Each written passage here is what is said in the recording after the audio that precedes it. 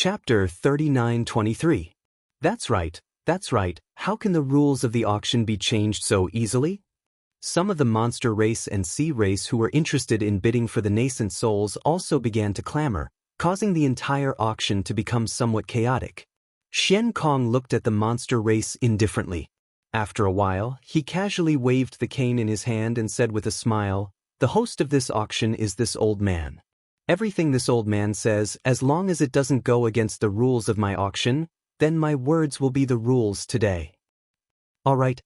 A few of the noisy monster race looked at Xian Kong's serious expression and then looked at the 13 nascent souls that had just condensed their nascent souls.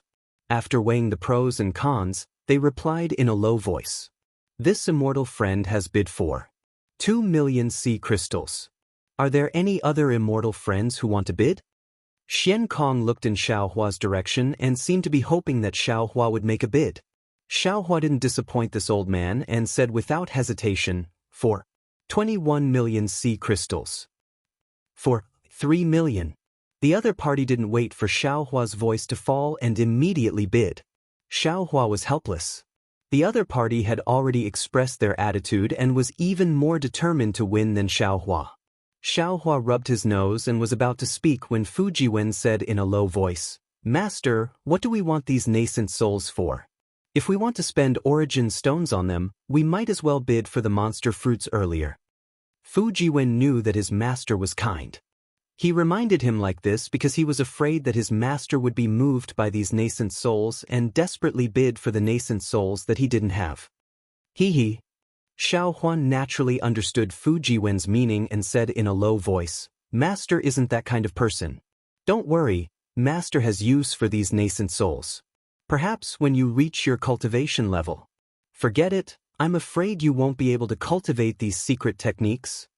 Fujiwen majored in Confucian arts and cultivated Dao magic on the side, but he had the opportunity to use the 5 Qis righteous thunder to temper his yuanying like Xiaohua. Xiaohua originally wanted to reveal some secrets to Fujiwen to encourage him, but when he thought about how Fujiwen's heavenly book was still sealed, he simply gave up on this idea. It wouldn't be too late to tell him when the conditions were right. 4. 31 million sea crystals. Xiaohua ignored Fujiwen and bid. All right. Hearing Xiaohua's words, Fujiwen knew that his master was truly mysterious and unfathomable. Presumably, it was some kind of extraordinary secret technique. He could only mutter to himself and watch the show from the side. 5 million. The other party was rather impatient and directly called out a high price. Xiaohua leisurely sat on the chair and unhurriedly opened his mouth. 501 million. 8 million. The other party was straightforward and directly increased the price by 3 million. It seemed that he was not short of money. See? Xiaohua was stunned once again. He had seen people who didn't lack money, but he had never seen someone who didn't lack money like this. This was 3 million sea crystals, which was equivalent to nearly 7 million top-grade source stones. Although Xiaohua had moved away the source stone mine in the Black Wind Ridge, he could be considered a person who didn't care about source stones. However, this was the first time he had encountered such a strong opponent as a rich cultivator. This really made him feel ashamed and angry. Xiaohua was stunned, yet Xian Kong was overjoyed instead. Never in his dreams had he imagined that a nascent soul stage cultivator that he didn't think highly of would actually be able to bid for such a high price. The group of monster race cultivators who didn't feel any pain in their backs began to clamor, pushing the atmosphere of the auction to a new height. Xiaohua hesitated for a moment before opening his mouth. 801 million sea crystals. Boom. The entire auction seemed to explode as all the monster race cultivators exclaimed, but in an instant, all the monster race cultivators fell silent and waited for the other human to bid. Of course, these monster race cultivators weren't waiting for the human to bid, but to see how high the human would push the price. 10 million. The other party really didn't disappoint the monster race cultivators and threw out 2 million sea crystals in one go. Boom. Although the monster race cultivators wanted to suppress their excitement and wait for Xiaohua to bid, they couldn't suppress their surprise at all. One by one, they stood up from their seats and looked at Xiaohua and the other human. Whispers converged into a wave of sound that drowned out the previous silence. Xian Kong had a smile on his face and wasn't in a hurry to speak. 10 million sea crystals divided among the 13 nascent soul stage cultivators was nearly 1 million, more than double the previous 400,000. Moreover, Xian Kong was very clear in his heart. Although he didn't know what these two humans wanted the nascent soul stage cultivators for, he was sure that they wouldn't give it up so easily. Especially the one who had just bid. Hearing such a high bid, Xiaohua calmed down instead. Just as he was about to bid again, a thought suddenly flashed through his mind. Xiaohua suddenly quivered and a chill rose from the bottom of his heart, causing all the hairs on his body to stand on end. No, this person definitely isn't a Daoist cultivator. An inconceivable but very natural thought appeared in his mind. This person should be an immortal emissary from the Immortal Palace. That's right, he really is an immortal emissary from the Immortal Palace. He can only be an immortal emissary from the Immortal Palace. The more Xiaohua thought about it, the more he felt that it made sense. In order to collect enough nascent souls, this guy was able to set up the sun, moon, and star formations on Yaotai Mountain. He spent so much effort, but it was ruined by me and he only collected a few nascent souls. Now, these 10 nascent souls are only worth 10 million sea crystals. Isn't it much easier than before? Moreover, if he isn't an immortal emissary from the Immortal Palace, how could he not put the sea crystals in his eyes? However, there is also something wrong. If he is an immortal emissary from the Immortal Palace, he could have directly asked for these nascent souls from the North Sea Dragon Palace. Why would he come to the auction? This is also somewhat inconceivable. While Xiaohua was pondering for a brief moment, the voices in the auction hall began to die down. Xian Kong raised his head and looked at Xiaohua with his beady eyes, then said with a smile, I really did not expect that there would be two fellow immortals sitting in the outer seats. After today's auction, no matter which fellow immortal wins the bid, my Yanzi auction hall will give both fellow immortals a third-class certificate to express my gratitude. Then, after waiting for a moment, Xian Kong opened his mouth and said, that fellow immortal has bid 10 million sea crystals. Does this fellow immortal still want to bid? Since he knew that the other party might be an immortal emissary from the Immortal Palace, Xiaohua understood that it was meaningless for him to raise the price above the sea crystals. If he wanted to bid for these 13 nascent souls, he could only find another way. But how could he find another way? Xiaohua had countless spiritual herbs and magic treasures in his space, but the problem was that the North Sea Dragon Palace didn't lack them, and they also didn't want them. In the eyes of the demon race, spiritual herbs were no different from foxtail grass. Xiaohua thought for a moment and said, Fellow Immortal Xian, this one wants to ask, are these nascent souls consigned by others in the Yanzi auction hall, or do they belong to the Yanzi auction hall? This fellow immortal often bids, and this is the first time you've come to my Yanzi auction hall.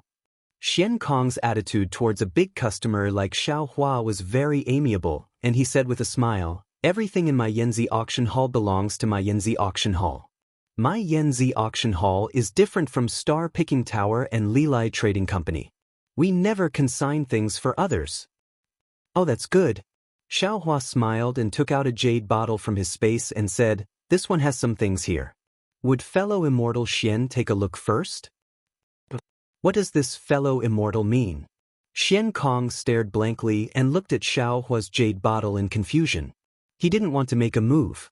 Xiaohua didn't find it strange and just said with a smile, fellow immortal Xian will know after taking a look. Could it be that fellow immortal wants to use the things in this jade bottle to exchange for nascent souls? Xian Kong thought for a moment and understood something, and then he said proudly, my North Sea Dragon Palace. Xiaohua was slightly anxious.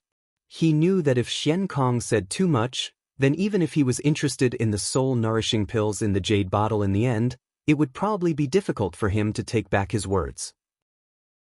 This was the reason why Xiaohua interrupted Xian Kong and said, fellow immortal Xian? Could it be that the Yanzi auction hall is so arrogant? You won't even take a look at the things in our hands? Xiaohua's words naturally contained some Buddhist divine abilities, causing Xian Kong to be slightly stunned, and then he said, all right.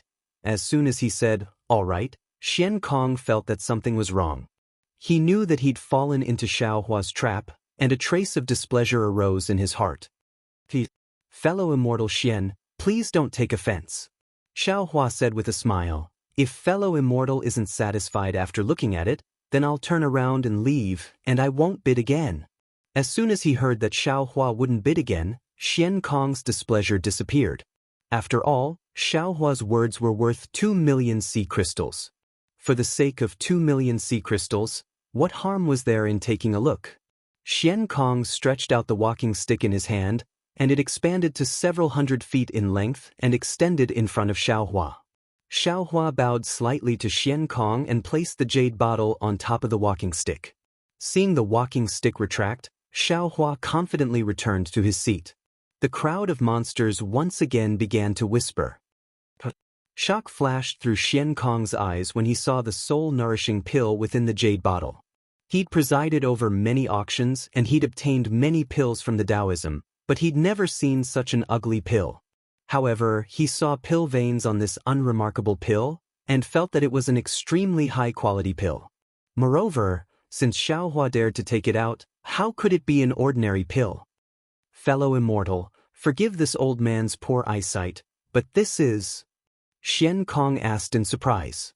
Facing so many monsters, Xiaohua didn't dare to say it out loud. He transmitted his voice. This is a batch of soul-nourishing pills that I obtained. Its effects are extremely good. This old man has tried it, and it's even better than ordinary 4 Revolutions soul-nourishing pills. If it weren't for the fact that I have limited primeval stones in my pouch today, I'm afraid I wouldn't take it out for an exchange. Xiankong sucked in a breath of cold air and asked in disbelief, Fellow immortal, are you right? It's a 4 Revolutions soul-nourishing pill? How could Xiaohua know how many revolutions it was? At this point, he couldn't care less. He nodded and said, Indeed. Although this is the first time I've come to the Yazi auction house, how could I lie under the jurisdiction of the North Sea Dragon Palace? Chapter 3924. Soon after, many mermaids flew out from the center of the auction hall along with the waves, swaying above the crowd's heads. The light of the magical artifacts overflowed, and the mermaid's beautiful light also shone in all directions. The entire auction hall was filled with the sound of gulping. Damn it! A rude voice shouted, Old tortoise, when are we bidding for the fish slaves? Hee hee, fellow immortal, haste makes waste. Let's do it step by step. As long as you come to my Yazi auction hall, your wish will definitely come true. Xiankong said with a faint smile.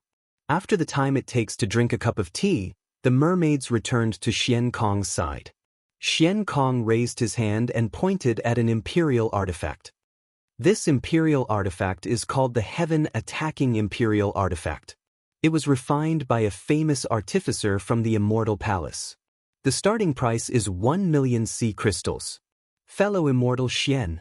Xiaohua was the first to speak. This heaven-attacking imperial artifact is just an imperial artifact. Why is the starting price so high? Let's not talk about the demonic herbs from before.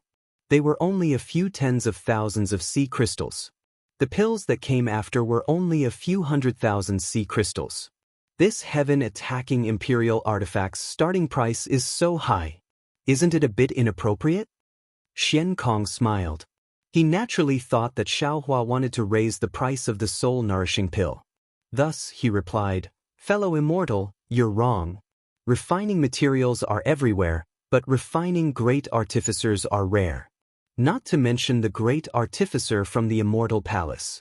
This great artificer refined countless materials, spent a lot of time, and spent a lot of effort to refine this imperial artifact of such high quality.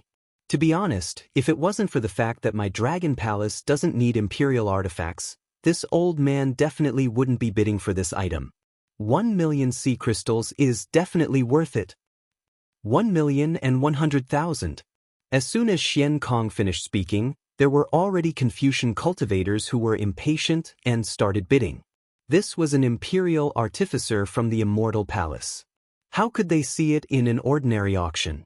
Even if someone obtained it, they wouldn't dare to bid in public. Only the Dragon Palace of the Four Seas and other special auctions would have such an item appear. 1,200,000. Xiao Hua shouted without hesitation. Since Xiao Hua had opened his mouth, he naturally wouldn't let go of the person who opposed him. He hurriedly said, 2,100,000. Another person shouted. Xiao Hua coldly smiled. 5 million. 3 million. The competition between the human race far exceeded that of the demon race.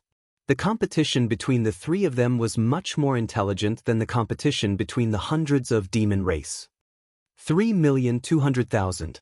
Xiao Hua indifferently called out. 300. Just as the other person called out 300, Xiao Hua's opponent immediately countered. 4 million. Without waiting for Xiao Hua to speak, the other person increased the price once again. In just a few moments, the price of the sky attack had reached 7 million sea crystals. Facing such a high price, the other person hesitated for a moment and didn't say anything. Xiao Hua touched his nose and smiled. Fellow Immortal, it's time for you and me to decide on this imperial equipment. Like I said before, this old man will increase the price by 1 million. If you increase the price, this old man will be yours. This old man will fulfill your wish. At this moment, that person had almost figured out Xiao Hua's tricks. He really didn't believe that Xiao Hua would give up on this imperial artifact from the Immortal Palace. Thus, that person coldly smiled and said, 8 million sea crystals. See. Xiao Hua sucked in a breath of cold air. He seemed to be a bit surprised. After pausing for a moment, he asked tentatively, This immortal friend, this old man wants to ask you. You used 8 million sea crystals to bid for this sky attack. Do you still want to bid for those yuanying? Without waiting for that person to speak, all the demon race in the auction hall laughed. They deeply felt the cunning of the human race during the auction. They really didn't expect that Xiao Hua's bid was actually to consume this human sea crystals. Xiao Hua's goal was still those yuanying. You don't need to worry about this old man's matters. That person said indifferently, you just need to take care of your own origin stones. Alright. Xiao Hua slightly shook his head and said, This old man will keep his word. This item belongs to Immortal Friend. Xiao Hua's words almost choked the other party to death. This was the Immortal Palace's imperial artifact that all Confucian cultivators coveted. 8 million sea crystals was admittedly a bit high, but it was definitely within the acceptable range of the Confucian cultivator who used the sky attack. If this wasn't the Yazi auction hall, and if it wasn't for the fact that there weren't many Confucian cultivators here, that person was almost certain that the price of this sky attack would be even higher. However, this Confucian cultivator really didn't expect that Xiao Hua would put it down so easily. It was just like what he said just now, he was a person who kept his word. That person secretly spat in his heart. He really wanted to crush Xiao Hua to death in his hands. 8 million sea crystals. Is there anyone else who wants to bid? Xian Kong's heart was already blooming with joy as he loudly shouted. When no one answered, Xian Kong didn't hesitate in the slightest to wave his walking stick. The mermaid descended before that person, and then he very elegantly presented Si Tianyu to that person. After that person took out a cosmos pouch to exchange for Si Tianyu, the mermaid returned, and Xiao Hua immediately cried out. Fellow Daoist Xian, in my opinion, there's probably no need to test anything now, right? This old man will use sea crystals to bid for the nascent soul. That person still hadn't put away the sky attack and pointed in Xiao Hua's direction. He was so angry that his voice was trembling. Fortunately, Xian Kong indifferently replied, Since Immortal Friend has already given up on sea crystals to bid for the nascent soul, then we can only not use sea crystals. Immortal Friend, please wait for a moment. Alright. Xiao Hua's tone was extremely helpless. There was both the joy of victory and the reluctance to pay. The next few imperial tools were of good quality, but Xiao Hua didn't bid and that person naturally didn't say anything. Therefore, the final price of these imperial tools was only about 2 million sea crystals, far less than the sky attack. After the imperial tools, it was naturally the Daoist magic treasures. No one bid for the first few magic treasures, but when it came to the last pagoda-like magic treasure, Xiaohua suddenly opened his mouth. However, the price wasn't high, only 500,000 sea crystals. When Xiaohua opened his mouth, all the beasts were silent. They didn't dare to look at Xiaohua and directly stared at the person opposing Xiaohua. 600,000. Under the gaze of all the beasts, that person didn't hesitate to bid. 700,000. 800,000. Xiaohua called out 1,000,000 sea crystals in a short while, so that person hesitated again. He didn't know whether Xiaohua was a Confucian cultivator or a Daoist cultivator. However, his hesitation only lasted for a moment. He seemed to have understood something. Xiaohua bid for the nascent soul, gave up on the imperial tools, and now bid for magic treasures. The possibility of him being a Daoist cultivator was quite high. Of course, Confucian cultivators also had secret techniques that could use the nascent soul. Xiaohua could also be a Confucian cultivator. That person thought for a moment and probed, 2,000,000 sea crystals. Boom! The crowd of beasts clamored again. Today's Yazzie auction house was really a one-man show between two humans. The other beasts all became spectators. On the other hand, Xian Kong curled his lips and complained in his heart about why Xiaohua didn't open his mouth earlier. 2,000,000 sea crystals, fellow immortals, is there anyone else bidding? Xian Kong began to squeeze Xiaohua. 2,100,000. 3,000,000. 3,100,000. 4,000,000. When it was Xiaohua's turn, Xiaohua smacked his lips and smiled. This Daoist magic treasure isn't worth so many sea crystals. This old man also doesn't want to bid more. If fellow immortals are interested, feel free to bid more. As long as fellow immortals bid more, this old man will definitely help you. Bid more, bid more. Seeing Xiaohua's old trick, that person sneered. Before he could open his mouth, the crowd of beasts cheered him on. Humph, this old man doesn't believe it. That person definitely saw through Xiaohua's trick and was certain that Xiaohua was a Daoist cultivator.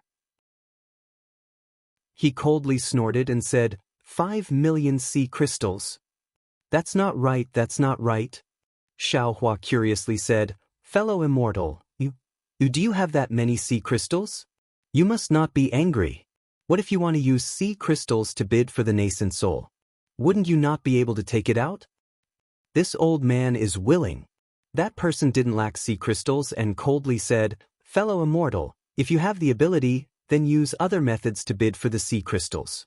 This old man doesn't believe that this old man can't beat you. Alright, this old man admires you. This magic treasure is yours. Xiaohua helplessly conceded. That person was once again in a predicament. He was really confused. He couldn't figure out Xiaohua's identity. He had already seen this magic treasure. It was definitely a top-grade item used by Daoist cultivators of the upper 4th grade and lower 5th grade. If Xiaohua was a Daoist cultivator and had tens of millions of top-grade origin stones in his bag, he definitely wouldn't let go of this magic treasure. Moreover, Xiaohua didn't bid for the previous few magic treasures. Wasn't it because he was thinking about this last magic treasure? How could Xiaohua give up like this? However, reality was cruel. Xiaohua really retreated. That magic treasure that was almost useless to him was really delivered to him by the alluring mermaid. He helplessly took out his Qinquan bag and handed over the sea crystals again. The next items to bid were naturally Buddhist treasures. Although there weren't many Buddhist treasures, the quality was really good. Moreover, Buddhist treasures were also Buddhist treasures. For the monster race, they had some use like relics, so the bidding was very intense. That person was constantly paying attention to Xiaohua, and Xiaohua also didn't stand up to bid.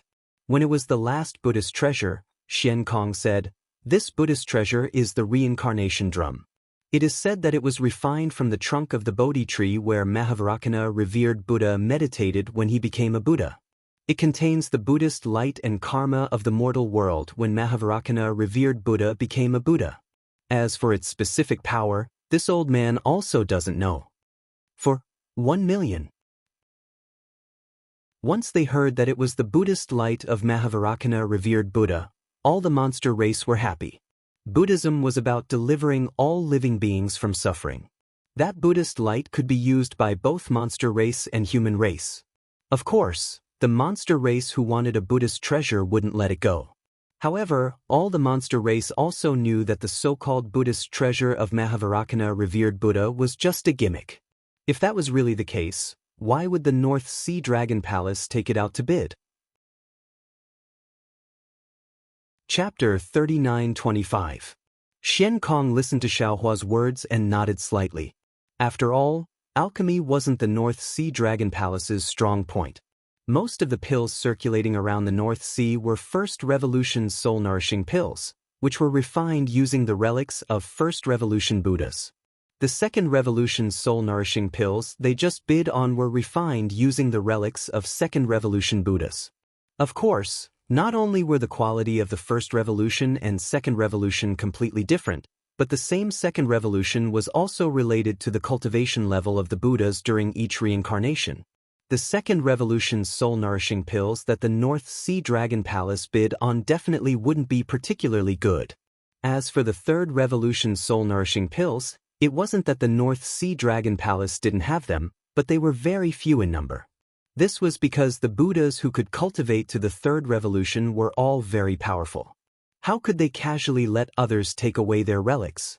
Moreover, even if the North Sea Dragon Palace obtained the relics of the Buddhas of the Third Revolution Buddhas, the negative karma within was far from something that the monster race could refine.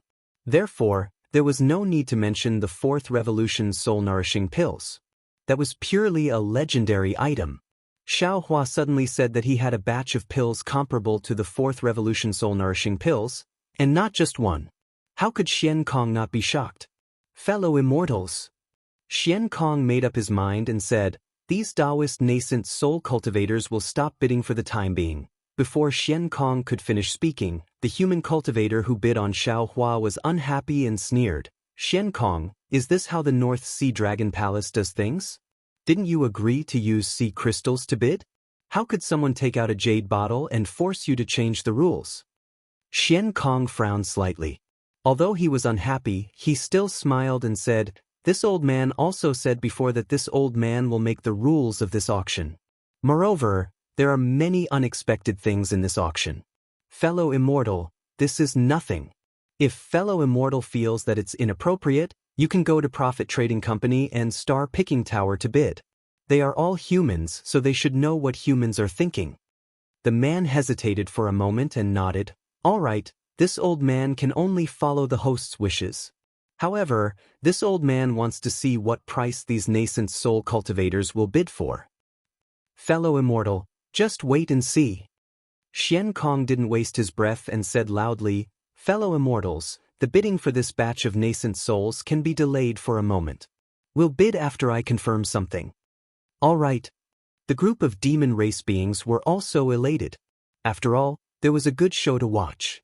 Thus, they didn't mind if things got out of hand. Xiaohua laughed bitterly.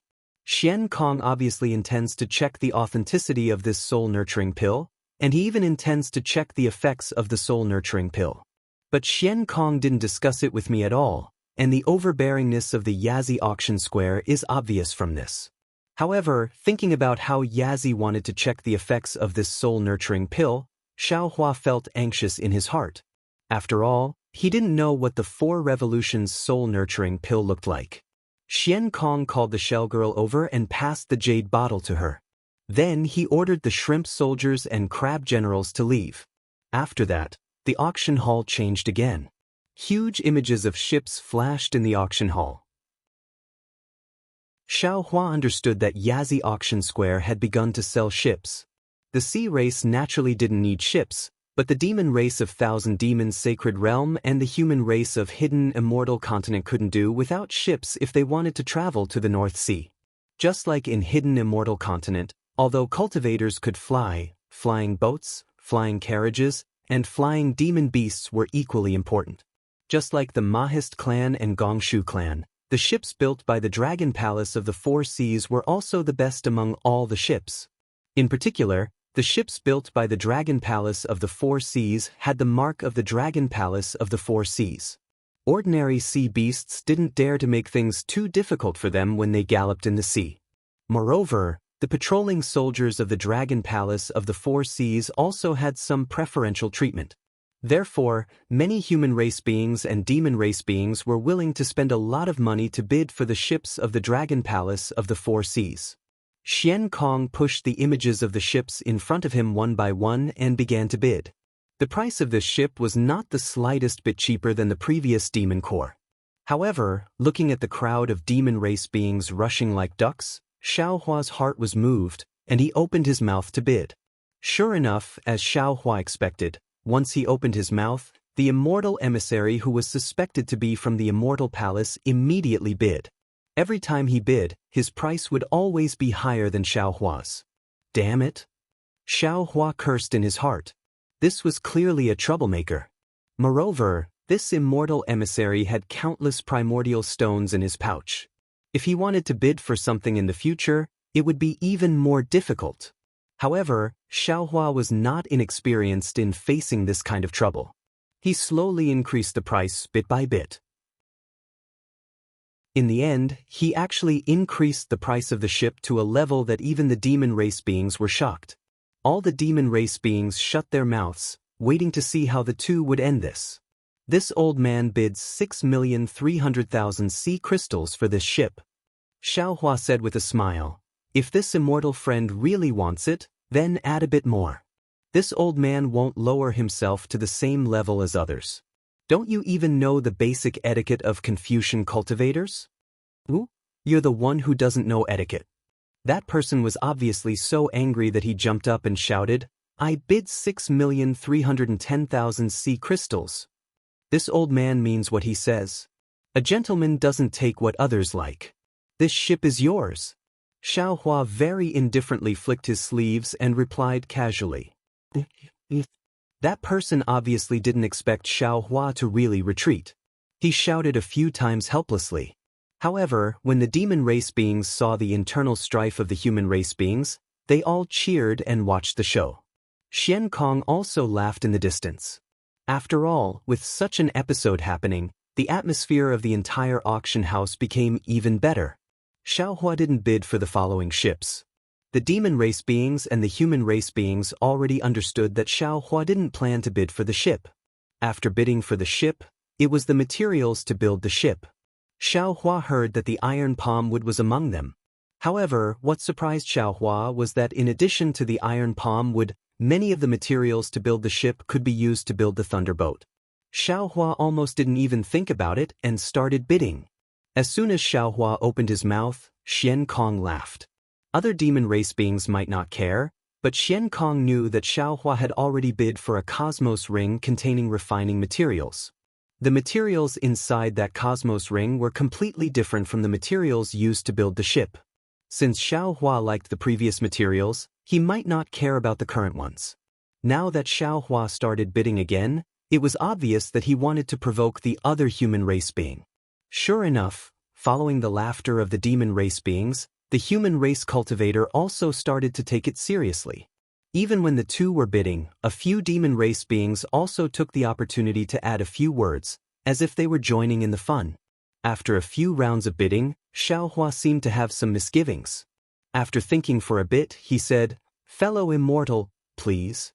Just like before, this old man has to tell you that this is the last time this old man will bid. If you like it, you can increase the price. This old man is a gentleman and will only do things that help others achieve their goals. This. Xiaohua's words made the human race cultivator hesitate. He had just been cheated by Xiaohua. This time, he originally wanted to make a comeback, but the price of the sea crystals clearly wasn't enough to satisfy him. If Xiaohua wanted to bid for these materials, he shouldn't have stopped at this time. However, if Xiaohua didn't want to bid for these materials, Xiaohua shouldn't have said anything. The human race cultivator thought for a moment and raised his hand to bid again. However, just as he opened his mouth, he was suddenly startled. At this crucial moment, the human race cultivator suddenly remembered the first thing Xiaohua bid for. Like Xiankong, the human race cultivator also thought of the cosmos ring that Xiaohua bid for. However, his thoughts were different from Xiankong's. Hee, It seems that this guy wants to build a ship? In other words, the ship he bid for just now wasn't necessarily fake. It's just that I obstructed him and he didn't succeed. Perhaps he wants to build a ship to go out to sea, or perhaps he wants to sell it. How can this ship be built with the strength of a single person? It's hard for me to find this guy's origin, but if it's someone who can build a ship, there really aren't many in the hidden immortal continent. As long as he really wants to bid for the materials of the ship, I will naturally know his origin.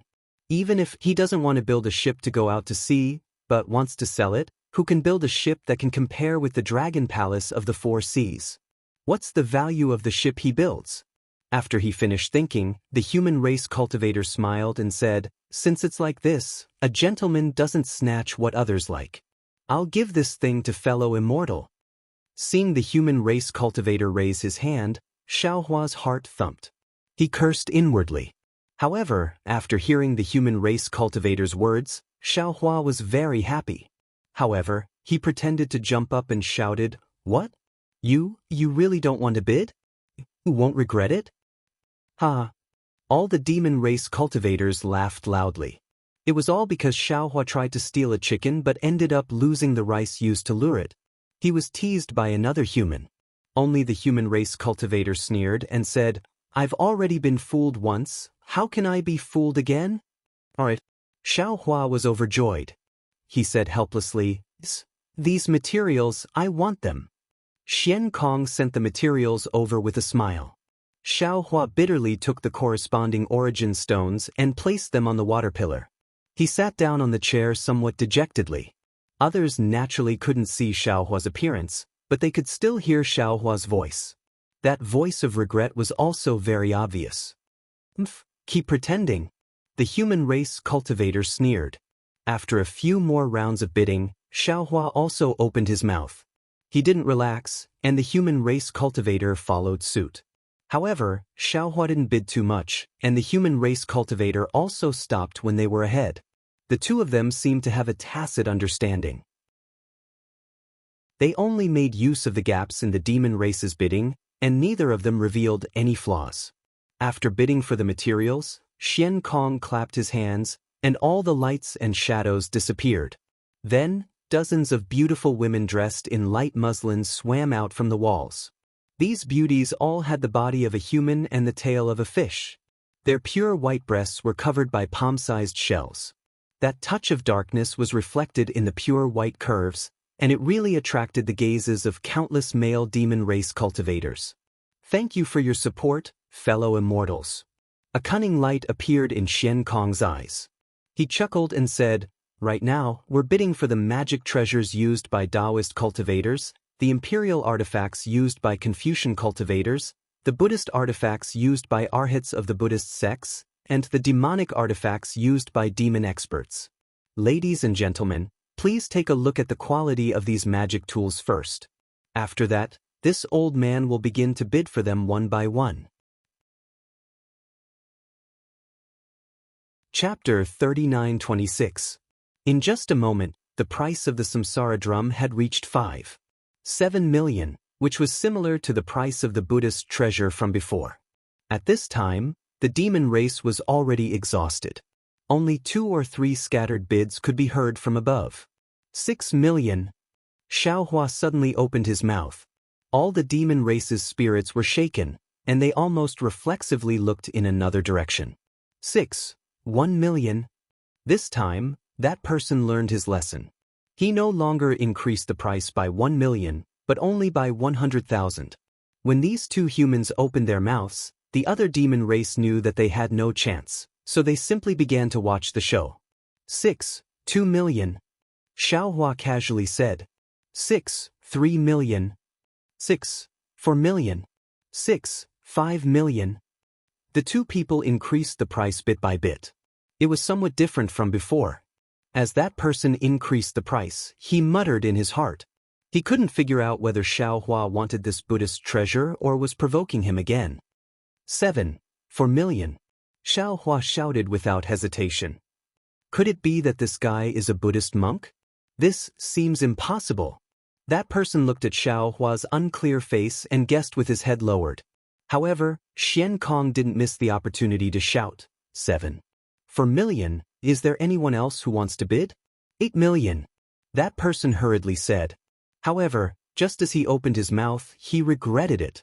This time, he increased the price a bit too much. He was afraid that he would be tricked by Xiaohua again. Sure enough, Xiaohua smacked his lips again. This soft sound passed into that person's ears. That person's heart slightly trembled, and he felt somewhat cold. He felt that he had been tricked again. Since we're here, it's time for us to decide the winner. Fellow Immortal, this old man bids 1 million. If you increase the price again, this Buddhist treasure will be yours. Xiaohua said as usual, this old man has always been the one to help others achieve their goal. Good. That person immediately relaxed and shouted. Just as he was about to give up, he was suddenly shocked. He narrowed his eyes and looked at Xiaohua. He hurriedly said, good, then this old man bids 9 million. If you want to help others achieve their goal, then give up. Boom. The crowd of demon race once again exploded. Motherfucker, is this guy crazy? How many times have you been fooled? Why are you still being fooled? This guy isn't sick, he's just brainless. This bastard isn't brainless. His brain has been damaged by his anger. You're wrong. This fellow's brain isn't damaged. He was drugged by old Xian. Ah? With old Xian's looks, how could he drug him? I heard humans have different hobbies. Maybe he likes old tortoise? All kinds of discussions could be heard. Although that person's face couldn't be seen clearly, a pair of blood-red eyes were staring straight at Xiaohua, like a gambler who had lost a bet. Just when the group of demons thought that Xiaohua would not bid anymore, Xiaohua actually opened his mouth, sigh, as the saying goes, once and twice, but not thrice. This old man has deceived fellow Immortal twice before, causing fellow Immortal to take out so many sea crystals for nothing. This old man is truly apologetic. There is a saying in the ancient times, there is nothing greater than acknowledging one's mistakes and correcting them. This time, this old man will not deceive you again. 10 million sea crystals. Fifth. When Xiaohua's words fell into that person's ears, that person almost spat out blood. Xiaohua had boasted many times that he was a person who helped others achieve their goals, but it turned out that those things were not what he wanted. Now that he saw what he wanted, he began to go back on his words. Moreover, he was so blatantly and righteously remorseful. How could that person not be angered to death? Most of the demons couldn't react to the human's words. They still stared blankly at Xiaohua, not understanding the meaning of Xiaohua's words. However, some of the demons had already woken up, especially Xian Kong. He laughed out loud, but then he realized that it was inappropriate and hurriedly said, this fellow Immortal has bid 10 million sea crystals. Is there anyone else who wants to bid? 11 million. That person clenched his teeth and shouted. The bidding finally returned to its original trajectory. 11,100,000. Fellow Immortal, if you raise it again, this old man won't play with you anymore. 12 million. That person didn't care about Xiaohua's threat and said again. Fellow Immortal, can't you just bid properly? Xiaohua stood up and said, 12,100,000. If you raise it again, this old man really won't play. 13 million. That person seemed to have thrown caution to the wind. Xiaohua didn't say anything. The entire auction house was dead silent. Even the mermaids were staring at Xiaohua with wide eyes. Xian Kong didn't urge him and quietly waited for Xiaohua to speak. After a while, Xiaohua opened his mouth and said, fellow Immortal, this Buddhist treasure went from 4 million to 13 million. You made this old man spend too many sea crystals. This old man swears to Namo Methriya Buddha that this will be the last time this old man bids.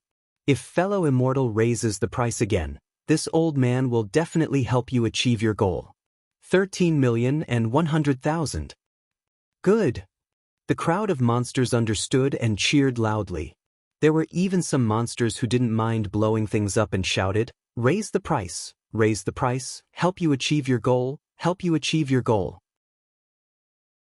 That person's face was as still as water. Naturally, he couldn't tell the true meaning of Xiaohua's oath to Namo Methriya Buddha, but he could tell that Xiao Hua was forced into a dead end. Moreover, when bidding for the nascent soul, Xiao Hua had replaced the sea crystals with a jade bottle in advance, which let him know that 13 million sea crystals was really Xiao Hua's limit. It would be unwise for him to increase the price any further. Therefore, that person smiled and said, "Since fellow immortal has the virtue of helping others achieve their goal, why can't this one follow suit? This item belongs to fellow immortal." AI, fellow immortal Xian. Xiao Hua complained. "This time, your North Sea Dragon Palace really made a fortune. You let me win, you let me win. This is all thanks to fellow immortal's support." Xian Kong couldn't stop smiling. Even he didn't expect that today's auction would be so exciting. Moreover, this was under the condition that the group of nascent soul cultivators didn't win the bid. However, this one has a presumptuous request. Xiao Hua said again. "Can this one bid for the nascent soul? Fellow immortal, I'm sorry." Xian Kong immediately understood Xiao Hua's meaning and immediately interrupted him. Fellow immortal could have mentioned it before the auction ended, but now that the auction has ended, forgive this old man for not being able to change his mind. Fellow immortal, please take out enough origin stones. All right. Xiao Hua hesitated for a moment, but still gave enough origin stones to the mermaid. However, when he took the Buddhist treasure, the reincarnation drum, the corners of his mouth curled up into a sneer. When the mermaid brought this Buddhist treasure over, he had already released a strand of Buddhist awareness to investigate it. This thing's appearance was that of a Buddhist treasure with Buddhist light, but in fact, it wasn't a Buddhist treasure at all. Under his heaven's eye, Xiao Hua discovered that there were traces of green patterns inside the Buddhist treasure. When he used his soul awareness to investigate, Xiao Hua was shocked to discover that this was a strange soul tool. It was also because of this soul tool that the North Sea Dragon Palace treated it as a Buddhist treasure. 13 million sea crystals in exchange for a soul tool. In Xiao Hua's eyes, it was absolutely worth it. Next was the main event of the auction, the demonic treasure. Xiao Hua naturally wouldn't get involved with these monsters. Today, the monster race was definitely Xiao Hua's friendly neighbor. If it weren't for these monsters' clamor and instigation, if there weren't these monsters shouting from the side, the person bidding with Xiao Hua might not have fallen into Xiao Hua's trap again and again. Sometimes, it wasn't that there weren't any smart people in this world, but that no one was stupid. The so-called times create bears was perhaps the same as today's situation. Xiao Hua seemed to be meditating with his eyes closed. His mind had already entered the space. After all, this was an item exchanged for tens of millions of top-grade origin stones. How could Xiao Hua not care? In particular, this soul tool was the item that Xiao Hua had spent the most money on in history. Looking at Xiao Hua's previous auction history, when he obtained a good item, he had never been so serious about bidding like today. If Xiao Hua really made a mistake, Xiao Hua would want to cry. Xiao Hua took out the soul tool. It was very similar to the one used by the Buddhist sect's law protector Heavenly King in the blood pool of gods and demons. However, this wheel lacked the same thin killing weapon. On the wheel, there was a pattern of 6 axes engraved on it. Xiao Hua was very familiar with this pattern.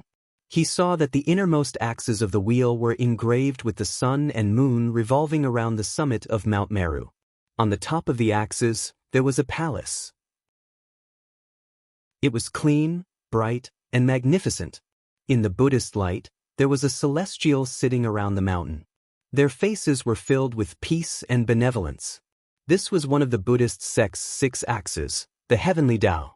Next to the Heavenly Tao's axes were engraved with 4 people wearing crowns and robes. They were standing while holding an object. Under the feet of these 4 people, there were mountains, rivers, and all kinds of people clearly visible. This was one of the Buddhist sect's 6 axes, the Tao of Heaven. Next to the Tao of Heaven's axes were engraved with a 3-headed, 6-armed figure holding various kinds of weapons. This figure was like a human but not a human, like a god but not a god. Under this figure, there was a monstrous wave of blood, boundless slaughter everywhere. This was one of the Buddhist sect's 6 axes, the Azura Path. Next to the Azura Path's axes were engraved with the pitch-black gate of hell. A horse-faced jailer was about to throw a sinner into a pot of boiling oil.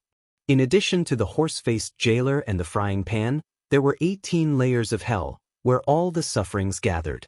It was the hell path of the Buddhist sect's 6 paths.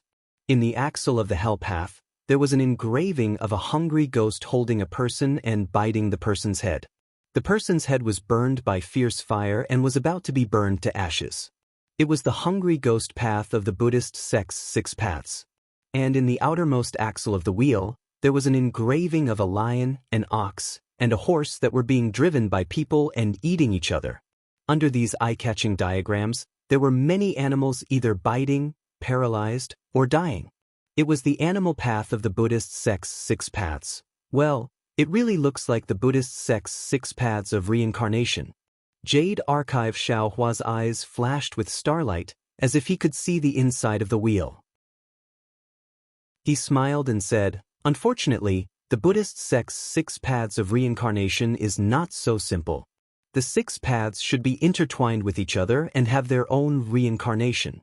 I'm afraid that when the North Sea Dragon Palace saw the appearance of this Buddhist artifact, they would understand that the Buddhist artifact's 6 paths of reincarnation diagram is known but not the reason. It's impossible for it to be contaminated with the Bodhi Buddha's light of Mahavairakana world venerable who became a Buddha."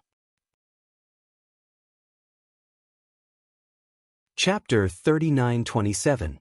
Xiaohua rotated the wheel with his finger. As the wheel rotated, a faint Buddhist light was emitted from it. At the same time, a faint sound of chanting could be heard. It was even more Buddhist than an ordinary Buddhist instrument. Xiaohua looked at the Buddhist instrument and secretly laughed. "I have already succeeded in soul cultivation, but I don't have any suitable soul instrument or soul technique to use. If these tens of millions of top-grade primordial stones can be exchanged for a soul instrument that can kill people, that would be great. However, since it's a soul instrument, it should still be wielded by a soul cultivator friend." After saying that, Xiaohua's figure flashed and he was already outside the mysterious cloud. At this time, the mysterious cloud was different from the previous one. Although the previous mysterious cloud had begun to condense and the cloud threads began to stabilize, in the end, it didn't take shape. Last time, under the attack of the Hell Judge's soul chain, it even showed signs of collapse. But at this time, the mysterious cloud could no longer be called a cloud. The whole cloud had completely condensed, and the whole body was sparkling and translucent. However, within this sparkling and translucent cloud, there were layers of cloud-shaped crystals in a scattered state.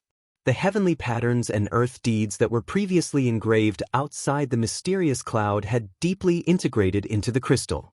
Moreover, where Xiaohua's gaze fell on the crystal of the mysterious cloud, there was a colorful brilliance outside the crystal like a small world. He almost felt like he couldn't take his eyes away from it. The soul cultivation realm is unpredictable. It's just the wizard realm, and the mysterious cloud has such changes. Even I can't see through it. If it's cultivated to the extreme, what will it be like? Xiaohua sighed and stepped on the mysterious cloud. Kacha! A dense layer of 3 corpses in thunder was produced from the surface of the crystal like a violent storm. Xiaohua didn't see how the 3 corpses in thunder moved. When the 3 corpses in thunder fell 3 inches away from Xiaohua, it turned into a circle of whirlpools. In this whirlpool, a cloud-shaped passage was born. "Ha, a fellow Daoist has come?" Soul cultivator Xiaohua's cheerful voice rang out from the passage. Jade Archive Xiaohua looked up at the mysterious crystal cloud, which seemed to contain heavenly might, and the 3 corpses in lightning that had disappeared. In his heart, he knew that this was the mysterious cloud's own defense. It wasn't that it had some sort of divine ability to stop the attack, but rather that it had voluntarily retracted the attack because it shared the same origin as Xiaohua. "Xiaohua, quickly come and take a look," Little White Dragon urged from within the passage. "Hee, all right." Jade Archive Xiaohua nodded and stepped into the passage. Just like the teleportation passage, Jade Archive Xiaohua appeared amidst the billowing dark clouds. Roar! A dragon's roar could be heard from the sea. The little white dragon's body, which was several thousand feet long, soared into the sky. The dragon's body was covered with blood vessels, and it was no longer in the form of a translucent soul. Jade Archive Xiaohua looked at the blue sea and saw that the tens of millions of soul strands had now turned into liquid.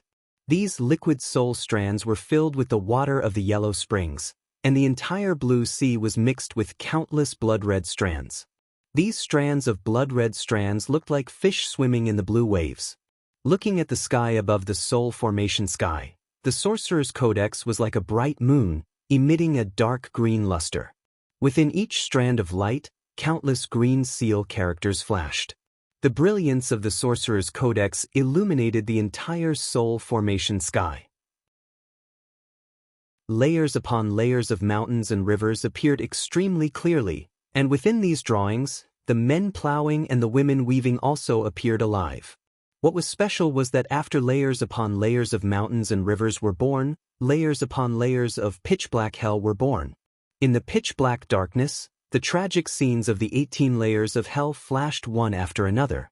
It was the hell of tongue pulling, the hell of scissors, the hell of tree of iron, the hell of mirror of retribution, the fellow Daoist steamer, the hell of bronze pillars, the hell of knife mountain, the hell of ice mountain, the hell of frying pan, the hell of cow pit, the hell of stone pressure, the hell of blood pond, the hell of wrongful death, the hell of dismemberment, the hell of volcano, the hell of stone grinding, or the hell of knife saw. The tragic scenes of the 18 layers of hell were extremely vivid. Greetings, fellow Daoist. Soul Cultivator Xiaohua appeared in front of Jade Archive Xiaohua and cupped his hands in salute.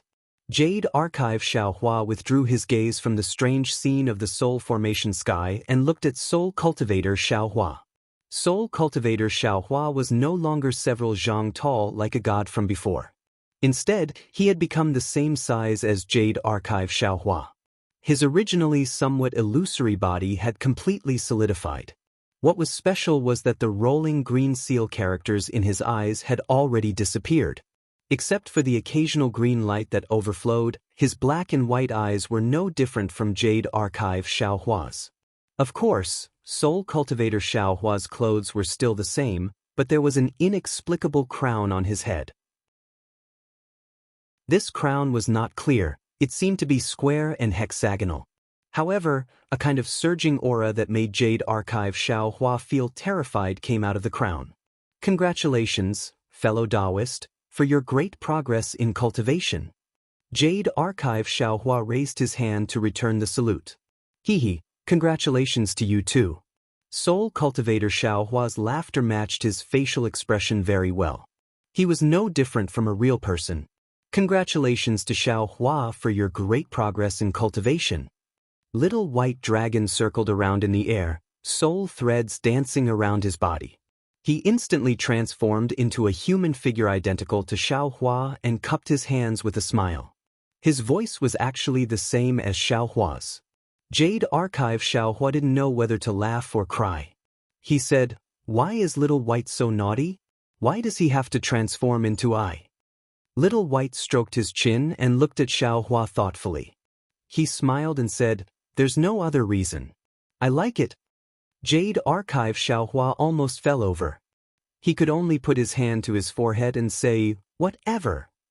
"Xiaohua, how's the matter of my body molding coming along? I remember you saying that you had some ideas last time." Little White hurriedly asked before Jade Archive Xiaohua could say anything. Jade Archive Xiaohua smiled and said, "I did have some ideas, but for some reason, I couldn't make it in time for the appointment with Ao Zhantian. I'm afraid I won't be able to make it this time. I'll contact Jiang Che of the Heavenly Paradise River in the future." It's fine." Xiao Bai, on the other hand, understood Xiaohua's hard work and smiled. "I got some good fortune in your soul formation. Don't be too anxious. Don't you Dao cultivators talk about fate? Perhaps I won't have the chance to condense my body. It's good that you have this thought." Xiaohua nodded. According to Jiang Che, if you want to form a dragon body, you have to use the dragon cleansing pool of the Dragon Island. And the Dragon Island? We have no relationship with the Dragon Island at all. How can they let us use it so casually? So we can only act according to circumstances. I naturally understand the difficulty of forming a body. To be honest, with my current memories, Forming a body is extremely difficult even in the 10,000 demon realm. So you don't have to worry. If I can't form a body, I'll stay here for the rest of my life. Little White comforted Jade Archive Xiaohua. Jade Archive Xiaohua was speechless. Little White Dragon's soul could stay in his mysterious cloud for the rest of his life. He didn't care, but what about him? How could he let him stay here forever? I wonder why fellow Daoist came here today? Soul Cultivator Xiaohua covered his mouth and asked with a smile. Jade Archive Xiaohua ignored Little White and said to Soul Cultivator Xiaohua with a smile, I came to find fellow Daoist today because I have a happy occasion. Oh, Soul Cultivator Xiaohua raised his eyebrows and said in surprise, I just had an earth-shaking change here, and now there's a happy occasion. It's really a double blessing. Ah. Seeing that Soul Cultivator Xiaohua could speak so eloquently, Jade Archive Xiaohua was quite happy. He waved his hand and took out the reincarnation drum from his Daoist robe. This is a soul tool. Take a look. Can it be compared with the soul falling lamp in the back earth village of Meng Mountain? Soul Cultivator Xiaohua took the reincarnation drum, looked it up and down, and said with a smile, this soul tool is really exquisite.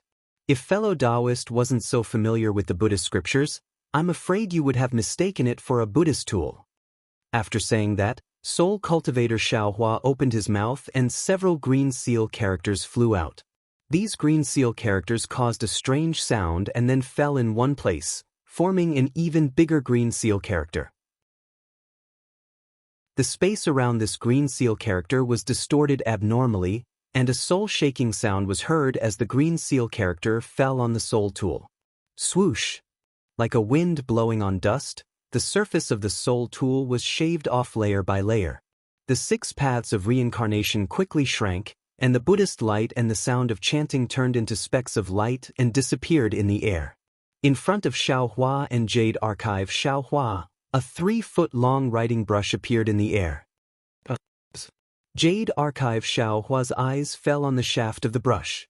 This shaft was as thick as a fist and had the same 6 paths engraved on it. However, this 6 paths of reincarnation diagram was very strange and different from the previous one.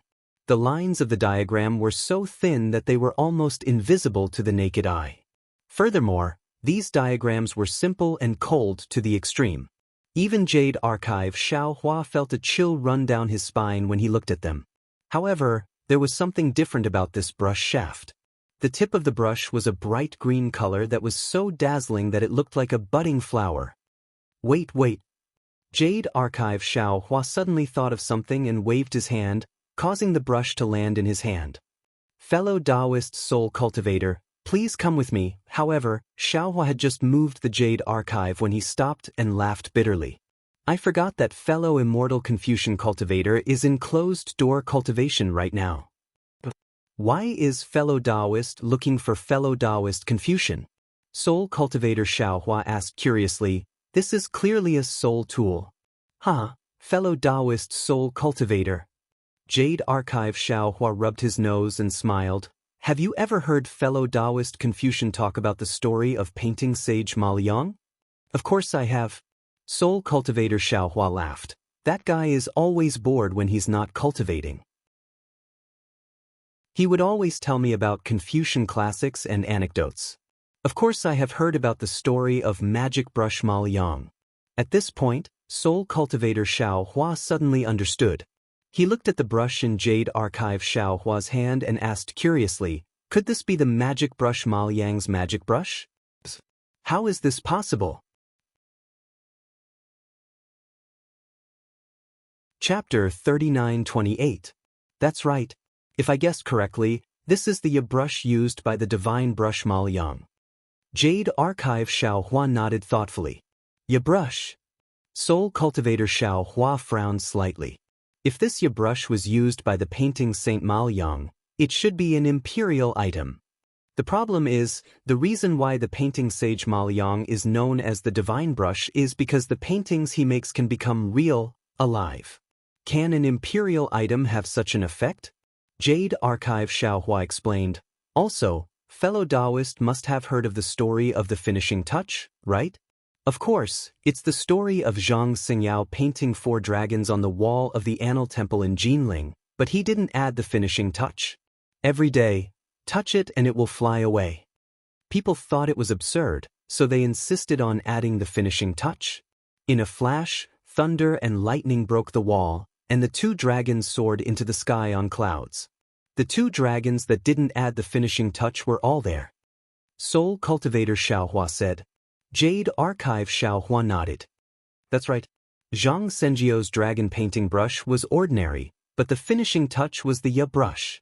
So Ma Liang and Zhang Xingyao should also know about soul cultivation? Soul Cultivator Xiaohua realized something. Jade Archive Xiaohua looked at the Ya brush in his hand and smiled bitterly. If I guessed correctly, Xiaoyu continent is originally together with the other 3 continents. Since Xiaoyu continent has millions of soul cultivators in Meng Mountain, it's not strange that the other 3 continents also know about soul cultivation. Speaking up to here, Jade Archive Xiaohua was extremely distressed. But I spent tens of millions of supreme-grade vitality stones to buy a soul tool that can kill people. But for no reason, he bought a brush that can add the finishing touch? What's the use of that? Wouldn't I lose a lot of money? Fellow Daoist, you're wrong. Heaven and earth have spirits. Life is the right path, but life is limited. That is death. Therefore, the Tao of life and death is the head of the 3,000 Taos. In this world, there must be life before death. Death is something cultivators can control, but life is controlled by the great Tao. Now that we have the chance to control the origin of life, this is truly a joyous occasion. Fellow Daoist, why are you so dejected that you have one less way to die? Isn't this buying the casket and returning the pearl? Isn't this neglecting the essentials? Soul Cultivator Xiaohua smiled and raised his hand. Jade Archive Xiaohua looked at Soul Cultivator Xiaohua and placed the subbrush in his hand. Soul Cultivator Xiaohua waved the subbrush and strange sounds were heard. Strands of dark green light flashed from the subbrush and at the same time, vivid images of birds and beasts were born under the subbrush. However, as soon as these images appeared, they disappeared. They didn't become real creatures as Jade Archive Xiaohua had expected. Sigh. The Jade Archive Xiaohua sighed. Who in this world would still think about these things? Which one of them didn't want to improve their cultivation so that they could have another way to kill? Who would still think about the source of the great Tao? The Confucian cultivators had been passed down for billions of years, but now, they had even lost the true essence of their cultivation. I just want to have one more life-saving method. It's not wrong. It doesn't matter if it's wrong or right. Left and right, he had already obtained them. Fellow Daoist, you don't need to think too much. Soul Cultivator Xiaohua raised the subbrush in his hand and smiled. The Underworld Magistrate has a soul-hooking brush, and I have a subbrush in my hand. One dies and one lives. It's really interesting. Oh, right, fellow Daoist, you trapped the Underworld Magistrate's clone in the inside of space. Did you get anything? Hee hee. Jade Archive Xiaohua smiled and said, the mystery of the underworld is unspeakable. If one day we have a trip to the underworld, fellow Daoist subbrush will still have to contribute. Fellow Daoist, cultivate well. Good. Soul Cultivator Xiaohua opened his mouth and spat out a mouthful of green light. The subbrush returned to his body and nodded. I'm afraid that only a late-stage wizard can activate the subbrush. I will do my best. Good, fellow Daoist, thank you for your hard work. Goodbye. Jade Archive Xiaohua cupped his hands towards Soul Cultivator Xiaohua, then looked at the little white dragon and left. Xiaohua's mind left the space. The Yazi auction house's demonic weapon auction had already ended. Now, they were bidding for some cultivation methods of Confucian cultivators, Daoist sects, Buddhist sects, and demonic beasts. The demonic beasts' cultivation mainly depended on inheritance. The cultivation methods recorded were all low-level, suitable for those demonic beasts who didn't get the inheritance to shed their hair and open their wisdom. Therefore, there were many demonic beasts bidding around Xiaohua. The human race didn't have as many cultivation methods as the demonic beasts, but there were all kinds of cultivation methods from low level to high level. Moreover, many of them were relatively rare. Therefore, when Xiaohua opened his eyes, many human cultivators had already begun to bid. Xiaohua listened for a while. Although these cultivation methods were good, they were useless to him. He thought a little and casually bid for a few cultivation methods. The strange thing was, even if the demonic beasts were very cooperative and looked at the human cultivator who had been singing a show with Xiaohua, that human cultivator didn't say anything. Xiaohua also didn't waste any effort and took a few cultivation methods of Confucian cultivators, including the high-level water escape technique of Confucian cultivators. After probing, Xiaohua's heart was also relieved. Just now, tens of millions of top-grade primordial stones let that human cultivator vent his anger. Presumably, the future bidding wouldn't be particularly difficult, so Xiaohua put his attention on the following Daoist cultivation methods. Sure enough, in the following Daoist cultivation methods, not only were there cultivation methods for yuanying and out-of-body cultivators, but there were also some secret techniques and magical abilities. After these, there was actually a rare gold escape technique and a high-level cultivation method. After Xiaohua pretended to bid for a secret technique, he quietly waited for the gold escape technique. What Xiaohua thought was that this gold escape technique actually didn't have anyone bidding for it. Helpless, Xiaohua opened his mouth. As soon as Xiaohua opened his mouth, the human cultivator on the opposite side spoke again, as if he was sure that Xiaohua would bid for this gold escape technique. Xiaohua had no choice but to pinch his nose and be led away by the human cultivator. Fortunately, the gold escape technique's starting price wasn't high, and the human cultivators seemed to be warning him more. Therefore, although this gold escape technique cost Xiaohua some primordial stones, it was still in Xiaohua's pocket. It's really better to squash enmity than keep it alive. When Xiaohua handed over the gold and water escape techniques to the green-robed Xiaohua, he sighed in his heart. Now, this Xiao has gathered all 5 elements escape techniques, and the lightning escape technique has also reached the high level. These are useful for this Xiao's light escape technique. However, the wind escape technique given by the 10,000 Demon Realms Empress is still at the elementary level. The wind escape technique is as rare as the gold escape technique, and the wind escape technique should exist in the demonic beasts. Let's see if I can get it in today's auction. Unfortunately, Xiaohua's good luck came to an end today. Even after all the cultivation techniques were sold out, there was still no wind escape technique to be seen. Okay, now that the cultivation technique has been sold, it's time to bid for formations, demonic formations, primordial formations, Buddhist formations, and sea maps. Xian Kong raised the walking stick in his hand, and a gust of wind swept through the entire auction hall. Within the gust of wind, various array diagrams appeared before everyone's eyes. They were either surging waves or submerged reefs on the surface of the sea. Xian Kong pointed at the dozen sea maps and said, "These are the sea maps of the Forbidden Seas under the jurisdiction of my North Sea Dragon Palace. They aren't too detailed, but only my North Sea Dragon Palace has the ability to draw the sea maps of these Forbidden Seas. Especially the 4 Forbidden Seas, Uemo Forbidden Sea, Chunche Forbidden Sea, Fini Forbidden Sea, and Jingcheng Forbidden Sea. For many years, there hasn't been any sea maps. Now, fellow immortals are lucky. My North Sea Patrol envoy has the opportunity to enter one of these Forbidden Seas and draw the sea maps. If any fellow immortals are interested, you can bid. The sea maps of the 4 Forbidden Seas are 800,000 sea crystals each, and the other sea maps are 300,000 sea crystals each." Old Xian, a demonic beast, laughed. "What do we need these sea maps for? If you take out the sea map of your North Sea Dragon Palace, this old man is willing to exchange it for 10 million sea crystals." Hee hee.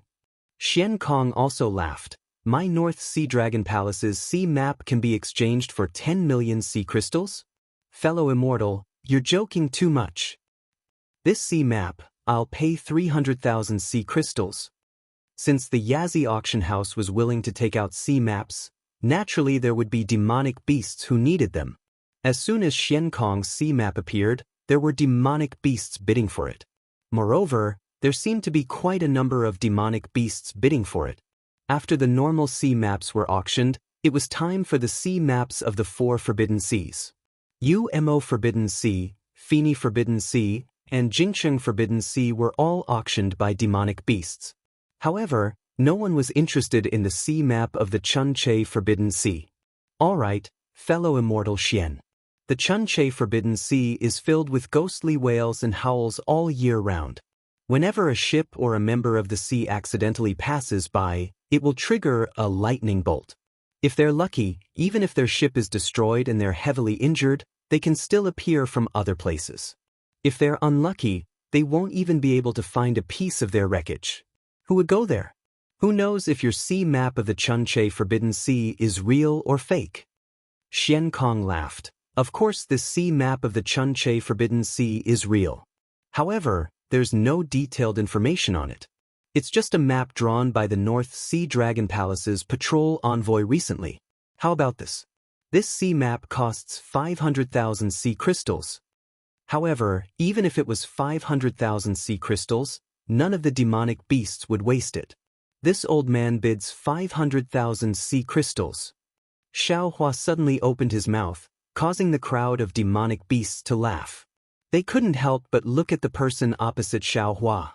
Although that person's lungs were about to explode from anger, he couldn't say anything. He could only squint his eyes as he looked at the sea map and ponder over Xiao Hua's intentions. It seems like this guy is preparing to bid for the formation map. He's trying to tempt me into making a move, and then he'll withdraw as soon as I open my mouth. Damn it, but what if he really wants this sea map?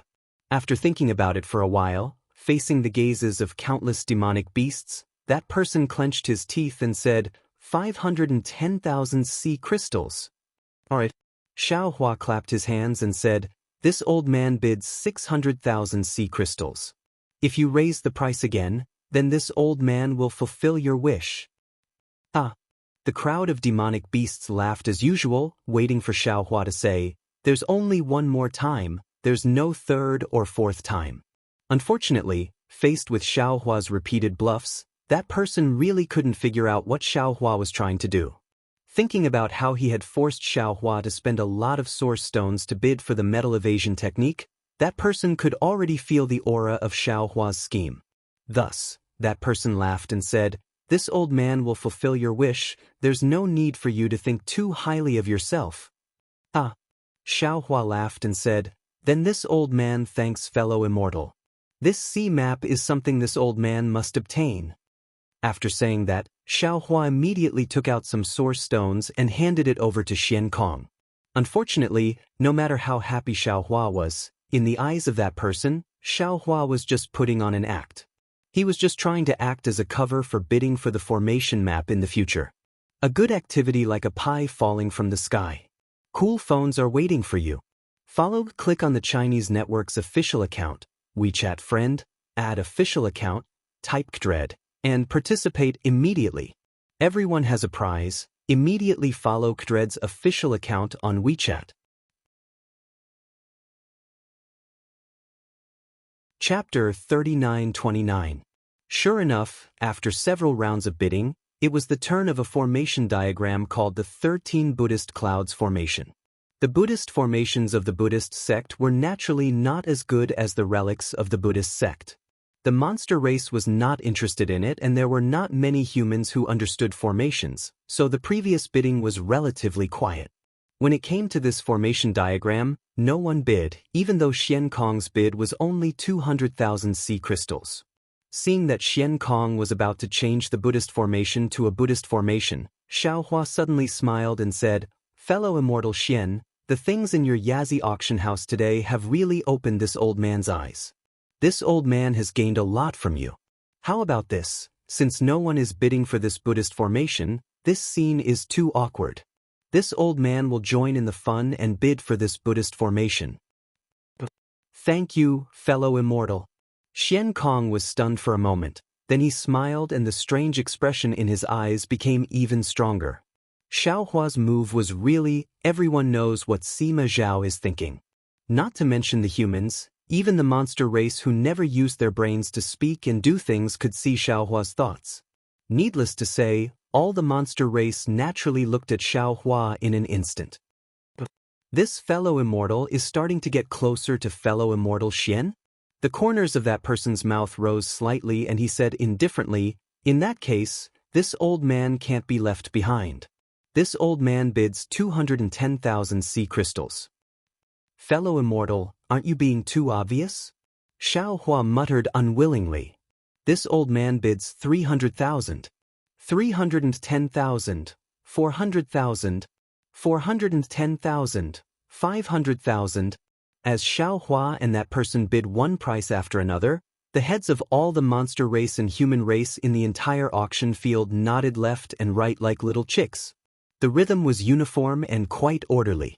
510,000. 600, 000. 610,000. Seeing that person being so aggressive, Xiao Hua was also very anxious. His tone was very angry and his whole body stood up from the chair. The speed of his bidding also increased. 900,000. 910,000. 1 million. 1,010,000. After that person finished announcing the price, all the humans and demons looked at Xiao Hua's figure. Then, as usual, they paused at Xiao Hua's position and turned to look at that person. That person also shouted, "What?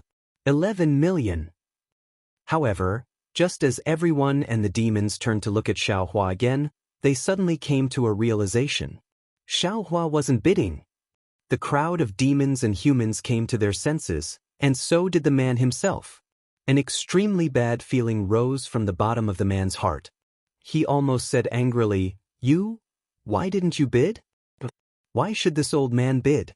Xiao Hua replied casually, "This old man can't outbid you, so I can only give you this incomparably precious Buddha array." "Why aren't you?" That person was at a loss for words. He almost stuttered as he asked, but he couldn't finish his sentence. Xiao Hua said with a smile, "What? Are you still waiting for this old man to say something?" Without waiting for that person to speak, the nearby demons all nodded, agreeing with Xiao Hua's opinion. Didn't this old man say it already? There can only be 1 and 2 times, but not 3 and 4 times.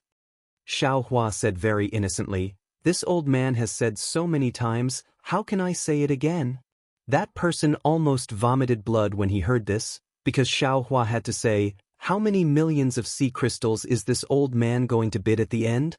If you raise the price again, then this old man will have to fulfill your wish." In order to end it, he took it for granted that Xiao Hua would say it this time, so he didn't even consider bidding with Xiao Hua. Of course, Xiao Hua's bidding speed was also extremely fast. Even if he sensed it in his heart, he didn't react. Who would have thought that Xiao Hua would suddenly stop bidding? Not to mention him, even the crowd of demons who were watching the show didn't have any reaction. They even used their gazes to urge him to bid. The demons understood, and they all laughed loudly. The atmosphere of the entire Yazi auction house suddenly reached its peak. Unfortunately, this peak wasn't brought to them by bidding. It was purely formed by the invisible battle between the bidders. Xian Kong also couldn't help but cover his mouth and laugh. A Buddhist formation of 200,000 sea crystals was bid for 1,010,000, which was 5 times the previous price. Oh, it should be 1,010,000 for no reason, because Xian Kong could see that Xiao Hua had no intention of bidding for this Buddhist formation. In fact, it was destined that no one would bid for this Buddhist formation.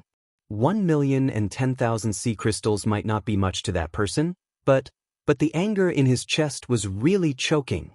At this time, Xiao Hua opened his mouth again. "Fellow immortals, I wonder if you have raised chickens when you were young?"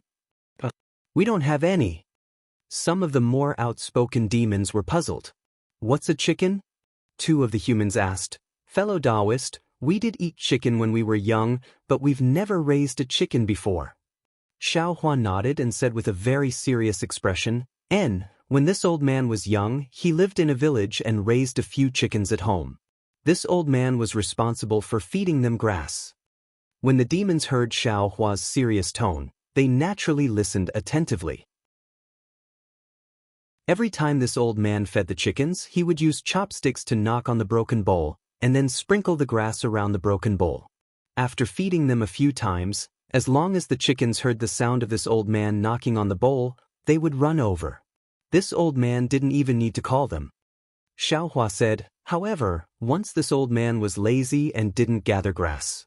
When it was time to feed the chickens, this old man was afraid of being spanked by my parents, so as long as I knocked on the bowl again, there was no grass around the broken bowl. However, those chickens still ran over. Fellow immortals, what breed of chickens do you think this old man raised at home? The demons were dumbfounded. Xiaohua's question clearly had nothing to do with this story. They really didn't know how to answer. Several human cultivators also asked curiously, fellow immortal, what breed of chickens do you have? Stupid chicken. Xiaohua replied resolutely and decisively, and then sat down calmly. Haha. Not to mention the others and the demons, even Fujiwen, who was beside Xiaohua, laughed so hard that he held his stomach and said, Master, you old man are really too funny. Is that so? Xiaohua shrugged. This old man doesn't think so. This old man is just putting some jokes on other people's pain, especially those who like the nascent souls of Daoist cultivators. As he said this, Xiaohua narrowed his eyes and looked at the human cultivators in the distance who didn't seem to be very clear. The demons naturally reacted slowly. After a while, they started laughing. This laughter lasted for the time it took to brew a cup of tea. Xiaohua's story sounded very ordinary, but if one thought about it carefully, it would definitely be interesting. The more the demons thought about it, the more interesting it became. For a moment, they actually couldn't stop laughing. Xiankong laughed for a while and sent the Buddhist formation to that person. That person helplessly took out 1,010,000 sea crystals and put the Buddhist formation away. Fellow immortals. Xiankong coughed a few times. His voice was like thunder, and it finally suppressed the laughter of the demons. The bidding for the Buddhist formation has ended. Next is the demonic formation. Actually, according to the order, the Buddhist formation would be followed by the formation and the origin formation. This Xiankong was also a clever person. How could he not know how to take advantage of the situation? He hurriedly placed the demonic formation in front of him. Needless to say, the bidding that followed was very intense. It was really rare to see such a scene in an ordinary auction. Not only were the demons bidding loudly, but they were also shouting, "Stupid chicken," loudly. Their satisfaction was self-evident. Xiaohua sat there lazily. What formation? Demonic formation, Buddhist formation, and origin formation. How could they enter his eyes? The innate divine restriction outside his Naiwan palace was enough for him to comprehend for a lifetime. He didn't have any reason to spend origin stones on it. The human cultivator who bid against Xiaohua gritted his teeth and looked at Xiaohua, quietly waiting for him to bid again. Unfortunately, while he was waiting, the bidding for the formation had already ended. Fellow immortals. Xiankong smiled and spoke again. Now, it's time for the final round of the auction. However, before he could finish speaking, a small swordfish suddenly swam over from a corner of the auction house and landed in front of Xiankong.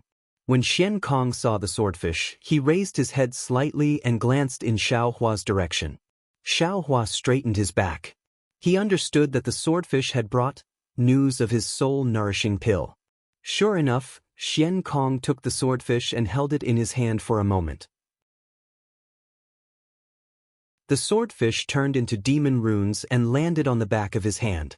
Xiankong nodded slightly and said with a smile, "Fellow immortals, the nascent soul that was previously put on hold can now be auctioned. However, in view of the confidentiality of this fellow immortals transaction, the Yazi auction house won't announce the specific details. Please understand, fellow immortals." Wait. The demons didn't say anything, but that person stood up and said, "What?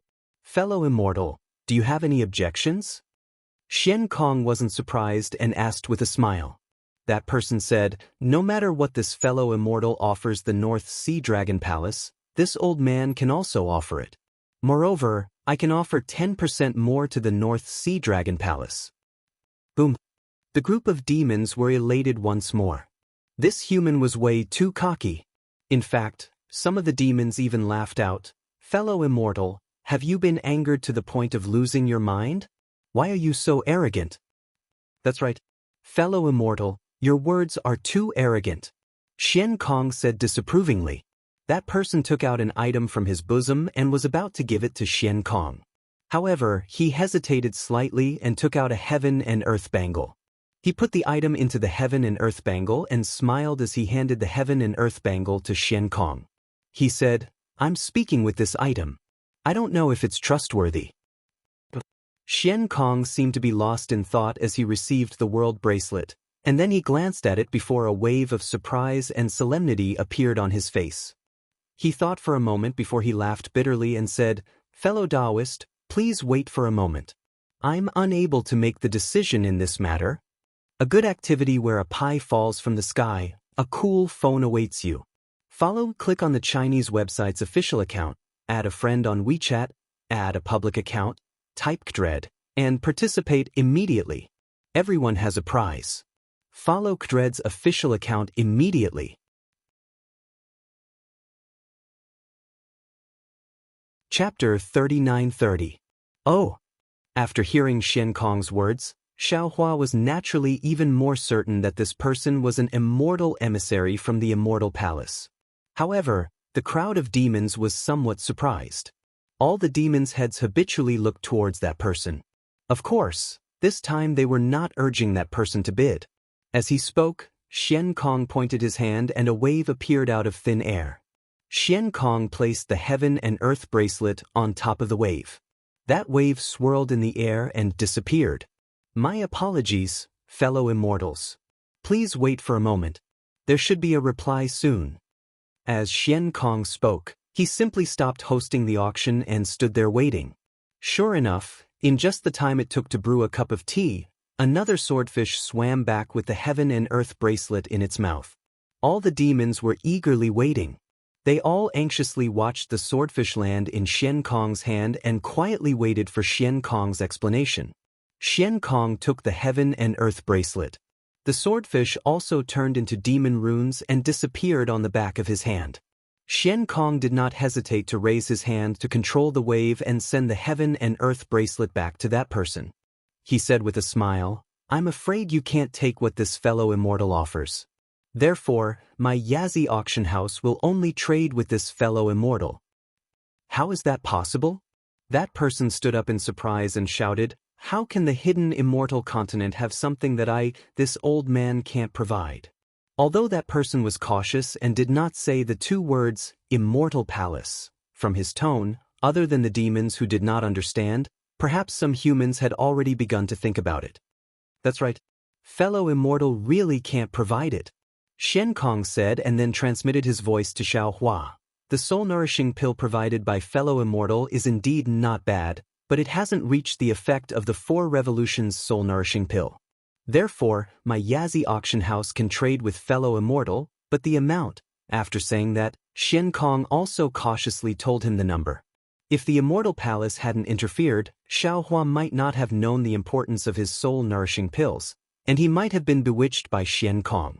However, since the Immortal Palace couldn't provide it, he could only compete with Yazi in this world. Therefore, Xiaohua began to bargain without hesitation. However, after a few exchanges, Xiaohua was defeated.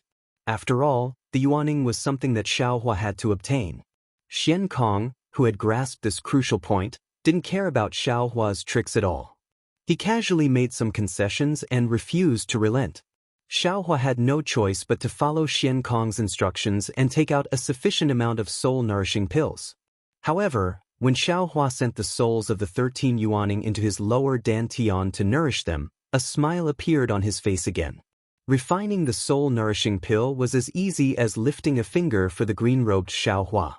If not for the lack of time, Xiaohua was prepared to let the soul cultivator Xiaohua refine the soul-nourishing pill. Presumably, the soul-nourishing pill refined by the old man would be even better than this soul-nourishing pill, right? In exchange for 13 nascent soul spirit bodies that can cultivate scattered soul, no matter how you look at it, Xiaohua has gained a huge advantage. These are the credentials of the 2 distinguished guests. Xiankong looked at Xiaohua, then looked at the somewhat dazed person from the Immortal Palace. He took out 2 silver Yazi statues from his bosom, waved his hand, and gave them to the 2 people, saying, "Since the 2 immortal friends stepped out of the auction, as long as you bid in the business of my North Sea Dragon Palace, you will enjoy a certain discount." For the specific list and content, please refer to the records in the credentials. Immortal friend Xian. How could the person from the Immortal Palace care about some small favor from the North Sea Dragon Palace? He took the credentials and asked with extreme unwillingness, "I don't know what that immortal friend used." This person from the Immortal Palace had been sitting there like a mountain and bidding with Xiaohua. Although he had been teased by Xiaohua time and time again, he was still able to maintain his composure and did not force Xian Kong to trade his nascent soul as soon as possible. This was because he believed that there was nothing the Immortal Palace couldn't take out. Even when he later realized that Xiaohua might be a Buddhist cultivator, he didn't panic too much. After all, on the hidden Immortal continent, the token of the Immortal Palace was much more useful than a Buddhist cultivator. But he really didn't expect that in the end, things would actually fall short of success. He really couldn't figure out what good thing a Buddhist cultivator could give to the North Sea Dragon Palace. Unfortunately, before he could finish speaking, Xian Kong waved his hand and said with a smile, "This is a secret of my North Sea Dragon Palace. It has nothing to do with others. Immortal friends, next is the fish slave auction that you have been waiting for a long time. Are you ready?" "We are ready." Several monsters with loud voices roared in unison. Their eyes were immediately filled with bestial bloodlust. Cluck, cluck. Xian Kong chuckled. He clapped his hands lightly, and the entire auction hall suddenly turned dark. At the instant darkness enveloped it, the sound of a flute leisurely resounded from the darkness, and the clamorous auction hall hurriedly quieted down. After that, a ray of light that seemed like a dream appeared at the center of the auction hall. As the light scattered, a pure white body that seemed like a crystal appeared within the light. The body was as white as jade, and traces of red were faintly discernible within the whiteness. Moreover, a naked mermaid had appeared within the light. 1,000,000 sea crystals. Just as the entire auction hall was swallowing saliva, a faint voice broke the silence of the auction hall. The legendary, throwing a brick to attract jade, was probably like this. After 1,000,000, 1,000,000, 2,000,000, etc., all of them were attracted. What the monsters couldn't stand the most was that whenever a monster made a bid, the mermaid would swing her tail and swim towards that monster. And when a new bid was made, the mermaid would glare at that monster with hidden bitterness and swim to another place. The entire auction hall was pitch black. The mermaid, cloaked in multicolored light, could be seen seductively swimming around above the heads of the monsters. It was as if the darkness was the sea she was swimming in. Disciple. In the darkness, Xiaohua was somewhat bewildered. He transmitted his voice, "This mermaid, what's the use of bidding for it?" "The master, if you want to know, why don't you bid for one? Disciple doesn't have a master's wife." "Shut up," Xiaohua scolded. "Be careful or I'll buy one for you. Let Baimo ignore you again." "Yes, master." Fu Jiwen was well behaved, but his eyes were dishonestly sweeping over the mermaid's body. This kind of tofu, any male who had touched me, would not let it go. In the end, this lovely mermaid was bought by a monster with a price that made Xiaohua's throat dry. Cough cough, actually, the price was not necessarily high. The problem was that Xiaohua's throat had been dry ever since the mermaid came out. Of course, not all monsters and humans were attracted by this extremely tempting mermaid. The immortal envoy from the Immortal Palace sat on the chair and used his hand to pinch his chin as he secretly pondered. No matter if it was pondering about Xiaohua's origin or how to snatch the nascent soul from Xiaohua's hands. Unfortunately, although the restrictions of the Yazi auction hall looked simple and didn't have any special places to hide the figures of humans or monsters, the key point was that the faces were blurred. Moreover, he also knew that after the auction, the entire auction hall would have more than 10 exits. At that time, the lights and shadows would change, and no one would know who left from where. He really wouldn't be able to find where Xiaohua went. Perhaps, I can only go out and make arrangements in advance. The immortal envoy from the Immortal Palace was somewhat helpless. Although he also knew that after the auction, who knew how many monsters would leave from here? How could he possibly find traces of Xiaohua? However, since he knew that Xiaohua was the Buddhist sect's bodhisattva, perhaps it would be of some help. There were a total of 8 mermaids who acted as fish slaves, and each of them bid an extremely high price. Among these 8 mermaids, there were also some rare and valiant demonic beasts. However, those were just decorations and couldn't even be considered as green leaves. When the last mermaid fell into the arms of a monster, the entire auction hall was filled with light. Xian Kong flew out from the center of the auction hall and said with a smile, "Many thanks for your support, fellow immortals. Tonight's auction is over. Next will be the Yazi Battle Hall's Battle Hall. Fellow immortals are welcome to participate. If you don't want to participate, you can leave when the demonic formation in the auction hall changes. Fellow immortals, please don't worry. The changes in the demonic formation will completely conceal your whereabouts. No one will know where you will leave from. Fellow immortals who don't want to leave, please don't worry. Your seats will also change when the demonic formation changes. No one will know where you will sit in a while." After saying that, Xian Kong nodded a few times. He raised his hands and cupped them before his figure disappeared. Looking back at the auction ground that was originally as smooth as flowing water, there were some changes slowly taking place in the center of the auction ground. Several holes with fences appeared on the 4 walls. Every fence had a water-blue brilliance on it, blocking the yuan senses and vision of the demons.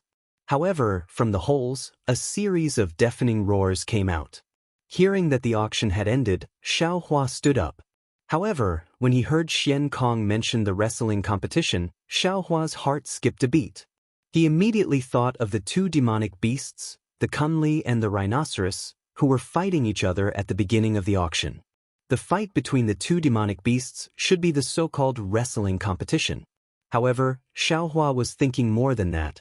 He clearly remembered that when he met Xiao Jian and Yuanya in the early years, Xiao Jian once said that Yuanya was picked up in a battle hall. Moreover, when he picked up Yuanya, he also promised the battle hall that when Yuanya came back to life, he would go to the battle hall to participate in a battle hall. This was the price he had to pay for taking Yuanya away. Although this period of time should have already passed, and Xiaohua had not seen an arena in the hidden immortal continent for so many years, Xiaohua had almost forgotten about it. However, the appearance of the Yazi arena once again brought back this not-so-distant memory. A good event where a pie falls from the sky. Cool phones are waiting for you.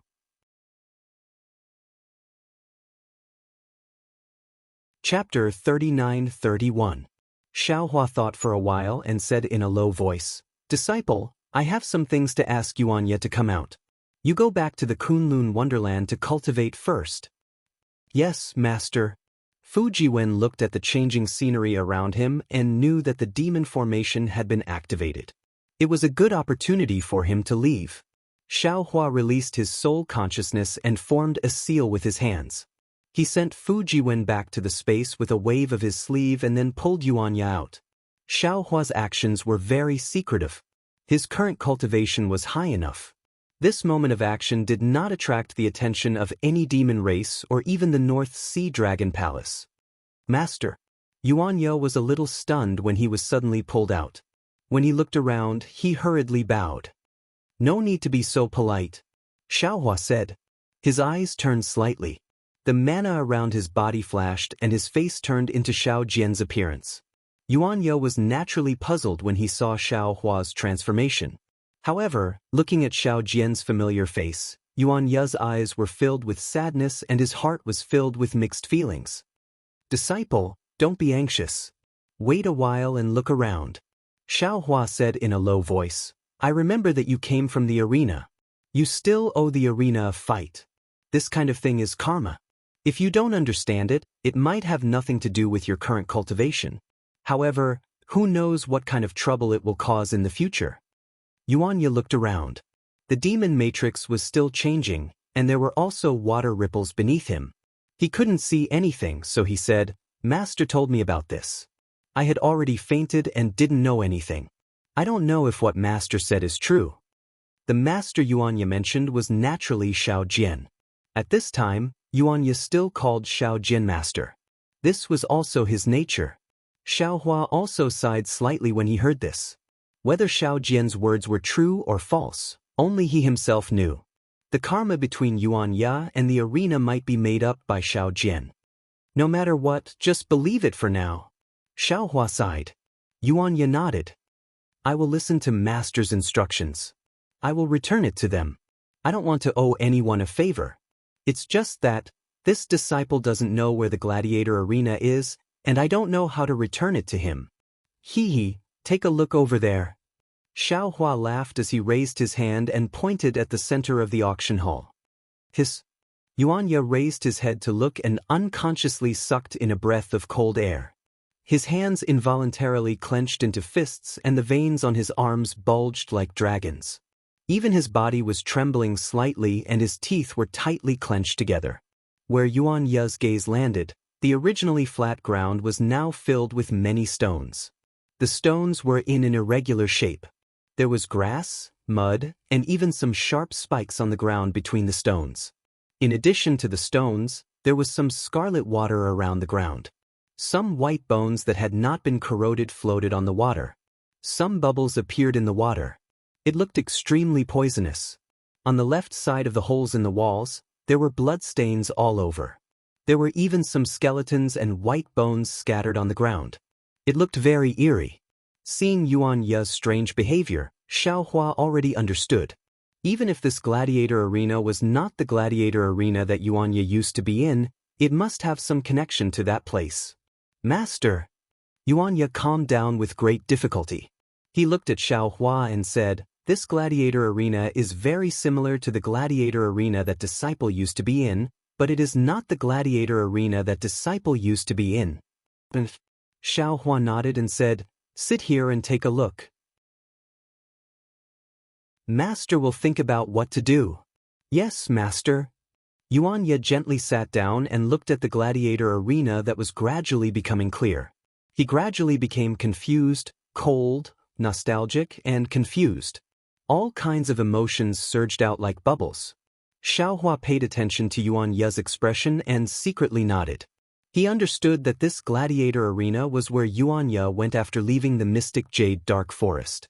Other than Diao Wu, this gladiator arena was probably one of Yuanya's worries. Diao Wu's worries had already been solved by Diao Wu, and the gladiator arena's worries would also be solved today. Calling Yuanya out was definitely the right decision. A moment later, all the seats became clear. The figures of the monster race and human race on the seats also began to appear. Sure enough, as Xian Kong said, the seats were completely messed up. Xiao Hua had already moved to another place and was much closer to the gladiator arena. Even if Xiao Hua spoke now, the celestial emissaries of the celestial palace would not be able to find him. Dong dong dong. A series of military drums sounded and a bloody color suddenly appeared in the center of the gladiator arena. The bloody color became even bigger and in a moment, it formed a ball of blood that was dozens of feet large in the air. Dong. The military drums sounded in unison and then two large hands stretched out from the center of the blood ball. These large hands were furry and had sharp armor that flashed with a cold light. The large hands tore left and right, and the entire blood ball opened like a curtain of snow. A flood dragon wearing blood armor rushed out from within. This flood dragon's blood armor was engraved with complicated demon characters. The demon characters were covered with thick blood marks, and a strong murderous aura was emitted from this blood armor. Not to mention this flood dragon's huge body, on its ferocious flood dragon face, there was a deep blood mark that cut its entire face in half. Its already terrifying face revealed a murderous aura. When the flood dragon walked out of the blood ball, the entire blood ball turned into a blood cloud and landed under the flood dragon's feet. The flood dragon raised its head and swept its cold gaze across the faces of all the monster race. Then, it cupped its hands and said, "This old man is Ao Feng from the Yazi Gladiator Arena. Greetings, fellow immortals."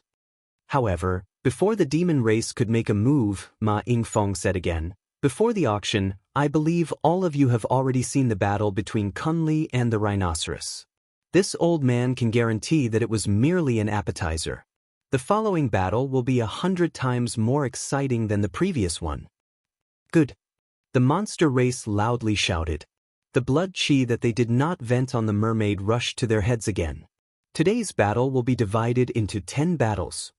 Ma Yingfeng's expression did not change. He still said coldly, every round has 2 demon beasts, or many demon beasts fighting. Fellow immortals, you can bet on which demon beast will win based on your own judgment. Ao Feng then said a lot more. It was nothing more than how to bet, how to win, and how to get the sea crystals that you won. However, Xiaohua did not hear any of this. He was thinking about how to negotiate with the Yazi Gladiator Arena about Yuanya. In the end, Ao Feng said, the corpse of the defeated monster will be the same as the previous auction. Fellow immortals who are interested can bid. As for the winning monster, if any fellow immortals are not satisfied, they can also come out and challenge. However, my Yazi Gladiator Arena will not be responsible for the life and death of the fellow immortals.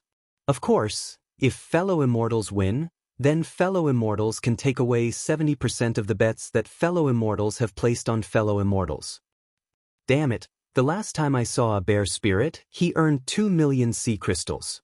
That bear spirit wasn't beaten down by a demonic beast, but was beaten down by sea crystals. A demonic beast with a loud voice shouted, "Today, I want a challenge too." Good, if fellow immortals are interested, you can go to the side door to register now. Because there are only 10 matches, only 10 immortal friends can participate in the matches tonight. Just as Ma Yingfeng finished speaking, several whirlwinds appeared and several demons flew towards the side door that was shining with light. See? Hearing that there were so many benefits to challenging, Xiaohua sucked in a breath of cold air. He could not help but have doubts in his heart. Could it be, this is Xiao Jian's lie? He said there was a battle with the arena. Could it be that he wants to earn primeval stones? Is he trying to deceive Yuanya? Damn it, don't push, don't push. Xiaohua looked over. In just an instant, there were already dozens of large monsters piled up at the side door. A few monsters were squeezed in the middle and shouted. Ao Feng glanced at them and said, however, fellow immortals who are preparing for the battle, please pay attention. In my Yazi Gladiator Arena, no demonic techniques can be used. As long as you enter the arena, all of your cultivation will be restricted. All of your fights will have to rely on your body. Also, my Yazi Gladiator Arena divides the monster race into 8 levels.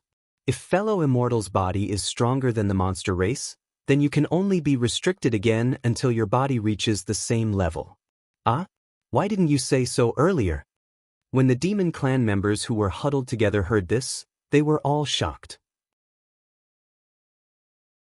Of course, their physical bodies were strong, but they were still inferior to Kun Lai and the male rhinoceros in the arena. Moreover, Ma Jinfeng's last words had killed off the idea of some monster race cultivators who wanted to rely on their bodies that had been tempered for countless years to bully monster beasts. Fellow immortals, go back to your seats and think about it. It won't be too late to make a decision after the battle starts. Ao Feng did not miss the opportunity to say. Since there was a way out, the dozens of demons naturally scattered like monkeys when the tree fell. Ao Feng didn't delay and pointed at the bloody walls and said, fellow immortals, today's first battle is Ku Pai against Zhan Hong. Following the beating of the war drums, dark green demonic clouds emerged from the 2 holes. Furious roars resounded throughout the entire arena. Then, 2 huge cages flew out from the holes. The cages were made of thick ice pillars. There was a layer of demonic runes on the pillars. Looking inside the cages, one was the huge Ku Pai and the other was the bad-tempered Zhan Hong. Ku Pai was close to 100 feet in size. Its 4 legs were as solid as stone pillars. On its back, there were 4 layers of scales that looked like iron sheets. The edges of each scale were extremely sharp. Ku Pai's head was like a snake's head. On its huge head, there was a 1-meter-long spike. At this moment, Ku Pai was lazily standing in the cage. Its snake-like head peeked out of the cage and its dark eyes looked around. Zhan Hong was a square-shaped monster. Its body was covered in scales, and its head, which had almost no neck, was hexagonal. There was a sharp mane at the junction of each side, and the mane was flashing with a blue luster. At this moment, Zhan Hong was not as calm as Ku Pai. Instead, it roared and slammed into the ice pillars of the cage. Every time it slammed into the ice pillars, the demonic runes on them flashed rapidly. What a good event for a pie in the sky. Cool phones waiting for you.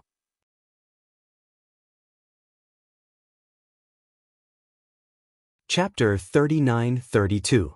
Fellow Immortals, you can place your bets and see which demonic beast will win. Ma Yingfeng urged the blood-red demonic cloud and flew to the left of the two cages.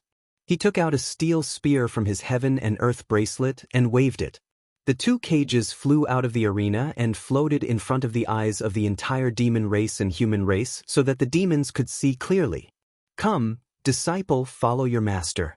Regardless of whether there is one or not, we still have to confirm it first. Xiaohua looked at the cages flying around and felt disgust in his heart. He stood up and said while walking towards the side door. Yes, Yuan Ye responded and stood up to follow him. Walking to the side door, there was a shrimp soldier standing there bored to death. Seeing the two humans coming over, he pointed the halberd in his hand and said, "Human, stop.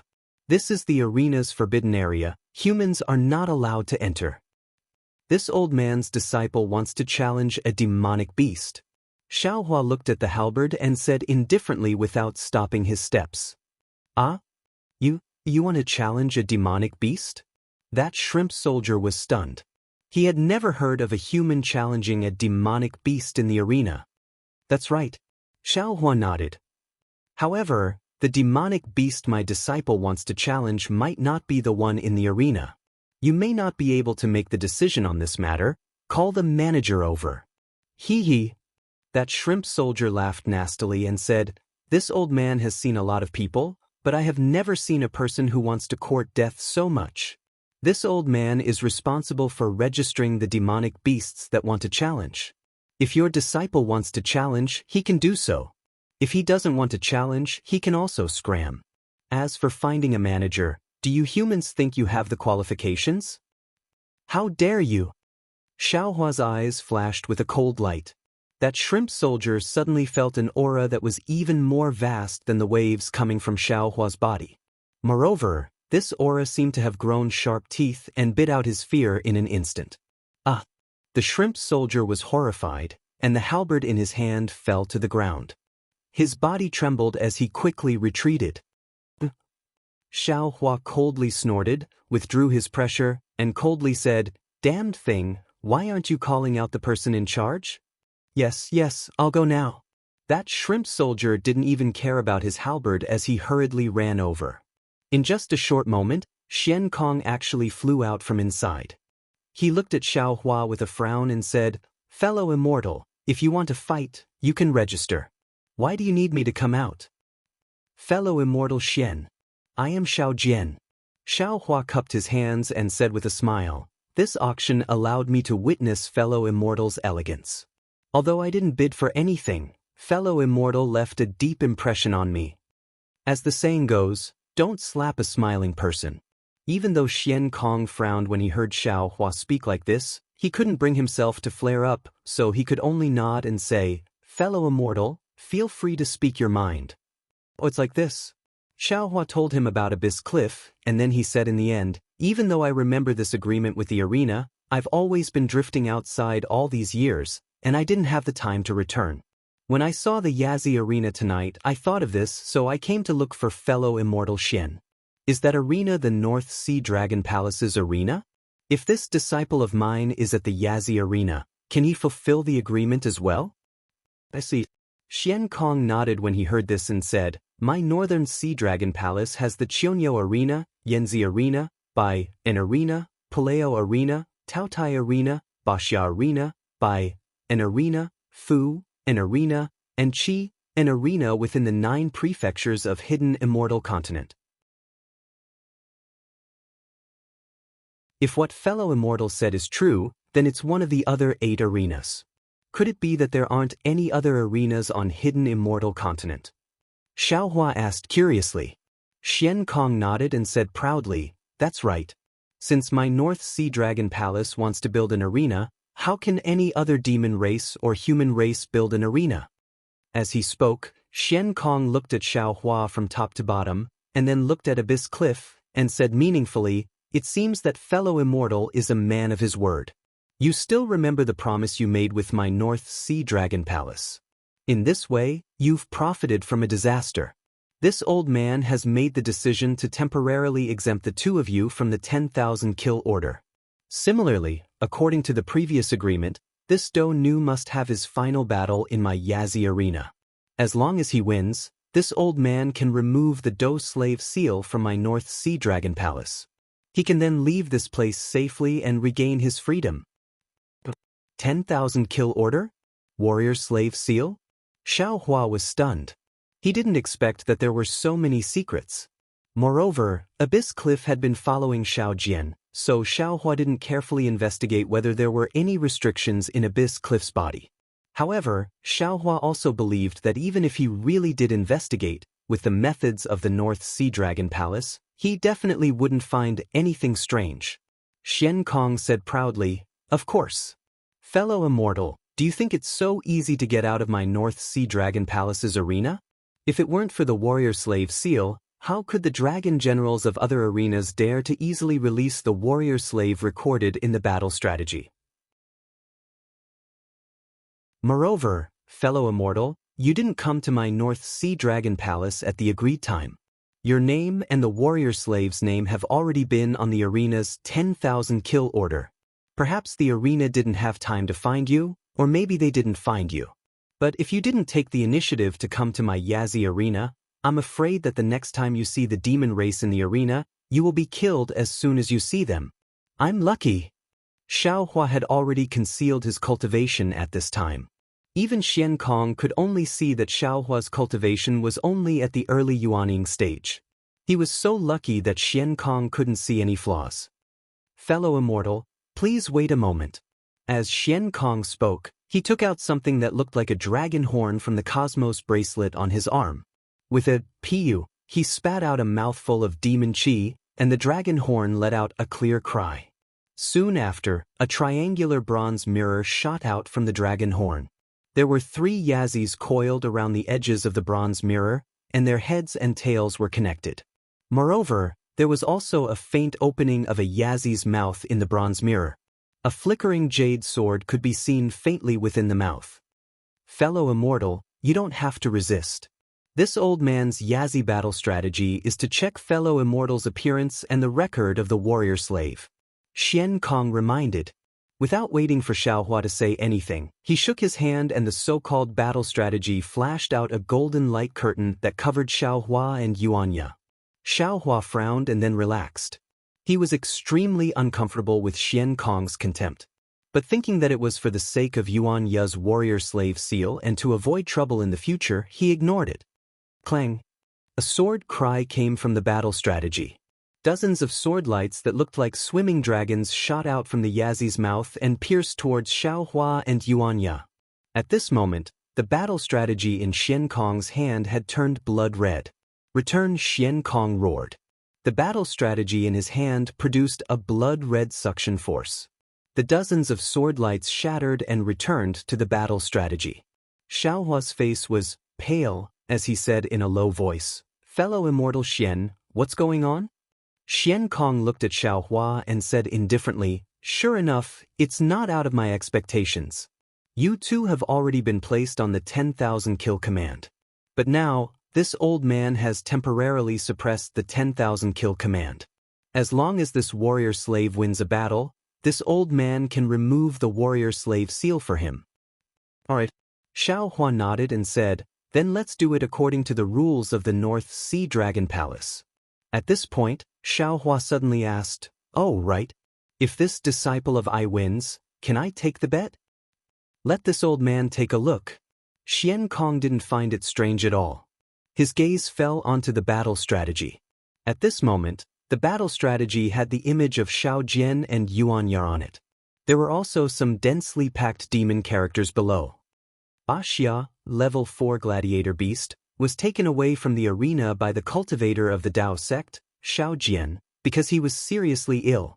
Before he left, he made an agreement that if he recovered from his illness, he would return to the arena 3 years later for the final battle. 20% of the bet would belong to Xiao Jian. Baxia's warrior slave seal hasn't been removed, and he hasn't returned as promised. I hereby issue the 10,000 kill command. Anyone who sees him is to kill him and receive a reward of 5,000. Xian Kong spoke word by word in an extremely cold manner. "Ha, good." Xiao Hua clapped his hands and laughed. That laughter of his had a profound meaning. When he looked at Yuanya again, the reluctance in his eyes had gradually disappeared. At this moment, he finally understood why Xiao Jian had rescued him from the arena. "Fellow Immortal, did you hear?" Xian Kong looked up at Xiao Hua and said, "Baxia's warrior slave seal won't be removed as long as he doesn't die. Therefore, fellow Immortal coming to my Yazi arena today was the most correct choice." Yes, I'll have to trouble fellow Immortal." Xiao Hua's smile was so wretched that it was no different from Xiao Jian's. Xian Kong looked at Yuanya and said, Baxia, come with me." Yuanya replied expressionlessly, "That." Xiao Hua smiled and said, "Fellow Immortal Xian, I wonder how my disciple will fight? Can you tell I a little bit?" Xian Kong was a bit impatient and said indifferently, "It's just a level 4 gladiator beast. This old man will arrange a level 4 gladiator beast to fight with him. I won't make things too difficult for him." Yes, Xiao Hua nodded and asked carefully, "Then can he use weapons?" "Of course he can't use weapons. Even Daoist sect cultivation methods can't." Xian Kong waved his hand and said, "Before entering the arena, a demon general will seal his lower dantian." "Yes, I'll have to trouble fellow Immortal Xian." Xiao Hua smiled and said again. Then he patted Yuanya and said, "Disciple, the happiness of the rest of Master's life is in your hands. In a while, Master will bet more on you." Yuanya hated Xiao Jian's appearance. Although he knew that this was Xiao Hua, he still replied indifferently. Xiao Hua naturally wouldn't be at ease with Xian Kong taking Yuanya away like this. Instead, he secretly placed a strand of soul consciousness on Yuanya's body. Then, he turned around and prepared to leave. However, after taking 2 steps, Xiao Hua was still worried and pulled the green-robed Xiao Hua out of the space. He had him control the formless nascent soul and follow behind Yuanya. What a good event where a pie falls from the sky. Cool phones are waiting for you.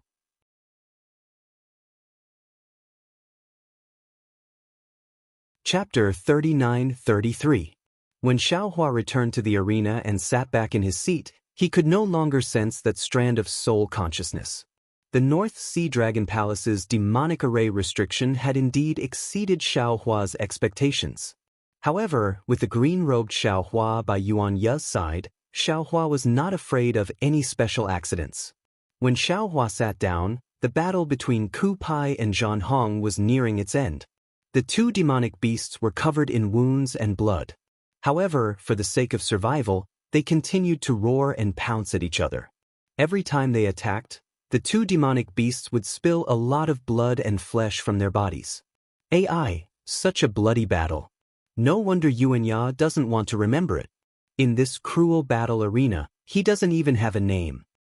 Xiao Hua looked at the bloody battle and thought to himself, Baxia 4, 7, 8, 8, 6, 9, 8, 6, 9, which is the Baxia Gladiator Arena. Furthermore, it's a level 4 gladiator beast. Zhan Hong was like a small mountain, fiercely charging at Ku Pai. Ku Pai stretched out his head and bit Zhan Hong's back. Even his sharp thorns tore off large chunks of Zhan Hong's flesh. However, Zhan Hong stubbornly held on to Ku Pai's heart. Boom! A loud sound sent Ku Pai crashing into the wall of the arena. The entire arena seemed to be shaking. Ku Pai struggled for a moment before finally lowering his unyielding head. Boom! All the beasts were excited. The screams and roars from before became louder and louder. Perhaps it was because they won the bet, or perhaps it was because of the excitement. Xiao Hua sighed slightly. He sat on his seat and closed his eyes to adjust his breathing. Hee, fellow Immortal, do you feel that it's a bit bloody? Suddenly, a voice appeared in Xiao Hua's heart. Xiaohua didn't open his eyes. His consciousness entered his body and saw that the scholarly cultivator Xiaohua was already standing in his middle dantian with a smile on his face. The scholarly cultivator Xiaohua from before didn't have the same outstanding appearance as before. All the sword chi and sword forms had disappeared. Only the pages of his book remained. Inscriptions of armor flashed in his eyes. The aura of the inscriptions of armor was far stronger than that of ordinary scholarly cultivators. However, the current Confucian cultivator Xiaohua was no different from an ordinary Confucian scholar. He wore a light cyan Confucian robe, and his refined temperament was revealed from his clear black and white eyes. That upright and plain-spoken aura could only be faintly seen between his brows. As for the sharp sword from before, it was still hanging at his waist. The scabbard was also gone. However, the sword didn't have any sword chi. It looked no different from an ordinary sword. Fellow immortal, fellow immortal. Jade Archive Xiaohua cupped his hands and said, I didn't expect fellow immortal to enter the state of concealing his divine splendor in just a few days. Of course. The Confucian cultivator Xiaohua lightly returned the greeting. Before I started cultivating as a Confucian cultivator, I was originally residing within sword intent. My understanding of sword intent and sword chi has already penetrated deep into my bones. Although the sword intent of Cast Emotion Mountain was formed by heaven and earth, in my eyes, it was just a shocking sword strike. Fellow immortal, you've already comprehended this heaven sword. Now that I've entered seclusion to comprehend it, it's a matter of course. Of course, the comprehension of the heaven earth sword is far from something we can achieve in one go. I still have a long way to go. The sword Dao is also the Confucian Dao, and it's also the heavenly Dao. I've obtained the soul of heaven and the soul of the earth. I've obtained the true essence of scholarly cultivation. My current cultivation has reached a higher level. This is what we should celebrate. Indeed. Jade Xiaohua nodded with a smile. With a calm heart, all things will not perish. With a clear heart, there won't be a speck of dust. Monk Subhuti has been in seclusion for so long, yet he still hasn't come out. His path in the Buddhist sect is too difficult. Xiaohua said, however, some of the words of the Buddhist sect are very reasonable. If I had seen such bloodshed before, I would have wanted to use my sword to kill all these demons and monsters. But now that I've grasped the heaven earth sword, I somewhat understand that killing and bloodshed are a part of the world. They can never be eliminated by killing to stop killing. Previously, on the Dawn Rain continent, only sword transformation realm cultivators participated in the sword Dao battle. Those spirit swords and divine swords simply disdained to participate. And, even in the eyes of Dao sect cultivators like deity transformation realm cultivators, I'm afraid they also have such thoughts, right? I'm just soft-hearted. I can't see killing. Jade Xiaohua said with a smile, I can't wait for the people of the world to sing and laugh happily. Harmony breeds wealth. Singing and laughing isn't necessarily what fellow immortal pursues. Xiaohua said with a smile, harmony breeds wealth. The same. Jade Xiaohua clapped. Then, Xiaohua said with a serious expression, fellow immortal, when fellow immortal Tempered Bones asked you for a cultivation method, I thought it was a bit funny.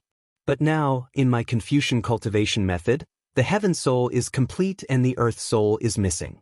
The 5 cheese unifications cultivation method is still missing the water cheese unifications. Of the 5 heavenly hearts, besides the new heavenly heart which is half a piece, I still lack a piece of heavenly heart. Fellow immortal, why is it so difficult for you to get a cultivation method? Jade Xiaohua smiled bitterly and raised his hand to point at Xiaohua. Fellow immortal, you're not satisfied. The 5 cheese unifications cultivation method is the top cultivation method for Confucian cultivators. How could it be easy to get? Fellow immortal, you're already lucky to be able to see the secret inside. Especially, the mystery of the heavenly book's true solution is a secret that even Zhu Zi, Zheng Zi, and Sun Zi couldn't comprehend. We actually managed to see it by chance.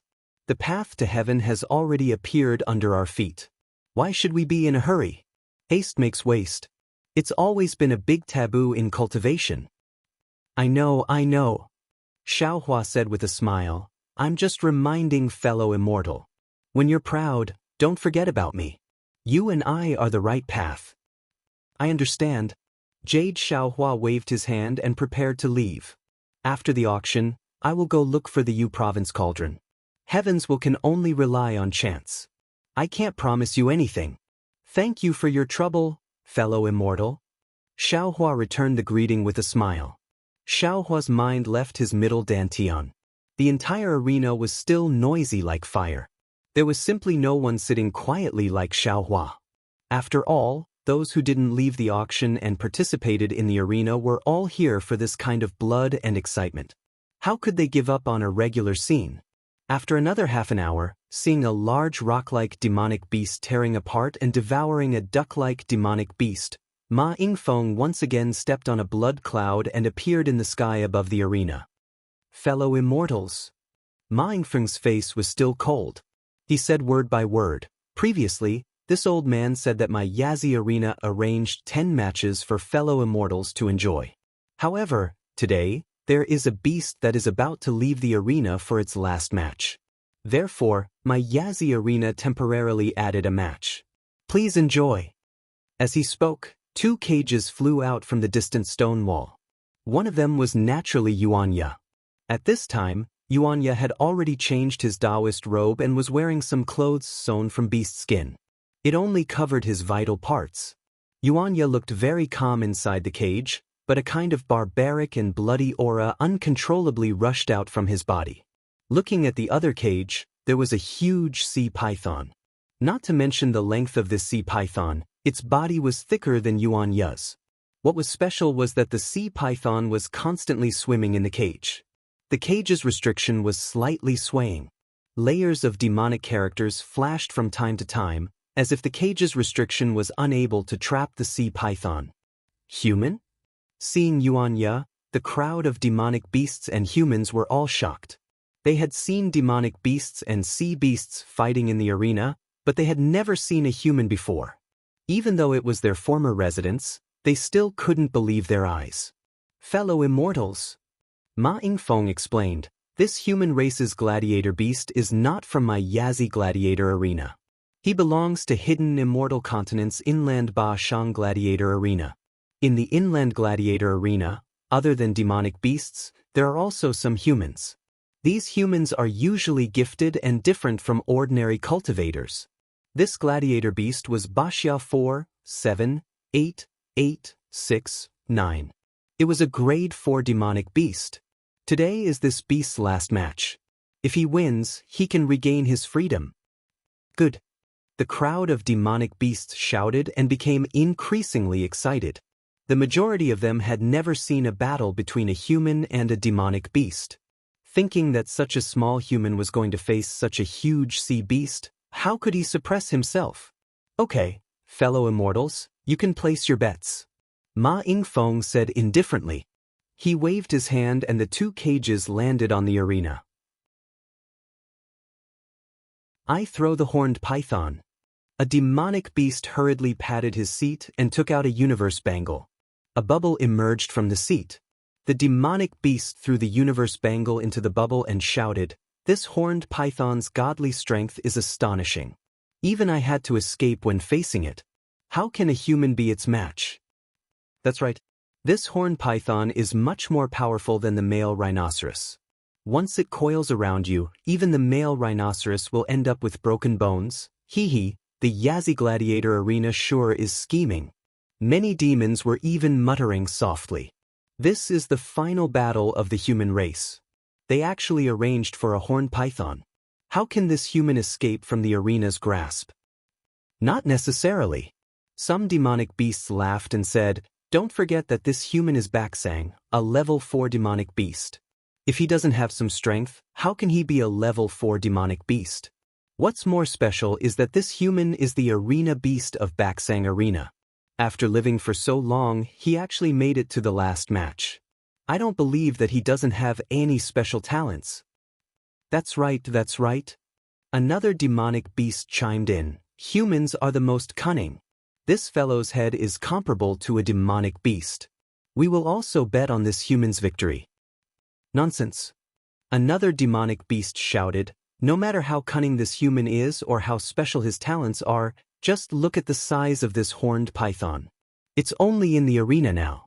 If it was placed in the ocean, any ship would be crushed by it. Baksang is a human and has some brains, but what's the use of his brains when facing such a gigantic beast? In the words of the human race, put yourself in its shoes. If you and I were facing this horned python, without using demonic arts or demon weapons, what are our chances of victory?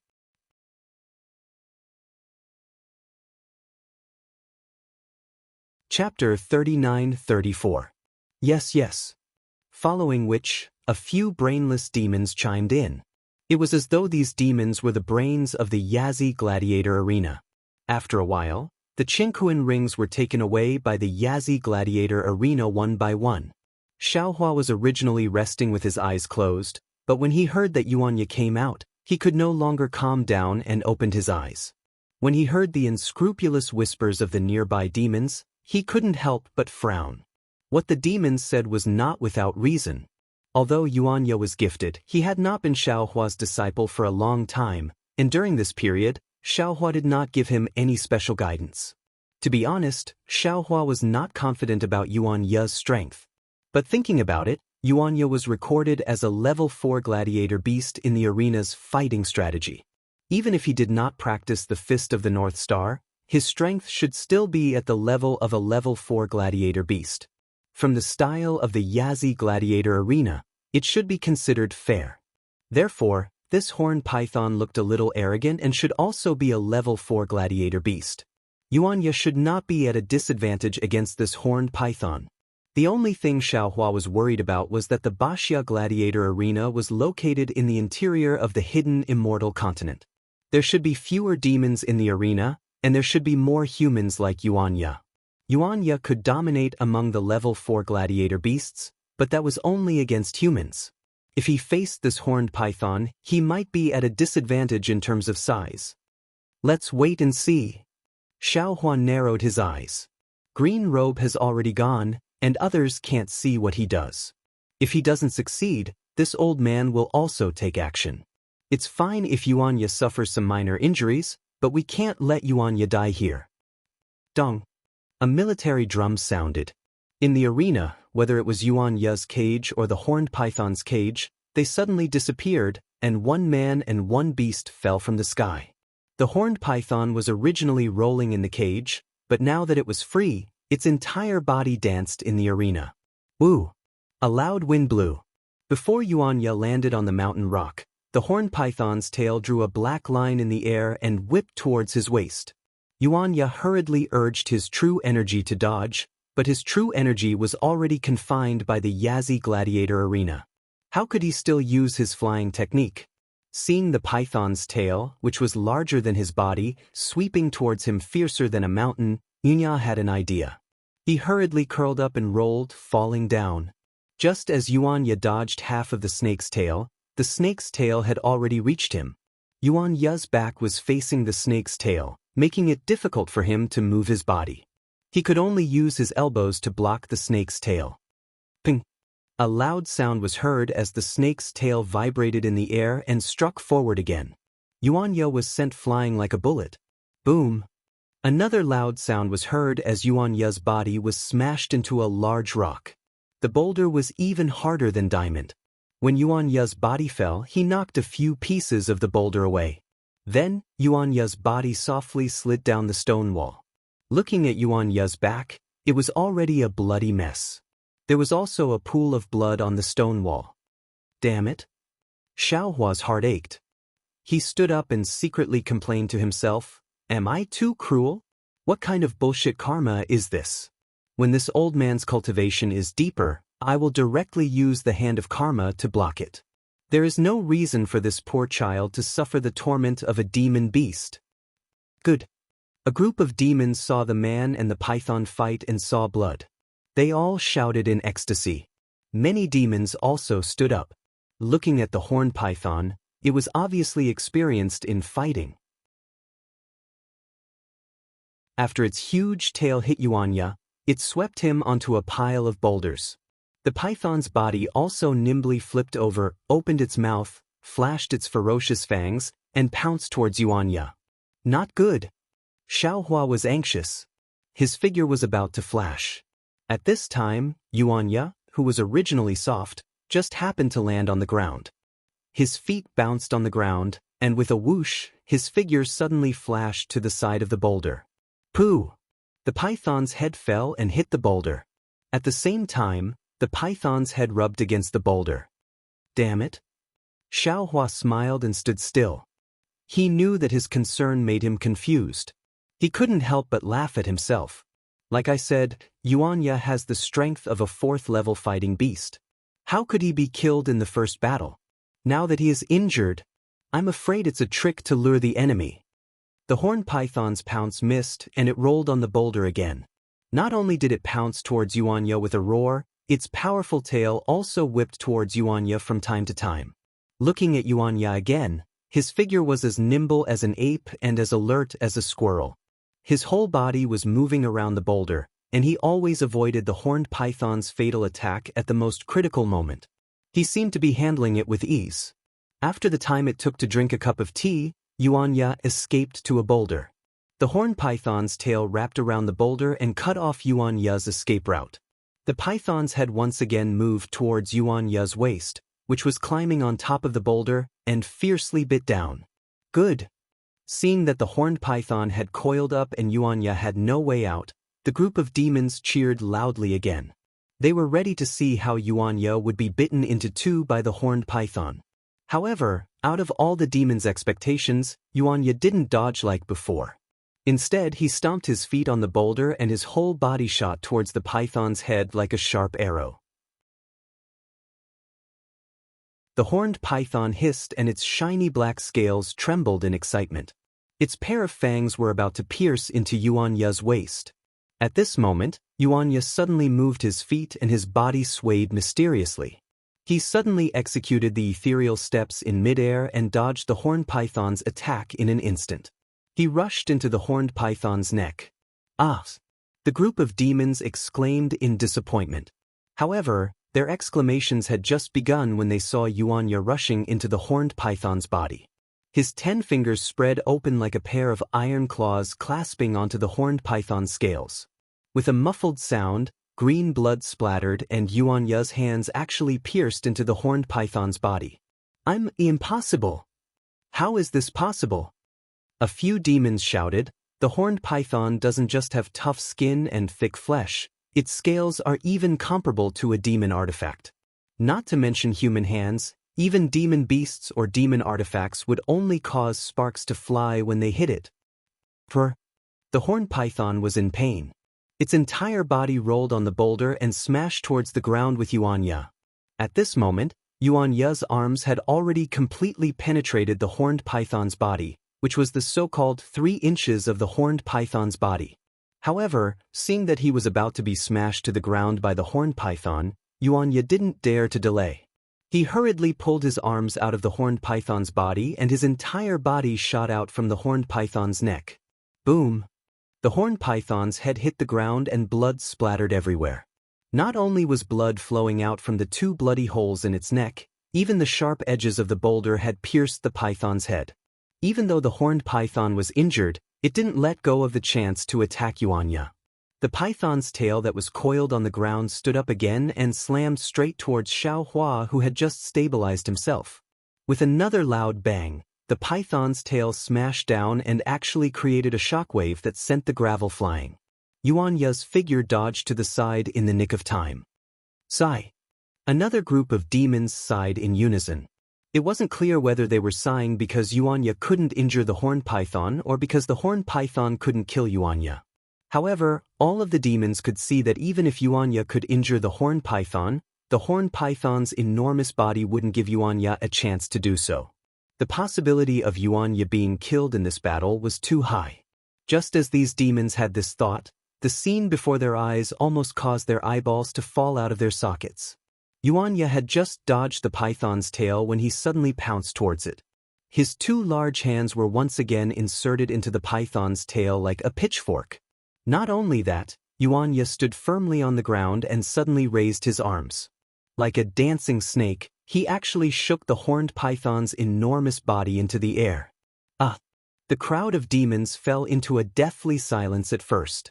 Then, the entire arena erupted into cries of disbelief. How is this possible? This human? How can this human be so strong? Roar! The horned python's body was shaken into the air by Xianxia. It roared and twisted, trying its best to turn its head and pounce towards Xianxia. However, Xianxia's arms had already pierced deeply into the python's tail. Even though he couldn't stand firmly on the ground due to the horned python's immense struggle and was staggering, his arms were as strong as cast iron. They continuously rolled the python's body and forced the horned python to not turn its head. The horned python roared. With a forceful turn, its body almost split into two as it pounced towards Xianxia. Xianxia's eyes widened. He wasn't afraid at all.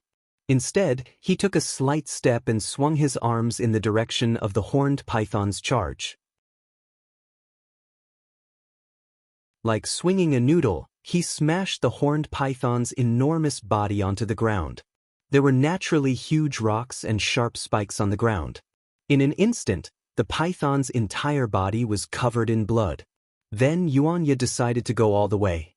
Just like that, he tossed the horned python left and right with all his might. In less than half a meal's worth of time, the horned python was already powerless and motionless, allowing Xianxia to trample on it as he wished. Go!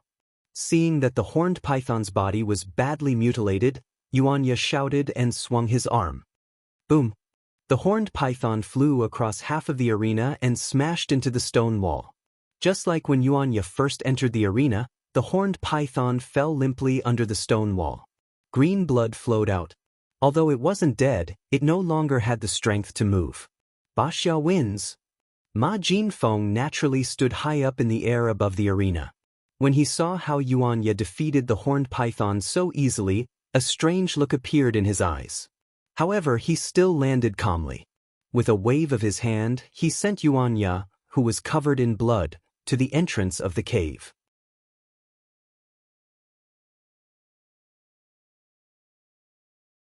Chapter 39-35. Sigh. The crowd of monsters sighed.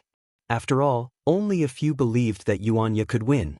Suddenly, another monster cried out, No, this Baxia is so strong. How could it be a level 4 gladiator beast? If it was level 5 or level 6, I would believe it. North Sea Dragon Palace. You have to give us an explanation. Sorry. Ma Yingfeng said indifferently, There's nothing to explain. It's recorded in my North Sea Dragon Palace's strategy book. No. The monsters who lost the bet were dissatisfied. Ma Yingfeng snorted coldly. If you think Baxia isn't a level 4 gladiator beast, you can bet on him. If you win, my Yazi Gladiator Arena will compensate you. Now that you have no choice, how can you blame my Yazi Gladiator Arena? All of the demons were speechless. However, looking at the expressions of these demons, they were still somewhat indignant. Why would Xiaohua care about these monsters? He happily got up and was about to walk to the side door, but at this moment, Ma Yingfeng said, If fellow immortals are unwilling, then watch the next battle. Perhaps fellow immortals will have another surprise. As he spoke, Ma Yingfeng raised his hand and pointed. Oh! A loud and clear lion's roar came from the hole where Xianxia had disappeared, and from another hole, a small cage flew out. When Xiaohua saw the demonic beast in the cage, he couldn't help but be stunned. The cage was extremely small, even smaller than the one Xianxia was in. Inside the cage, there was a dwarf that was only 3 feet tall lying on the ground. Wasn't this the heavenly river water tribe that Xiaohua saw in the Immortal town? At that moment, the dwarf was naked and covered in scales. Some of the scales had been peeled off, and some of them were damaged and blood-stained. There was a tear on his right arm, and the top of his head, which was originally covered in armor, was now empty. A pair of branches that looked like dragon horns had poked out. However, a small part of the dragon horns was broken, and there were bloodstains on them. Looking at the dwarf's lower body, Other than the two legs that were similar to dragon claws, a dragon tail poked out from behind him. Xianxia. Xiaohua stopped and looked at the arena in shock. He thought to himself, "Isn't he the dragon general of the heavenly abode river? How did it fall into the hands of the North Sea Dragon Palace?" However, after thinking about it for a while, he understood that the water tribe of the Dongtian River was stirring up trouble everywhere. They wanted to incite internal strife in the Dragon Palace of the Four Seas so that they could benefit from it. However, since they were stirring up trouble, it was inevitable that they would give themselves away. It was not too strange that Jiang Sheng was captured by the North Sea Dragon Palace. However, seeing Jiang Sheng in such a miserable state, and thinking back to the battle he had with him that day, Xiaohua felt very uncomfortable in his heart. If Jiang Sheng flooded Longevity Town, Xiaohua should hate Jiang Sheng. But if he put himself in Jiang Sheng's shoes, wouldn't that dragon girl named Jiang Hong be 10,000 times more important than the people of Longevity Town? In particular, just a moment ago, when Yuan Ye was in danger, Xiaohua almost wanted to take action. That feeling of guilt had just disappeared because of Yuan Ye's victory. Therefore, Xiaohua understood Jiang Sheng's feelings very well at that time, so it was difficult for him to feel any disgust. Since he is a hero, killing him or cutting him up is just a word. Why do you have to humiliate him like this? Xiaohua stood on the spot and looked at the introduction of Ma Jinfeng.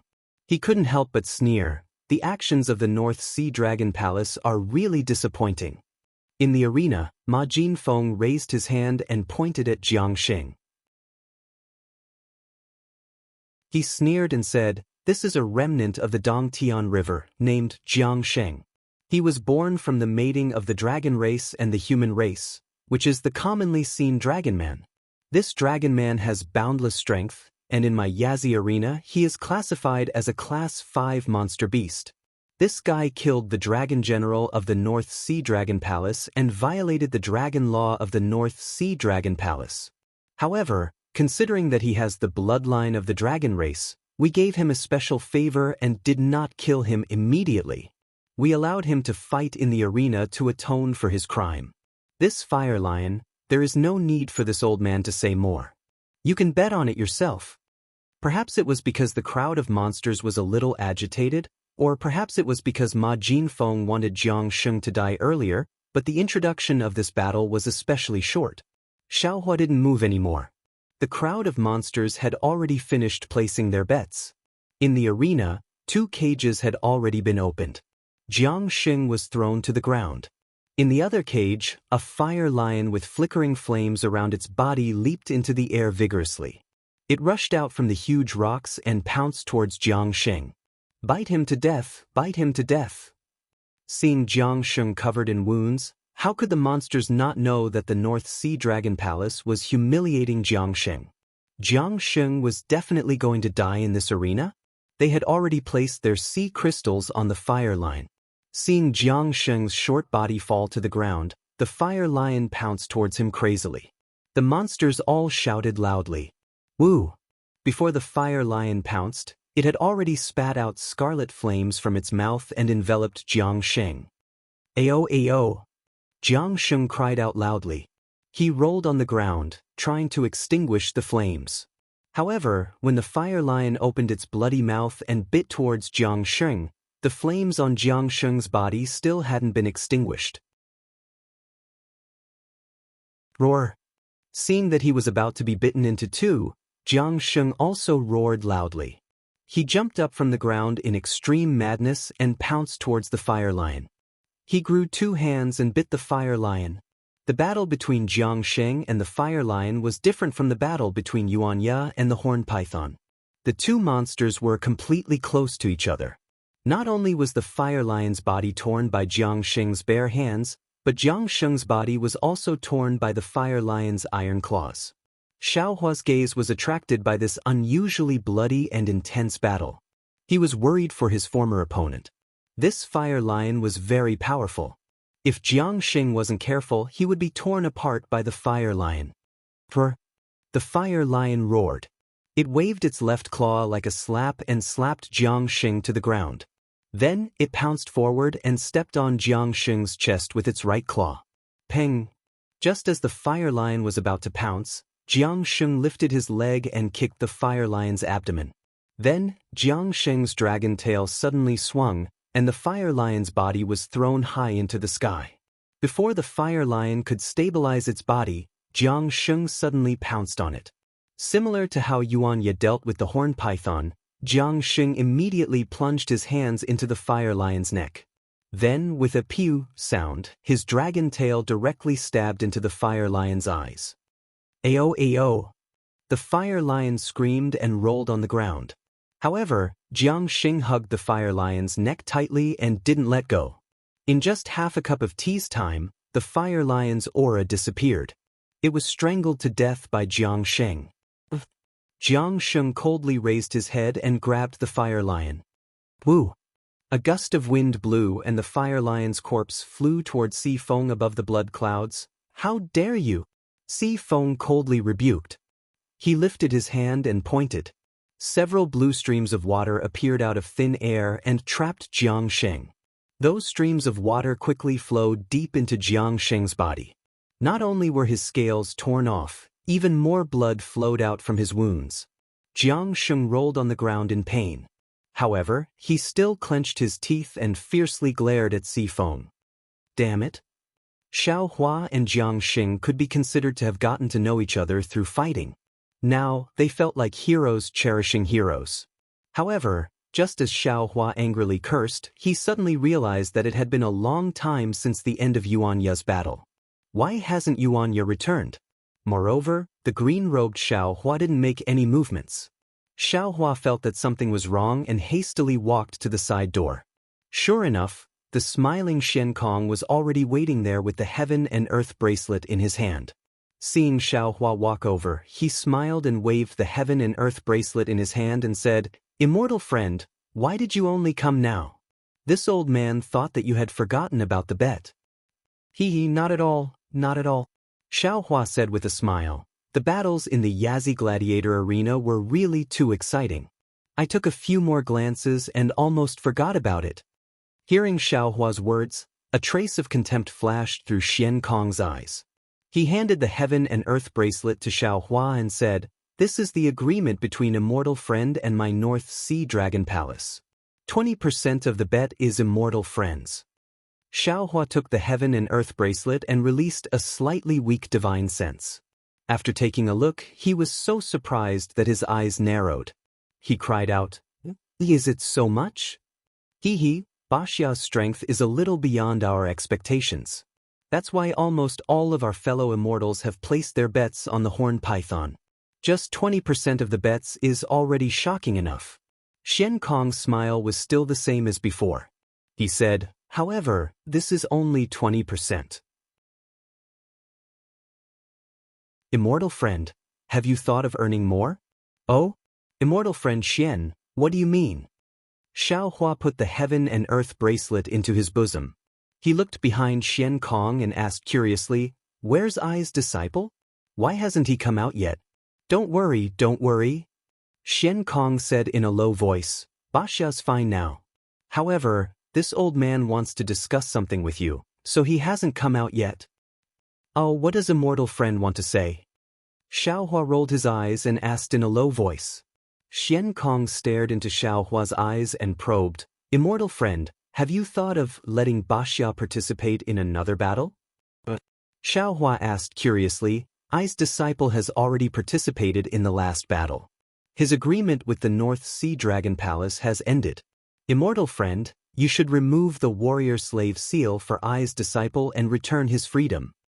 Hee, this old man didn't say that he wouldn't remove the warrior-slave seal for Baxia. This old man just wants to suggest that Immortal Friend let him participate in another battle. Could it be that Immortal Friend didn't see it? Until now, no Immortal Friend has participated in the battle. If Baxia's disciple can participate, he'll definitely earn a lot of sea crystals. Xiao Hua shook his head and said, "My disciple has already been injured in the previous battle. If he participates in another battle, won't he die here?" "Immortal Friend, don't you think you can earn more sea crystals if you participate in another battle?" Shen Kong asked with a smile. "Oh no. I still have to rely on this disciple to earn more origin stones in the future. Xiaohua waved his hand and objected. Xian Kong's expression changed and he said coldly, "Actually, this old man doesn't want to fall out with Immortal friend. I want to discuss this properly. However, since Immortal friend refuses a toast only to be forced to drink a forfeit, this old man will just tell you directly." "Tell me what?" Xiaohua said coldly.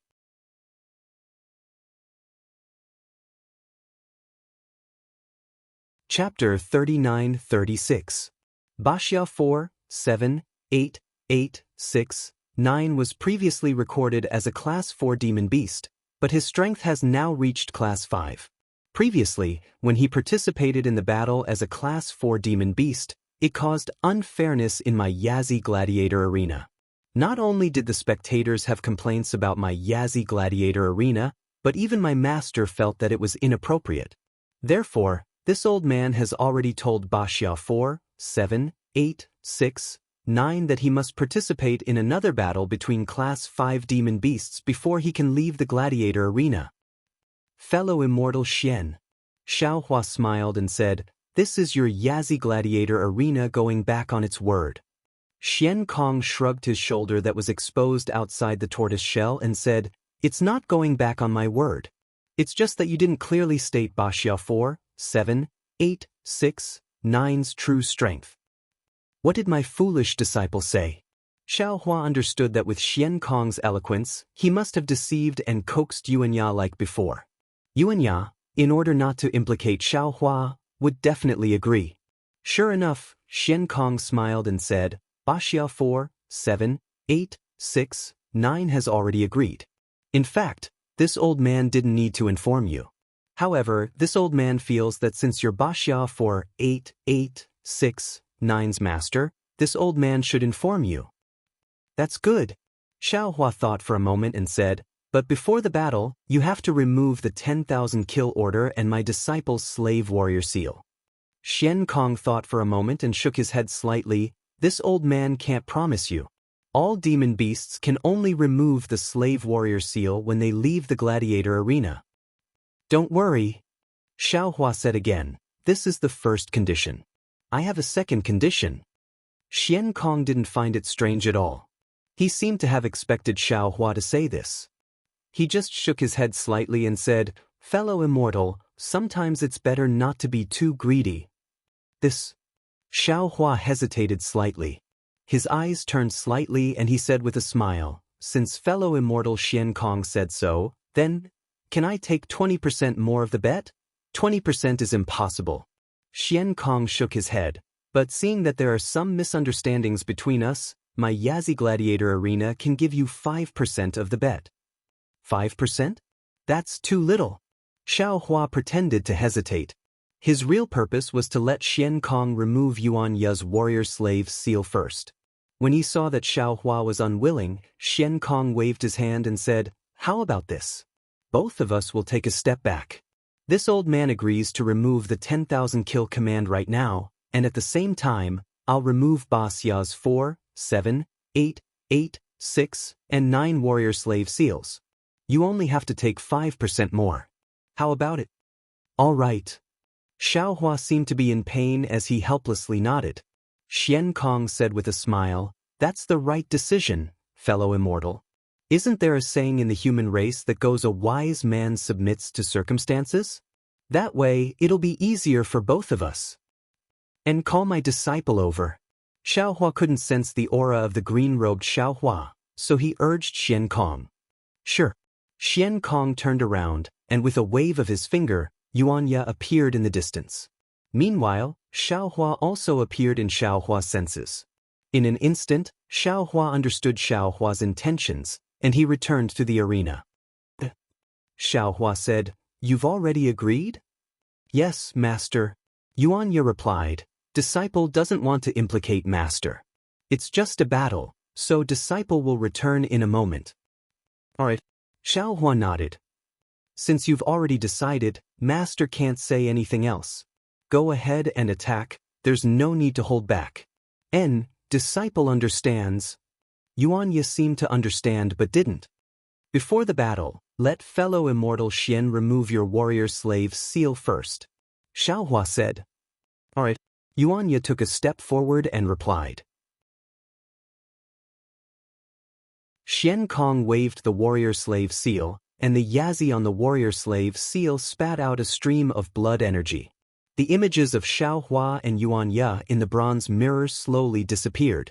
Then, Xian Kong opened his mouth again, and a mouthful of demonic energy landed on the warrior-slave seal. The warrior-slave seal emitted a dazzling brilliance, and it rushed into the air and transformed into a Yazi. Xian Kong calmly took out a thumb-sized dragon seal from his bosom, and with a flick of his finger, the dragon seal landed in the Yazi's mouth. Pooh! The Yazi spat out a cluster of blood light that landed on Xianxia, and then the entire blood light was sucked back into the Yazi's mouth. Buzz buzz. The Yazi's body trembled, and the ferocious beast's mouth spat out a ferocious blood demon head. This demon head spun in the air for a moment, and then it slowly shrank, transforming into a drop of blood that landed in front of Xianxia. Xiaohua raised his hand, and the drop of blood landed in his hand. Xiaohua carefully looked at it, and then he said with a smile, "Very good. Disciple, you can go now." "Yes, master." Xianxia turned around without hesitation and walked towards the entrance of the cave. This old man congratulates fellow immortal on returning with a fruitful journey. Xian Kong looked at Xiaohua and cupped his hands with a fake smile. I definitely will. Many thanks to fellow immortal Xian for giving I this opportunity." Xiaohua turned around and walked towards the arena. The true samadhi fire in his hand flashed, and the drop of blood was burned into a wisp of smoke. Looking at Xiaohua's back as he walked into the arena, Xian Kong smiled coldly. He had been in charge of the Yazi auction house for who knows how many years, and he had seen countless humans and monsters. How could he not know the reason why Xiao Jian took Xianxia away from the Baxia arena that day? When Xiaohua returned to the arena, everything in front of him made him have mixed feelings. Because the one in the arena at this moment was still Jiang Sheng. The one fighting against him was a killer whale. This killer whale was huge, and it had the head of a tiger and the body of a whale. It was incomparably ferocious, and it was much more powerful than the fire lion from before. When Xiaohua sat down on the chair, Jiang Sheng had already been smashed onto a rock by the huge whale.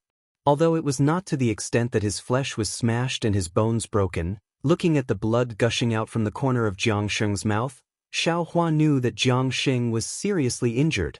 Roar! Just as Xiaohua was biting his lips, Jiang Sheng let out an angry roar. His entire body flashed with a golden luster, and his body that was only 3 feet tall abruptly grew in size. However, he only grew to about 10 feet before stopping. At this moment, Jiang Sheng was no longer in his human form, but in the form of a small dragon covered in scales. Jiang Sheng, who had transformed into a dragon, roared and pounced towards the killer whale. His claws and fists continuously hit the killer whale's head, and in a moment, the killer whale was stunned. Then, Jiang Sheng's claws really pierced into the killer whale's cheeks, and with the strength of his arms, the entire killer whale was lifted up from the ground by Jiang Sheng. "Go to hell!" Jiang Sheng shouted. The huge killer whale flew out from his hand with a woo, and rushed towards the arena's wall. Ping! A loud sound rang out, and the entire arena shook. Damn it, how can this shorty have so much strength? All the demons were extremely shocked.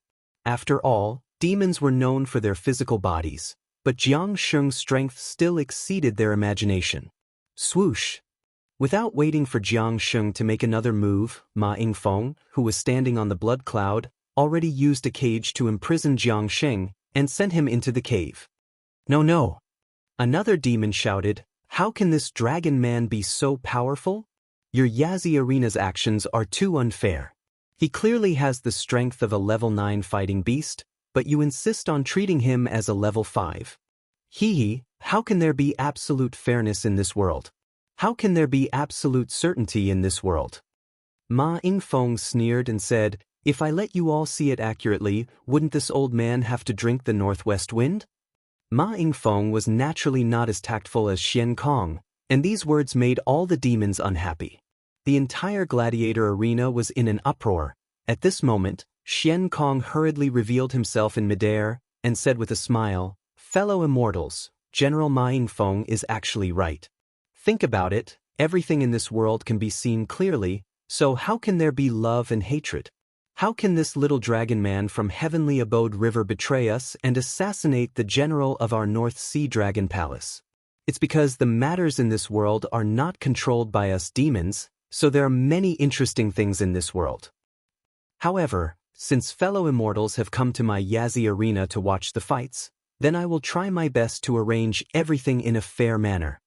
Xian Kong looked around, and everywhere he looked, the noise was reduced. Xian Kong was very satisfied and said, for example, that Baxia from before, fellow immortals all feel that he might have the strength of a level 5 fighting beast, so this old man has already discussed with him, and let him fight another round to satisfy fellow immortals. Good. The demons all cheered loudly. This is true fairness. Fellow immortal Xian has done well. Of course, there's also that remaining evil from heavenly abode river. Fellow immortals all feel that he is quite strong, so this old man will let him fight another round to satisfy fellow immortals. Good.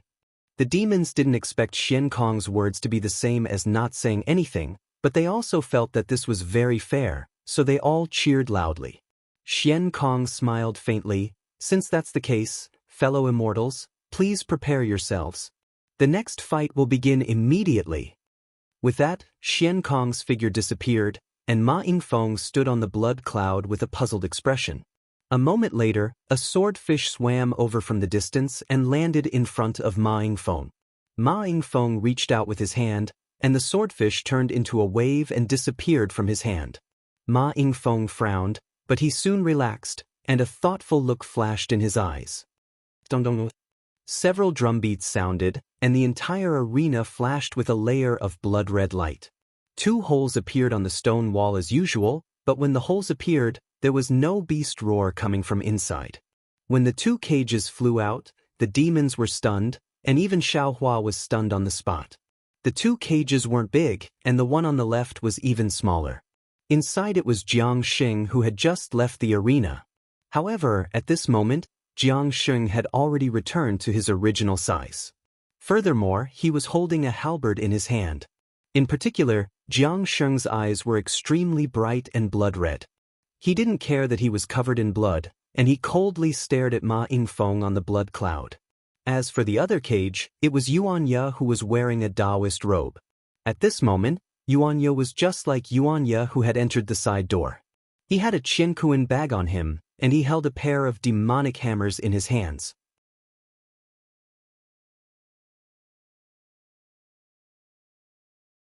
Chapter 39-37.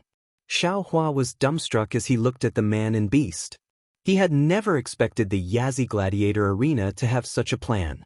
They actually wanted Yuanya to fight Jiang Xing. Moreover, he had even returned Jiang Xing and Yuanya's weapons to them and released their cultivation that had been sealed. This was a life-and-death battle. In this battle, either Yuanya or Jiang Xing would die. Based on Xiaohua's understanding of the man and beast, the possibility of Yuanya dying was higher. Of course, Jiang Xing had already fought 2 battles in a row and was on the verge of exhaustion. Yuanya might not die in Jiang Xing's hands. But the problem was, what if Yuanya killed Jiang Xing? How would Yuanya face the water tribe of the Paradise River? How would Yuanya face Dragon Lady Jianghong? How would Yuanya explain to Lu Yi? Of course, it was still too early to consider the matter between Lu Yi and Jianghong. However, Xiaohua knew that as long as Yuanya fought with Jiang Xing, his fortune gate and the Paradise River would develop karma that he didn't want to see. The crowd of demon race was equally shocked when they saw a human and a demon come out. These 2 gladiator beasts were also very powerful. Although it seemed that Yuanya was slightly weaker, it was just as Xiaohua thought. At this time, the strength of the 2 gladiator beasts was really comparable. All the demon race could not make a decision arbitrarily. Damn it! Xian Kong, you're too cunning. A demonic beast expert howled. What choice do you want me to make? Ah! Xian Kong's laughter resounded from a corner of the arena. Fellow immortals, weren't you complaining about the unfairness? This old man has now placed fairness in front of you. Why are you complaining about this old man? Everyone hurry up and place your bets. The exciting battle is about to begin. This old man can't wait to see if the human race is stronger or the demonic beast race is stronger. Xiaohua narrowed his eyes and coldly looked at the arena. Looking at the beasts who were placing their bets in a mess, a cold light flashed in his eyes. Dong dong. Along with the beating of the war drums, Ma Yingfeng waved his hand and opened Yuan Ye's and Jiang Xing's cages. As soon as the man and the beast rushed out of the cages, they immediately activated their flying techniques and rushed towards each other. Seeing that a tragedy was about to happen, a thunderous roar came from the arena. Ma Yingfeng, hand over your life. As this voice spread out, a ray of sword light that was as bright as thunder appeared. The moment this sword light appeared, there was no other light in the arena. All the demons and humans closed their eyes under this sword light. Within the dazzling sword light, the sword chi that could kill all living things instantly filled the entire arena. Most of the demon race members were so frightened that they trembled all over. As for the few demon race experts who were sitting high up, their demon chi naturally surged as they tried their best to protect their bodies from this unparalleled sword chi. Swoosh! The sword light flashed and landed on the demon array in the center of the arena. Thousands of demon runes scurried around like frightened tadpoles, but at the same time, all the demon runes were neatly cut in half by the sword light.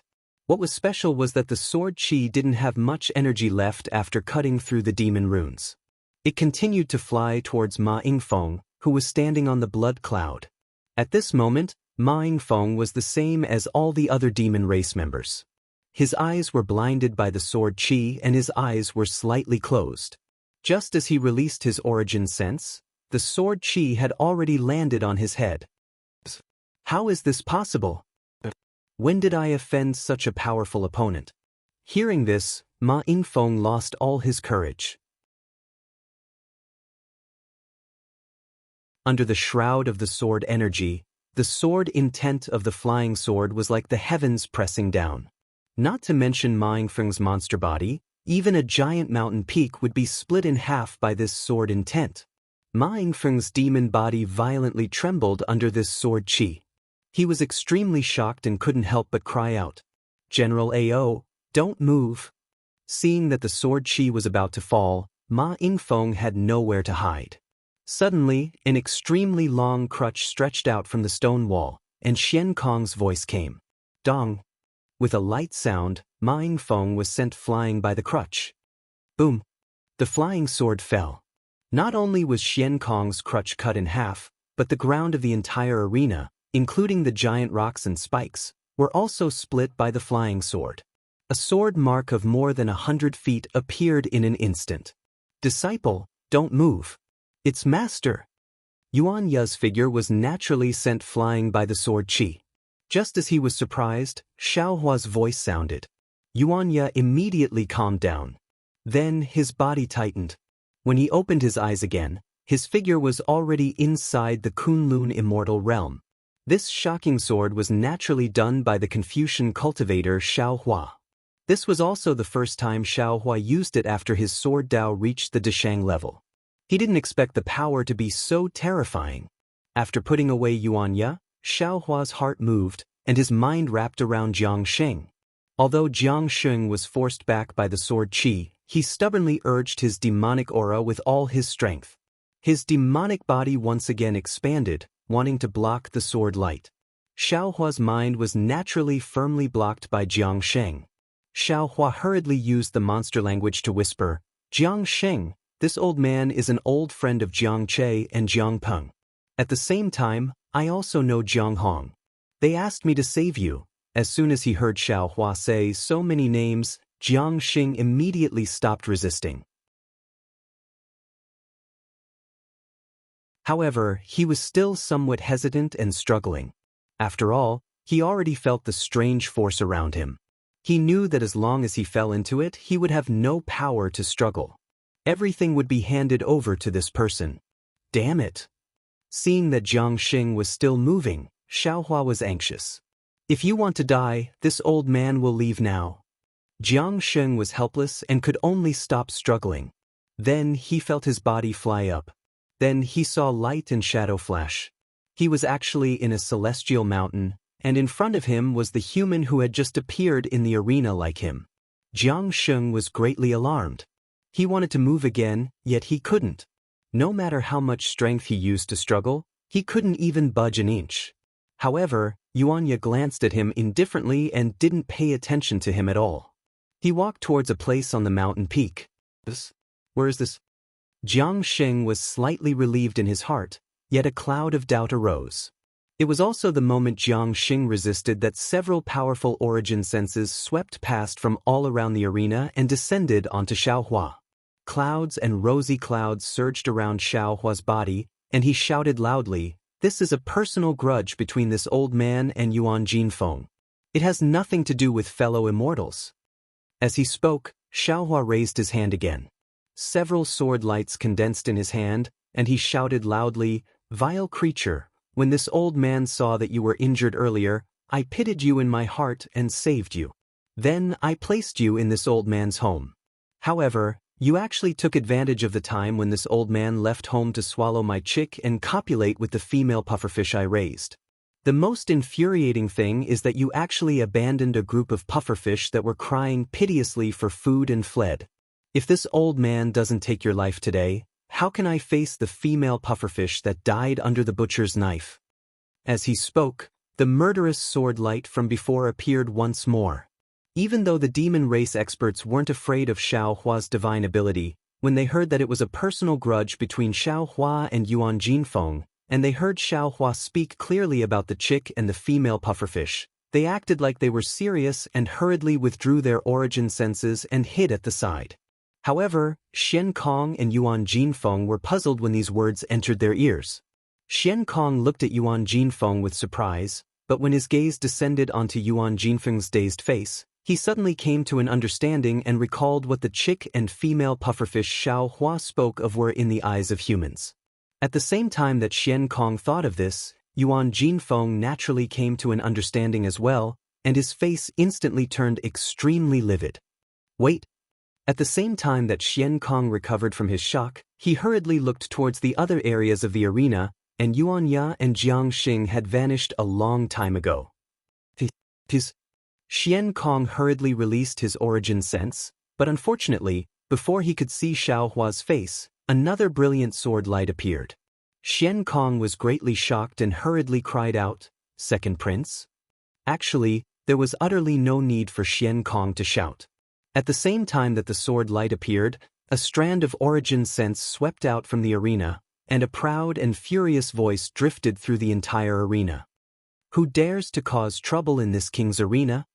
However, this voice was still too late. The sword light shot into the sky, and a wave of rumbling resounded.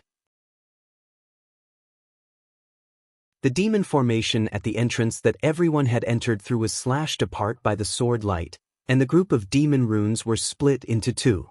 Along with a wisp of starlight and the smell of the ocean that poured into the arena, Xiaohua's figure transformed into a strand of watery light that vanished at the flaw of the demon formation. At the same time that Xiaohua's figure swayed, the experts of the demon race that sat high above in the distance had recovered from their shock as well. They practically swung their arms at the exact same time, and their claws tore through space and instantly descended towards the spot where Xiaohua stood just a moment ago. Unfortunately, only strands of water vapor drifted through the air, and they weren't even able to capture a single strand of Xiaohua's hair. Damn it! The experts of the demon race were slightly embarrassed and furious. It wasn't just because Xiaohua had fled right before their eyes, but because Xiaohua was a human while they were demons. When had the human race ever acted so arrogantly before the demon race? Xiaohua's escape wasn't just Xiaohua's problem, it was the human race's provocation towards the demon race. Woo! Strands of demon aura soared into the sky as the figures of several great demons expanded, preparing to chase after Xiaohua. At this moment, a huge dragon flew out from the arena. On that ferocious dragon head, a pair of protruding dragon eyes were spewing out sparks, and the dragon's roaming body emitted an aura that caused the demons to feel dizzy. Seeing the huge dragon flying over, the few great demons didn't dare to snatch and hastily dodged. However, with a loud bang, the huge dragon crashed into the fissure that Xiaohua had just escaped from, creating a hole that was tens of meters in size. In the blink of an eye, the huge dragon had already disappeared by riding on clouds. Chase. As soon as the huge dragon left, the few great demons couldn't bear it any longer. They released their Yuan Xin and rode on demon clouds to chase after the dragon. There was a deathly silence in the arena. For a moment, the entire arena was even more heated than before. After the demonic array of the arena was split open by Xiaohua and the gate was broken by the dragon, the demonic array of the entire arena was completely destroyed. All the demonic beasts flew up from their seats and rushed towards the huge gap. While flying, the demonic beasts shouted, "Interesting! Interesting!"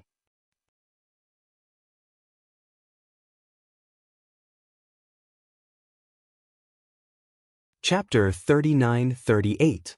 Haha, there's actually a human who dares to cause trouble in the North Sea Dragon Palace's arena. He must be tired of living. No, that's not right. It's because Ma Yingfeng offended this human. Didn't you hear? He had an affair with his female porpoise and even abandoned it. But then again, what is this female porpoise? Why haven't I heard of it? Is it an extremely powerful demonic beast or an extremely charming demonic beast? Who knows? It's probably a rare demonic beast. Otherwise, why would he chase him all the way to the arena? He even dares to offend the second prince of the North Sea Dragon Palace? It should be. This human sword technique is so high. His demonic beast must be extremely rare too. According to the humans, Ma Yingfeng must have eaten a bear's heart and leopard's guts. In the distance, Ma Yingfeng, who had just flown up from the ground, was about to say something to Xian Kong. When he heard the discussion, his face became even more ashen. He opened his mouth, wanting to argue, but he didn't know what to say. As for Xian Kong, he couldn't hide the smile on his face. However, when he saw all the demonic beasts flying out of the hole, he immediately thought of something and hurriedly called out, "Fellow immortals." However, Xian Kong only said these two words before he shut his mouth dejectedly. If these demonic beasts didn't leave, Xian Kong could easily find out who left the arena. There weren't many humans in the Yazi arena. If he investigated carefully, he would be able to find out who gave the auction hall's certificate to Xiaohua. Although there were portraits of Xiao Jian and Yuan Ya in the North Sea Dragon Palace's battle strategy, as well as Yuan Ya's record in the Baxia arena, these weren't enough for Xian Kong to find the power behind Xiaohua. Now, both the demonic beasts and humans had left. How could Xian Kong find out? However, the huge hole in the arena was personally opened by the second prince of the North Sea Dragon Palace. Xian Kong really wanted to cry but had no tears. A group of demonic beasts chased out of the arena. When they saw the second prince of the Dragon Palace flying towards the North Sea, they were all surprised. After all, the troublemaker could fly anywhere, but why did he fly to the North Sea? The North Sea was the lair of the second prince of the North Sea Dragon Palace. There was no way he could escape from the second prince. Don't tell me. Something must be wrong if something was amiss. The demons thought quickly and seemed to have thought of something. Hence, numerous strands of primordial consciousness swept out. However, when their primordial consciousness swept past the second prince, it continued forward, forward, and forward. There was only the boundless sea in front of them. Where was that wretched-looking human? Roar! Just as the demons were wondering what was going on, the second prince raised his head and roared. His dragon body shrunk by half, and he dove into the North Sea. How is that possible? That human actually dove into the water? Could it be that he thinks he can hide from the dragons in the water? Although the demons were wary of the dragon clan, they were not afraid of them. After pondering for a moment, they urged the demon cloud to increase their flying speed. They either dove into the sea to chase after the dragon clan or chased above the sea surface. However, in the time it took to brew a cup of tea, buzz buzz, the continuous sound of tsunamis came from the sea. Then, a huge wave rushed out from the sea. The second prince's huge dragon body soared into the sky. Roar roar. The dragon's roar resounded for thousands of miles. The layers of dark clouds in the sky were torn apart by the dragon's roar, and rays of sunlight shone through the clouds. No way! The demons chasing after the second prince were shocked. Could it be that the human actually escaped the second prince's primordial consciousness? That human is actually the literary sage of Confucianism? The second prince of the dragon palace rushed into the sky. The huge dragon body shrunk rapidly and gradually transformed into a human form. The second prince was wearing a golden chainmail and a purple gold crown on his head. Above the ferocious dragon head, a pair of huge dragon eyes were bloodshot. Roar! The second prince of the dragon palace turned around. His eyes were like lightning. He opened his mouth and roared to the surroundings. Within 100 miles, the winds and clouds were swirling. Several experts of the demon clan hurriedly dodged. Pa pa pa! A series of explosions came from the surface of the experts of the demon clan. Within 100 miles, whether it was in the air or at the bottom of the sea, countless explosions came one after another. It was more intense than pouring cold water into a pot of oil. While the experts of the demon clan were dodging, their hearts were as clear as a mirror. The second prince of the dragon palace must have lost the human, and he must have lost him long ago. Otherwise, the dragon's roar would have made him appear within 100 miles. Just as the demons were thinking, a blurry human figure suddenly appeared 100 miles away. However, it was like a mirage, disappearing in a flash. Damn it! The second prince of the dragon palace had already noticed it. He did not have time to transform into a dragon and chased after Xiaohua again. Hee, the dragon palace really has a lot of secret skills. In the distance, Xiaohua used the water escape technique to escape.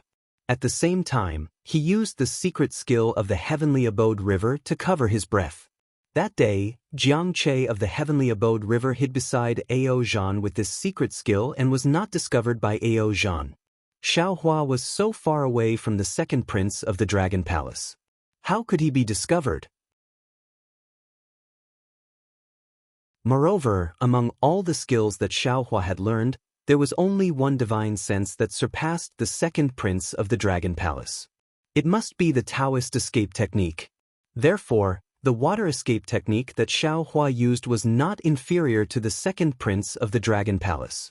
If the second prince had not suddenly stopped and turned around to use the secret skill of the Dragon Clan, Xiaohua's diversion tactic would have succeeded. However, even if Xiaohua was temporarily discovered by the second prince of the Dragon Palace, Xiaohua was not afraid at all. The fluctuation of his soul awareness flowed like water waves, washing away the primordial thoughts of the second prince of the Dragon Palace and other experts of the Demon Clan. His figure quickly rushed to Yuling Bay. Damn it, damn it, damn it! The second prince of the Dragon Palace cursed angrily. He used the secret skill of the Dragon Clan one by one, trying to distinguish Xiaohua's trace. However, Xiaohua was like a slippery loach. It seemed that he was there, but no matter where his primordial thoughts or secret skills fell, they were all empty. Seeing that Yuling Bay was not far away, the second prince of the Dragon Palace had a bad feeling. After all, the human clan and the demon clan were mixed in Yuling Bay. Although there were not many human clan members, to search one by one was like looking for a needle in a haystack. Not to mention a practitioner like Xiaohua, as long as he relaxed for a moment, his trace would have been thousands of miles away. It was impossible to find him. Just as the second prince of the Dragon Palace had a bad feeling, the primordial thoughts in the distance immediately became abnormal. Previously, he could still feel a trace of Xiaohua, but now it was empty.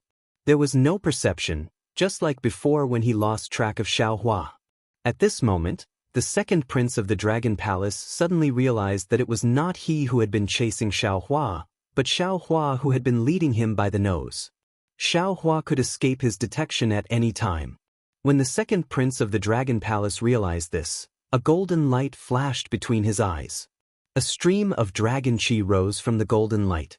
The second prince of the Dragon Palace gave up on the direction of Yuling Bay and swept to the left and right sea. However, when he hurriedly looked around, there was a sudden dragon roar, and the nearby space boiled again. However, it was a pity that the bubbles disappeared one after another without revealing the slightest trace of abnormality. Roar! The second prince of the dragon palace was furious.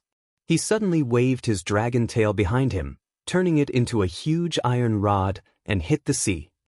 Boom! The sea was pushed forward by him, and huge waves of hundreds of feet high. Several nearby ships were tottering in the waves. A group of demon clan members on the ships were so frightened by the second prince's dragon chi that they collapsed on the deck and trembled. After the second prince vented his anger, he sped up and rushed to Yuling Bay not far away. His gaze swept to the place where Xiaohua might have fallen. The second prince's figure was like lightning. Just as he was about to rush into Yuling Bay, he suddenly stopped and turned to look at the place where he flew past. It was one of the 5 mountain ranges of Yuling Bay that looked like 5 fingers reaching into the North Sea. At the end of the mountain range, there was a protruding cliff. Usually, hundreds of seagulls would soar and rest here. However, at this time, there was not a single seagull to be seen. Except for the whistling of the sea wind, it was terrifyingly quiet. The second prince frowned slightly. He looked at Yuling Bay not far away in the morning light, and hesitated for a moment before flying toward the cliff. After the second prince, the 3 demon race cultivators flew over separately. However, they didn't get too close. They just stood in 3 different directions of the cliff, blocking the way to the North Sea. It was as if they were preventing anyone from escaping from the cliff. At the same time, in the direction of Yuling Bay, squads of armored prawn soldiers and crab generals also flew over, gradually blocking the other direction of the cliff. The top of the cliff was very barren. Only a few thumb-sized plants grew tenaciously in the sea breeze. These plants grew out from the cracks of the large rocks. Apart from the dark green rust spots on the large rocks, there were also patches of grayish-white bird droppings. There was simply too much bird droppings, layer upon layer. The outermost layer of bird droppings was slowly lifted by the whistling sea wind, blown away by the wind. Among the rocks, there was a small stone house. This stone house was completely built from the rocks on the cliff. Although it was not piled up perfectly, it was enough to block the sea wind. However, the second prince's gaze did not linger on this stone house for long. He only glanced at it before sweeping past, landing on the cliff that was sheltered from the wind. However, at this moment, a black shadow suddenly flashed from the stone house. A woman with dark skin walked out from inside. This woman had a graceful figure. When she walked, her waist swayed like a willow tree, as if she had no bones. Although this woman was wearing clothes, the skin exposed outside of her clothes was clearly covered in scales. What was special was that although the woman's rough face had been transformed to the best of her ability, her scarlet tongue was still in the shape of a snake's forked tongue, involuntarily flicking here and there. There was almost no emotion in those pitch-black eyes. Wasn't this woman the snake demon that Xiaohua had seen in the sky above Yuling Bay last night?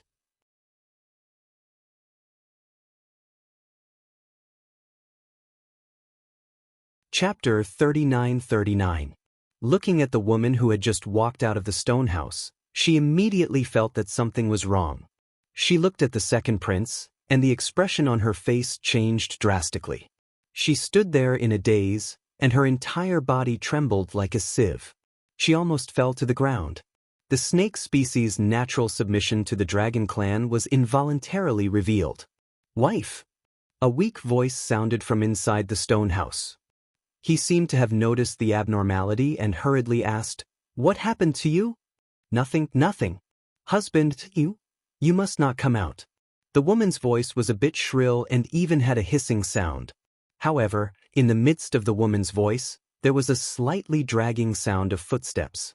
A man in strange clothes walked out of the stone house. This man had a head full of white hair and 2 big and lifeless eyes. His hands were stretched out in front of him, groping left and right. Obviously, he was blind. When the man touched the snake demon's trembling body, he said in surprise, "Wife, why are you so cold? Quickly put on these clothes." As he spoke, the blind man hurriedly took off his clothes and touched the woman, wanting to help her put on her clothes. "No need, husband." Facing the second prince of the Dragon Palace, the woman could not restrain her body from trembling. However, she still hurriedly shouted, "The wind is strong here. You quickly put on your clothes." "Umph." The second prince of the Dragon Palace snorted and looked at the woman and the demon with extreme disgust. The dragon breath from his mouth and nose blew past, creating a fierce wind that blew away the clothes in the man's hands. "Such a strong wind," the old man said and hurriedly pulled the woman's arm. "Wife, quickly come back to hide from the wind." The snake demon did not dare to move. She hurriedly pushed the man and said, "Husband, don't worry about me, quickly go back." "Damned thing, you actually dare to conspire with a human?" The shrimp soldiers and crab soldiers in the distance had already approached. When Ma Yingfeng saw this, he unconsciously thought of Xiao Hua's slander in the arena and his heart burned with anger. He waved the trident in his hand and stabbed it towards the trembling snake spirit woman. The woman was shocked and wanted to dodge. However, when she saw the man still holding her arm, she gritted her teeth and tilted her body to block the man. Her body met the trident head-on. "Are you crazy?" At this moment, a lazy voice came from the place where the second prince of Dragon Palace was looking. "They are a loving couple. I envy them. Why do you want to break them apart? If you break them up, then I won't even have a neighbor." Following this voice, a huge black shadow rushed out from that place and blocked the three-pronged fork. When Ma Yingfeng saw that the three-pronged fork had wings that seemed to be cast from copper and iron, he couldn't help but be greatly alarmed. "Fellow Immortal, where did you come from?" The second prince of Dragon Palace was not surprised. He looked at the origin of the wings with interest and asked, "When will we arrive at Yuling Bay? Why didn't I know that there was a powerful demon race expert on this cliff?" This old man came from where he came from, and in the future, I will return to the same place. I just stayed in Yuling Bay for a few years. I don't need to disturb so many fellow immortals, right? As he spoke, a demon race of more than 30 meters flew out from the foot of the mountain. This demon race was now in human form. On his head, which was several feet in size, there was a pair of bright eyes flashing with a sharp gaze. 2 long eyebrows were slanted into his sideburns like sharp swords. His slightly bulging mouth and nose revealed faint red lips and white teeth. The demon's wings were surging with demon aura, and a pair of naked arms with bulging muscles could be vaguely seen amidst the demon aura. What was blocking the sharp weapons was the shadow of one of the demon's wings.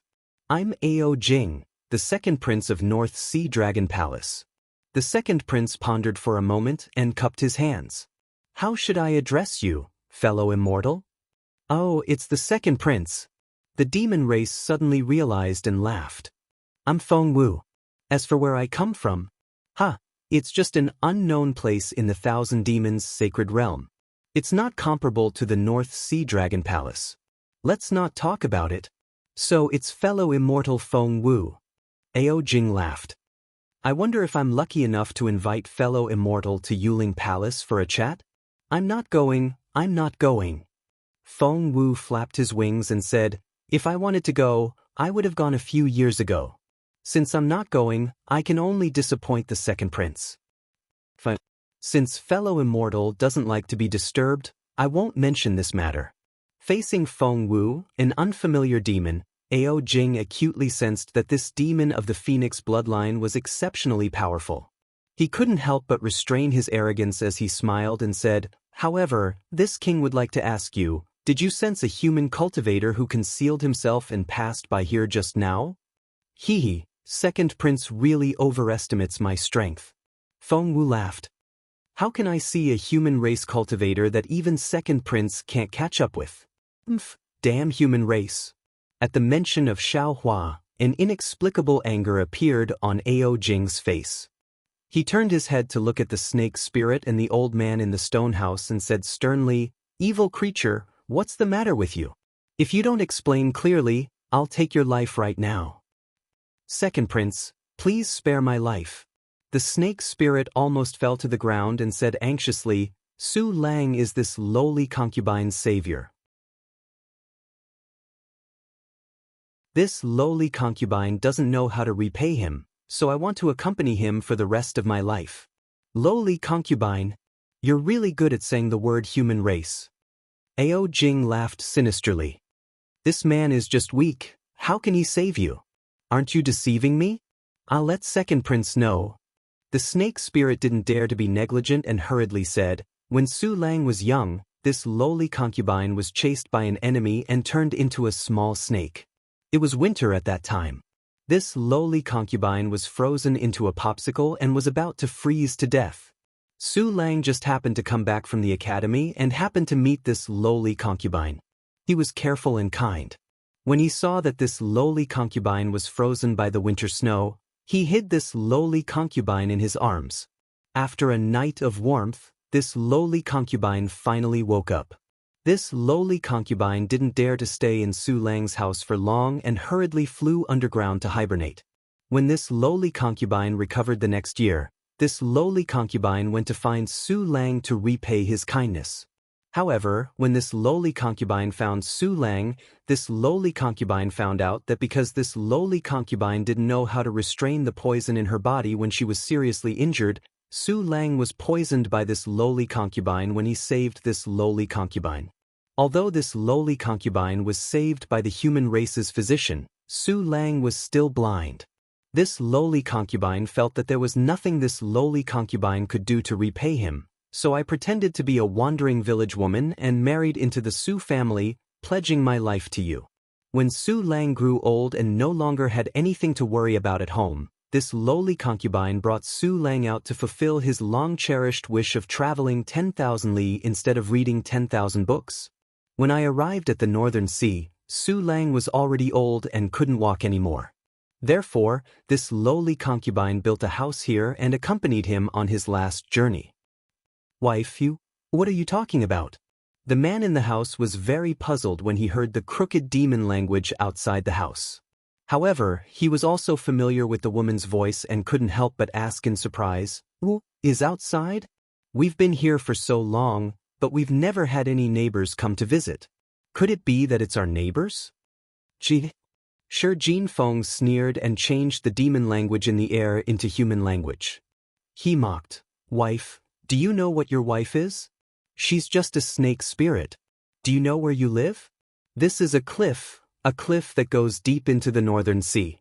In the past, there were many seabirds here, but now, not a single seabird can be seen. Do you know where these seabirds went? They were all swallowed by your snake spirit wife. Where did you get this neighborhood from?" Hearing Ao Jing's words, the house was silent at first. In the end, that man cried out in shock, Wife, who is this person? Is what he said true? Aren't you an orphan of the Bai family? How did you become a snake spirit? How is this possible?" Husband. A trace of sorrow appeared in the woman's previously emotionless eyes. This sorrow was especially obvious in the pitch-black snake eyes. Feng Wu frowned and glared at Shi Jinfeng with some displeasure. Shi Jinfeng's heart shrank as fear appeared in his heart. At this moment he finally understood why his prince was so courteous to this demon with a phoenix body. It wasn't just because Feng Wu was powerful. "My wife. Say something. I don't believe what this person said." That man pressed. Are you a human or a demon?" The snake spirit woman hesitated for a moment and said, "Husband, is it important whether this lowly concubine is a human or a demon?" Unfortunately, that old man with the surname Su didn't answer. After a moment, the snake spirit woman said with some sorrow, "Husband, do you still remember the story of the little snake that this concubine often told you?" "Of course I remember." That man's voice trembled. "You often told this story to me. I thought you were comforting me. Could it be?"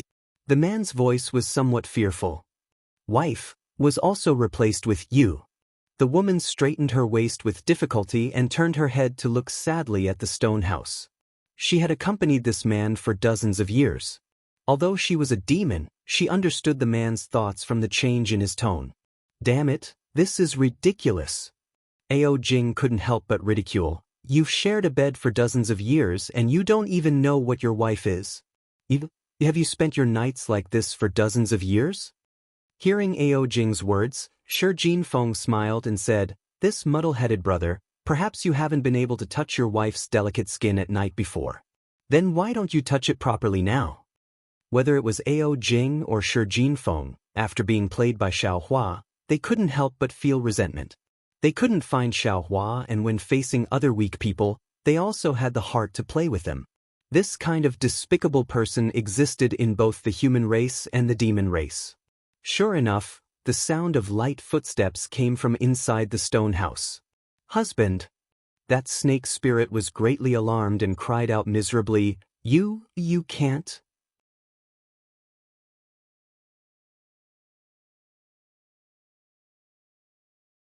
Chapter 3940. However, the footsteps were still so resolute, not shaken by the snake spirit's panic. Feng Wu's expression changed as he watched from nearby. This Feng Wu was naturally Xiaohua's transformation. In fact, it wasn't much of a transformation. Xiaohua only needed to slightly reveal the heavenly phoenix within his body, and that was enough to scare Ao Jing and the other dragons. Feng Wu could stop Ma Jinfeng from killing the snake spirit, but he couldn't stop the man from walking out of the stone house. Moreover, although Ao Jing and Ma Jinfeng were clearly trying to sow discord, the hand that would reveal the truth was on the man. The man had the right to know the truth, and Xiaohua had no right to stop him. The man's figure appeared, and his hand slowly approached the snake spirit's body. The snake spirit's body trembled slightly and slowly moved, trying to dodge. However, the man didn't give up and followed the direction of the snake spirit's movement again. The snake spirit's body trembled violently for a moment before suddenly stopping. She looked at the man's resolute face with a hint of sadness in her eyes, and a look of desperation appeared in her eyes. The snake spirit no longer dodged. She raised her illusory hand slightly and held the man's hand. The man hurriedly touched the snake spirit's arm, and the panic on his face faded slightly. However, the snake spirit immediately pulled his hand, and bit by bit, it moved upwards, towards the place where the scales hadn't transformed. The man's arm trembled slightly, and he was somewhat hesitant, but also somewhat resolute. The distance of less than a foot actually took a full half a cup of tea's time. Not to mention the howling sea breeze, even the crowd of demons and shrimp soldiers and crab generals stopped moving, as if they were waiting for some kind of outcome. The man's hand finally touched the snake spirit's ice-cold scales, and the moment he touched the scales, the coldness struck the man like a bolt of lightning. The man's arm trembled, and his entire body twitched. His face revealed disbelief, and his empty eyes seemed to flash with spirit, as if he had seen many things. However, the man's mouth seemed to say, "You," and it was unknown what he wanted to say, and then, there was no more. Then, the man collapsed on the ground, white foam coming out of his mouth. In just a few breaths, the breath he breathed out was less than the breath he breathed in. The snake spirit looked coldly at the man's hand, which was now firmly gripping a piece of scale on the snake spirit's body. Even in the face of death, he did not loosen his grip. The man died. His grayish-white eyes stared fixedly at the sky, as if he had died with his eyes wide open. His hand was still stretched out, strangling the snake spirit's scales. The snake spirit raised her hand, and with a crack, she broke off the scale. The man's hand fell to the ground. The snake spirit reached out to cover the man's eyes and said in a low voice, "Su Lang, I thought that after accompanying you for your entire life, I had already become your true love in your heart. You wouldn't care about my demon body anymore. Actually, there are many times when I want to tell you the truth. I want to know if you care that I'm a snake spirit, but I'm afraid of seeing something I don't want to see. I thought that once we reached this place, I would be able to accompany you to the end of the journey and let you have a perfect ending. But the heavens want me to know what you're thinking. Stories are just stories. The more I tell them, the more you listen to them. What I ask and what you answer are not reality."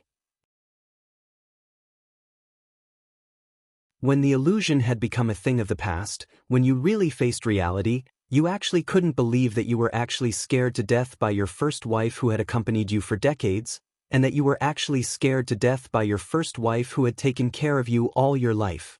The ending of this story is really laughable. Su Lang, How can you make me believe in the affection of this world? Demons will always be demons. What's the point of talking about feelings with humans? Ao Jing was also surprised by this unexpected ending, but seeing the snake's spirit so sad, he couldn't help but sneer. Maybe it's time to end it. The snake's spirit waved her hand and picked up the man's corpse. She looked at Ao Jing indifferently. Although she was still afraid, she still asked, "Can this concubine go now?" "Go, go." Ao Jing waved his hand. Xiaohua asked strangely, "Where are you taking this human's corpse?" After a human dies, it's important to be buried in peace. This concubine will bury him. The snake spirit looked at Xiaohua and replied, "Let's go." Xiaohua flapped his wings and sighed, "This old man should also go. After staying here for a few years, I didn't expect that you too would have such an ending. It's really beyond this old man's expectations." This old man often heard humans say that the world in people's hearts is often the most perfect. Many people don't dare to open their eyes and face reality because the world in front of them is too cruel. There are too many unsatisfactory things. This kid surnamed Su seems to be a pure and kind person from his speech and behavior. He even helped my demon race since he was young. Unfortunately, a pure and kind person is not necessarily a wise and brave person. His eyes are blind, and his heart is even more blind. After he finished speaking, Xiaohua spread his wings and a whirlwind appeared. Xiaohua's body turned into a phoenix that was dozens of feet long. As his wings danced, demonic clouds lingered around him. The clouds flickered and his demonic body instantly flew a few miles away, gradually disappearing into the sea breeze. Second Prince. Seeing Xiaohua fly away, Ma Yingfeng whispered, "This Feng Wu is a demon expert." Alas, if not for today's matter, we could have become friends. Ao Jing smiled bitterly. After watching Xiaohua fly away, the snake spirit also rolled up the demonic clouds and went inland. He whispered, "Since this matter has happened, let's wait for another chance." Ma Yingfeng nodded. He then looked at the several demon experts in the distance and whispered, "This subordinate suddenly thought of something. That human who escaped, was he the Confucian cultivator who took out the Immortal Palace's token? Should this subordinate and the others search Yuling Bay? Naturally, we have to search. This Confucian cultivator actually dared to ruin my North Sea Dragon Palace's matter. We can't let him go easily." Ao Jing nodded. However, it's hard to say whether this human is from the Immortal Palace or not. After all, the Immortal Palace's people have already revealed their identities. He can't directly attack my North Sea Dragon Palace. But then again, the human race is best at creating a diversion. He revealed his identity and thought that we wouldn't suspect him. Then he saved Jiang Sheng. He used Jiang Sheng to provoke the dragon palaces of the four seas so that the Immortal Palace could benefit. At this point, Ma Yingfeng continued in a low voice. Also, Baxia 47869, who fought with Jiang Sheng, was also rescued by a Confucian cultivator. This Confucian cultivator disguised as a Daoist cultivator must be related to Baxia 47869. Yes, that's possible. Ao Jing nodded. Check Baxia's records and see if you can find any clues. Actually, there are no more than a few possibilities. One is that the remnants of the heavenly abode river asked the Confucian cultivator to help. They borrowed Baxia's power to sneak into the arena and save Jiang Sheng. The first possibility was that the Confucian cultivator wanted to save Baxia and Jiang Sheng along the way. Another is that the Confucian cultivator knew these two and saved them at the same time. Yes, Your Highness's analysis is very reasonable. Ma Yingfeng smiled. No matter what, this Confucian cultivator disguised himself as a Daoist cultivator and came to my arena with bad intentions. No, if that Confucian cultivator wanted to save Jiang Sheng, he could have just entered the arena. Why did he drag Baxia into it? Also, if he wanted to make a move, he could have done it before Jiang Sheng's fight. Why wait until Jiang Sheng and Baxia make their move? Ao Jing suddenly realized something, shock appearing on his face. Could it be that the Confucian cultivator wanted to save Baxia, and Jiang Sheng was just doing it in passing? damn it. Ao Jing anxiously said, Ma Jinfeng, you're right. Quickly go and investigate the background of this Baxia 47, 86, 9. Since he's Baxia 47, 86, 9, he's from the Baxia arena. Why would he come to my Yazi arena? Could it be? Ma Yingfeng smiled bitterly at Ao Jing's words. He naturally knew about Shen Kong's arrangements, but how could he dare to tell Ao Jing? Then, what about the Immortal Palace? Ma Yingfeng asked in a low voice.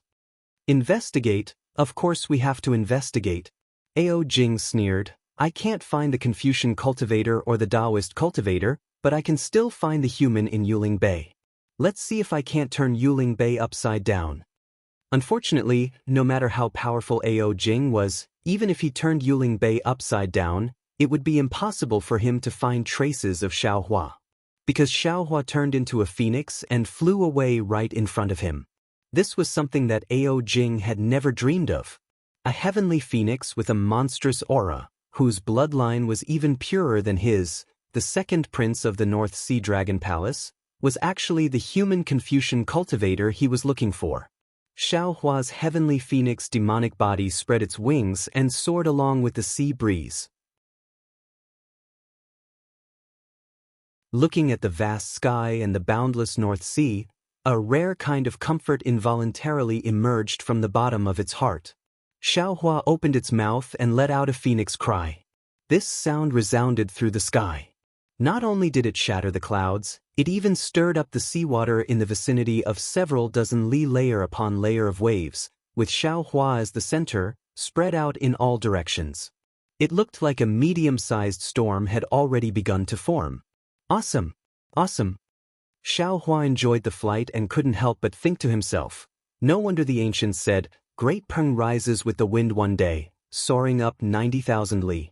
This poem is refreshing to read, but when I really fly, the feeling is even more inconceivable.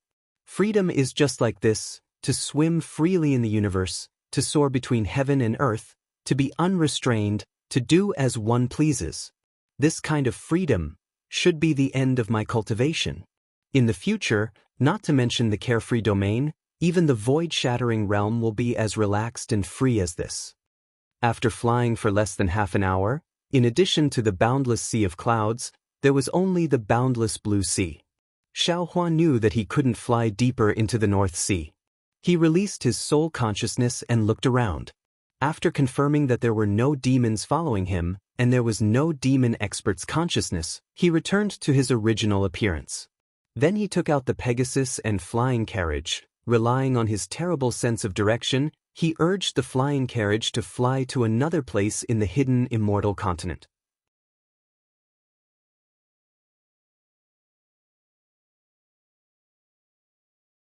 Chapter 3941. Xiaohua urged the Pegasus to sit inside the flying carriage. He secretly pondered over his actions along the way and felt that there was nothing inappropriate.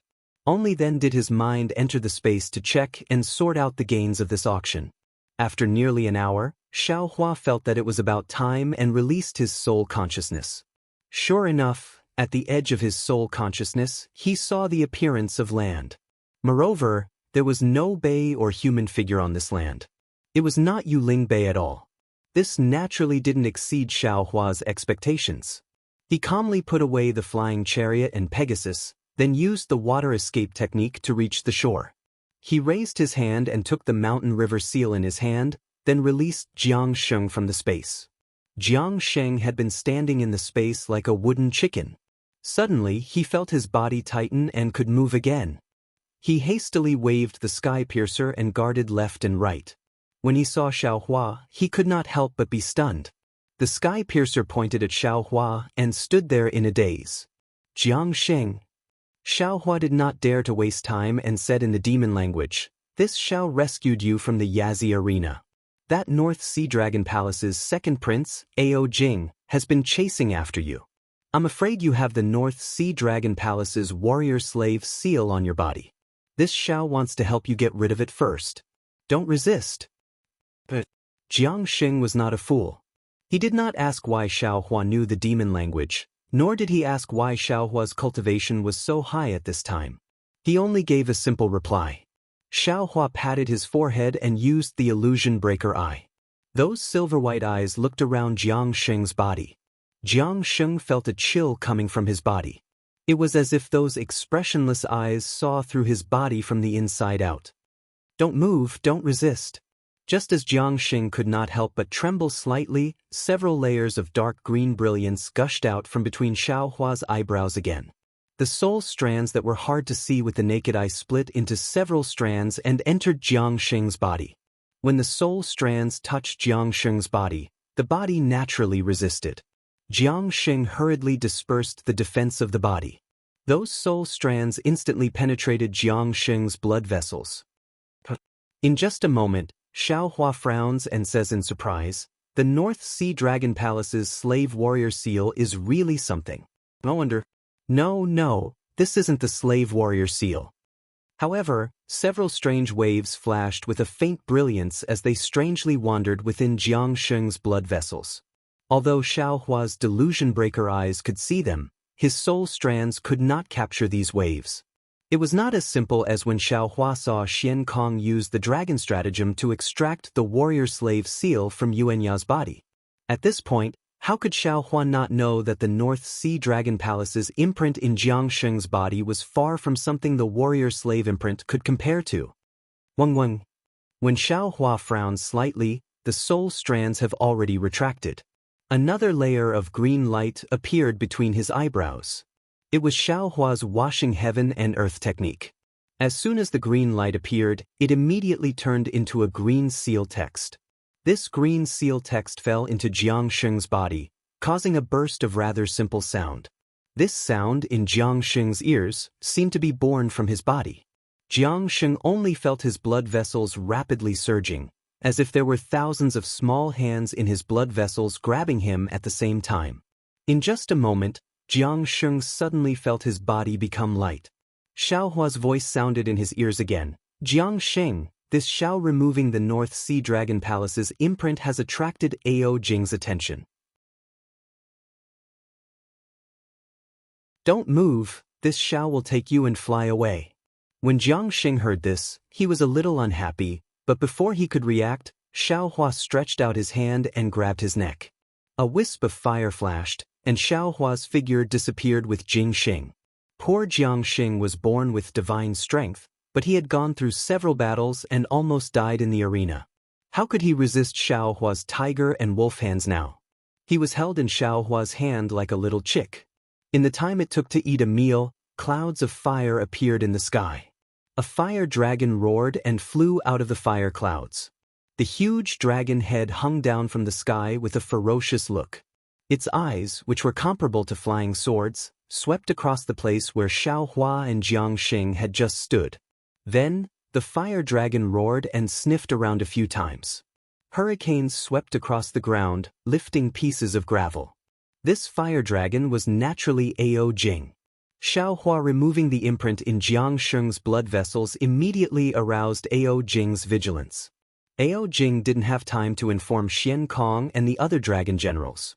He first transformed into a dragon and chased over. However, he was still too late. Except for a trace of the North Sea Dragon Palace's imprint, there was nothing left here. How is this possible? Who dares to remove the demon imprisoning knot of my North Sea Dragon Palace on the side of the North Sea? Ao Jing was furious. He opened his mouth and spat out a raging fire, burning an area of several miles. This Confucian cultivator, other than someone from the Immortal Palace, how could he have such a powerful method? A Daoist cultivator? A Confucian cultivator? It's just a smokescreen from the Immortal Palace. They want to trick me. Damn it, I'll definitely report this to my father. How dare they destroy the North Sea Dragon Palace's plan to lure the enemy? Ao Jing cursed angrily for a moment. He was already furious and had lost all sense of reason.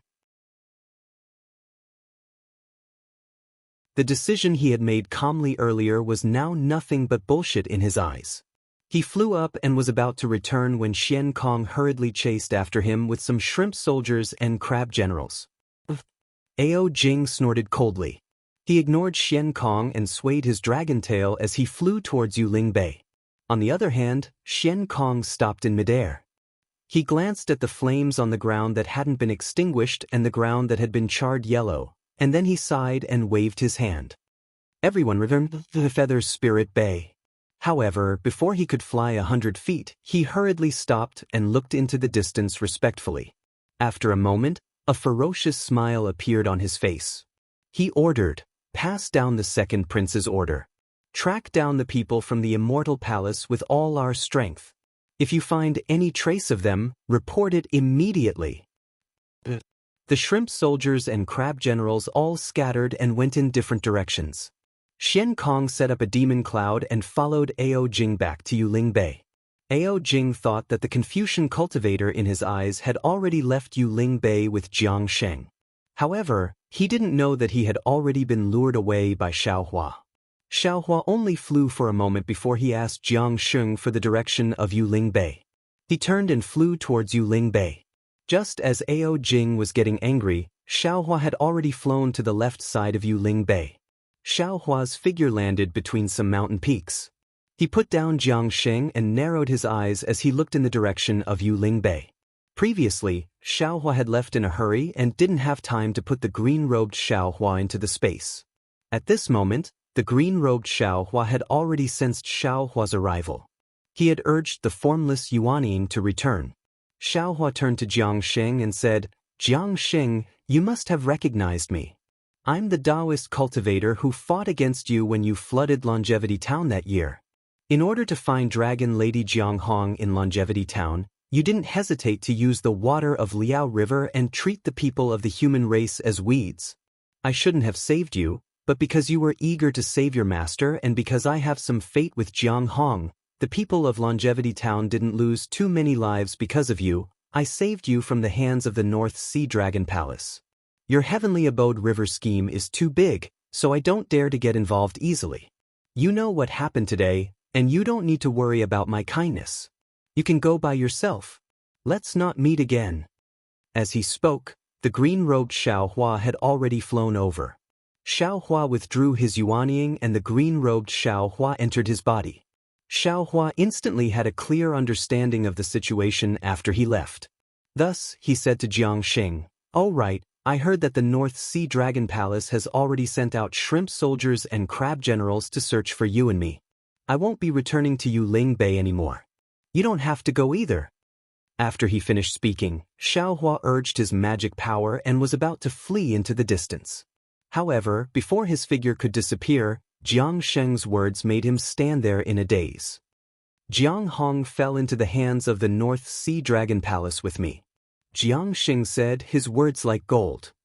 "What?" Xiaohua turned his head and asked in disbelief. "Jiang Hong is your family's dragon princess. How did she fall into the hands of the North Sea Dragon Palace with you? How did you protect your princess?" Jiang Sheng wasn't surprised by Xiaohua's reproach. He even blushed a little as he explained in a low voice, "I escorted my family's princess to Yuling Bei to meet with Jiang Che and the others." Unfortunately, before he could finish, Xiaohua waved his hand coldly. "Forget it. The matter of your Heavenly Abode River has nothing to do with me."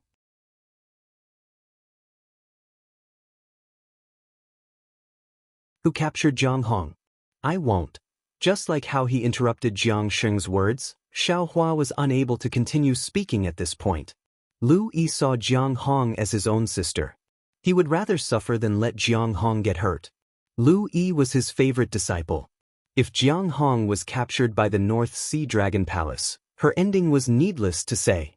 If she wasn't a princess, she would have been sent to the arena to die like Jiang Sheng.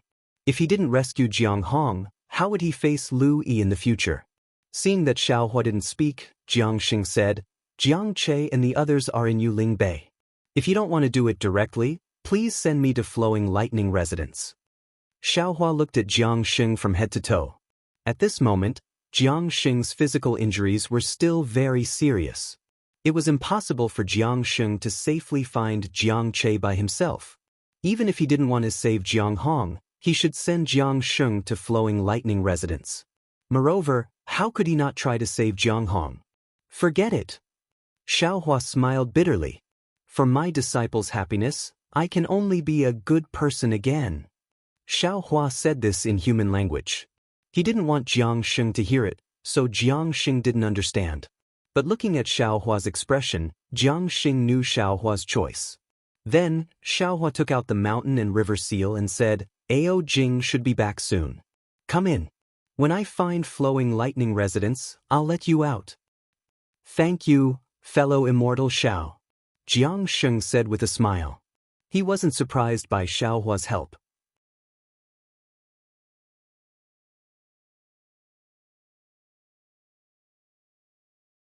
Chapter 3942.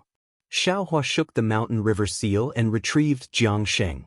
He then activated his flying technique and flew towards Feather Spirit Bay. Not long after, Xiaohua arrived at the place where he met the snake spirit. Looking at the familiar place, Xiaohua sighed. In just one night, so many things had happened, which made Xiaohua realize a lot. At this time, Yuling Bay was different from before. Whether it was humans or demons, there were much fewer people. The shops and tents were equally desolate. Xiaohua identified the direction and landed on the ground. Seeing a Confucian cultivator hurriedly flying by, he hurriedly stepped forward and cupped his hands. Greetings, fellow immortal. That Confucian cultivator looked at Xiaohua and said coldly, What do you want? Sorry to disturb you, fellow immortal. May I know where Flowing Thunder residence is? Xiaohua didn't get angry and asked with a smile.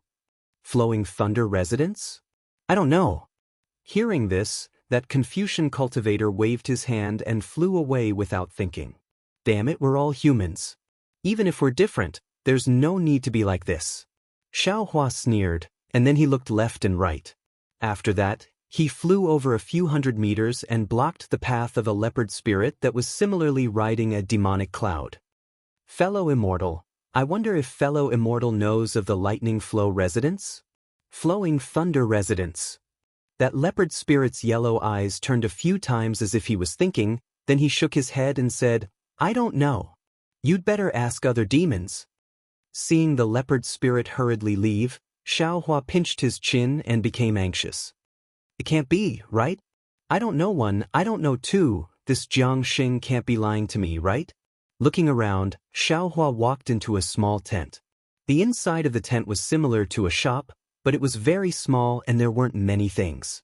Seeing Xiaohua enter, a shrimp-like member of the sea race hurriedly greeted him and said with a smile, Fellow Immortal, what do you want to choose? Xiaohua looked at those ordinary pearls and said with a smile, I don't want to buy anything, I just want to ask for directions. Hee, fellow Immortal, please tell me. The shrimp-like member's attitude was very good. Does fellow Immortal know Flowing Thunder residence? Xiaohua said. Seeing the sea shrimp's hesitant appearance, Xiaohua started to feel apprehensive. Sure enough, the sea shrimp shook his head and said, Sorry, immortal friend. I've only been in Yuling Bay for half a year. I've never heard of the place you mentioned. If you want to find out, it's best to find the demons who have lived here for a long time. They should know. As soon as Sea Shrimp opened his mouth, Xiaohua immediately thought of the general of the sea race near the Bai and Yazi auction hall. Perhaps only the monster race would know such a strange place. Thank you, fellow immortal. Xiaohua smiled and cupped his hands before walking out of the tent. Do you have proof of Yuling Bay? Just as Xiaohua walked out of the tent, a rather shaky voice sounded in front of him. Xiaohua raised his head to look. It was a group of shrimp soldiers and crab generals holding shining weapons in their hands. They just happened to pass by this tent. Seeing a Dao sect cultivator walk out from inside, they immediately surrounded Xiaohua. Xiaohua naturally wouldn't put these small shrimps in his eyes. He took out the jade pendant that you gave him and said, This is the proof that this old man got from the Sea Whale King. You can take a look for yourself. Sea Whale King? The leading crab general's eyes bulged out of their sockets.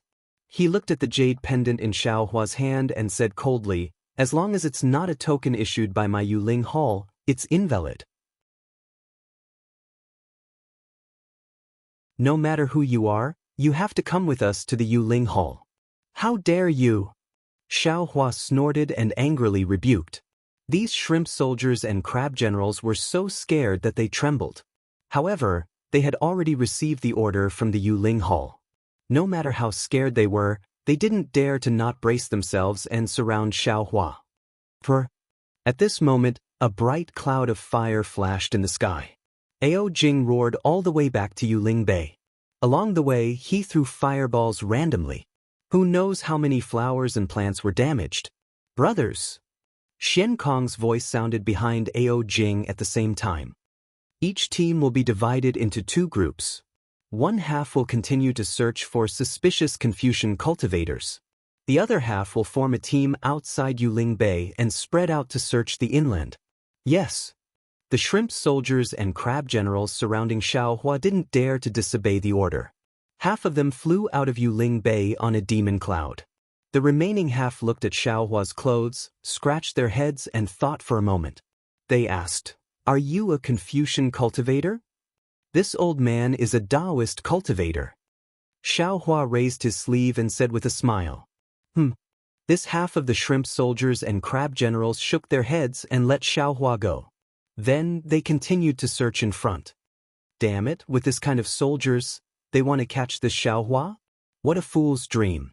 Xiaohua laughed inwardly and flew towards the Yazi auction house. On the contrary, when he arrived near the auction house, apart from a small number of demons on guard, there were fewer shrimp soldiers and crab generals patrolling. The humans and demons who were watching the excitement also disappeared. Even the shops around the auction house were mostly closed. The previous lively scene was nowhere to be seen. However, the shop where the sea race generals sold sea relics was still half open. It seemed like it was waiting for Xiaohua. Xiaohua's figure had just stepped into the shop when a respectful voice sounded, "Senior is here." "Why are you still here?" Xiaohua was slightly taken aback. "Who are you?" Without waiting for Xiaohua to answer, a yuan thought swept over from afar. It landed on Xiaohua. Soon after, a cold voice sounded. Xiaohua naturally noticed that there were people from the auction house inspecting nearby. He was not afraid of being discovered. When he heard the question, he turned his head and said with a smile, "This one is Xiaohua. My Daoist name is Daoist Xiao." "What's the matter?"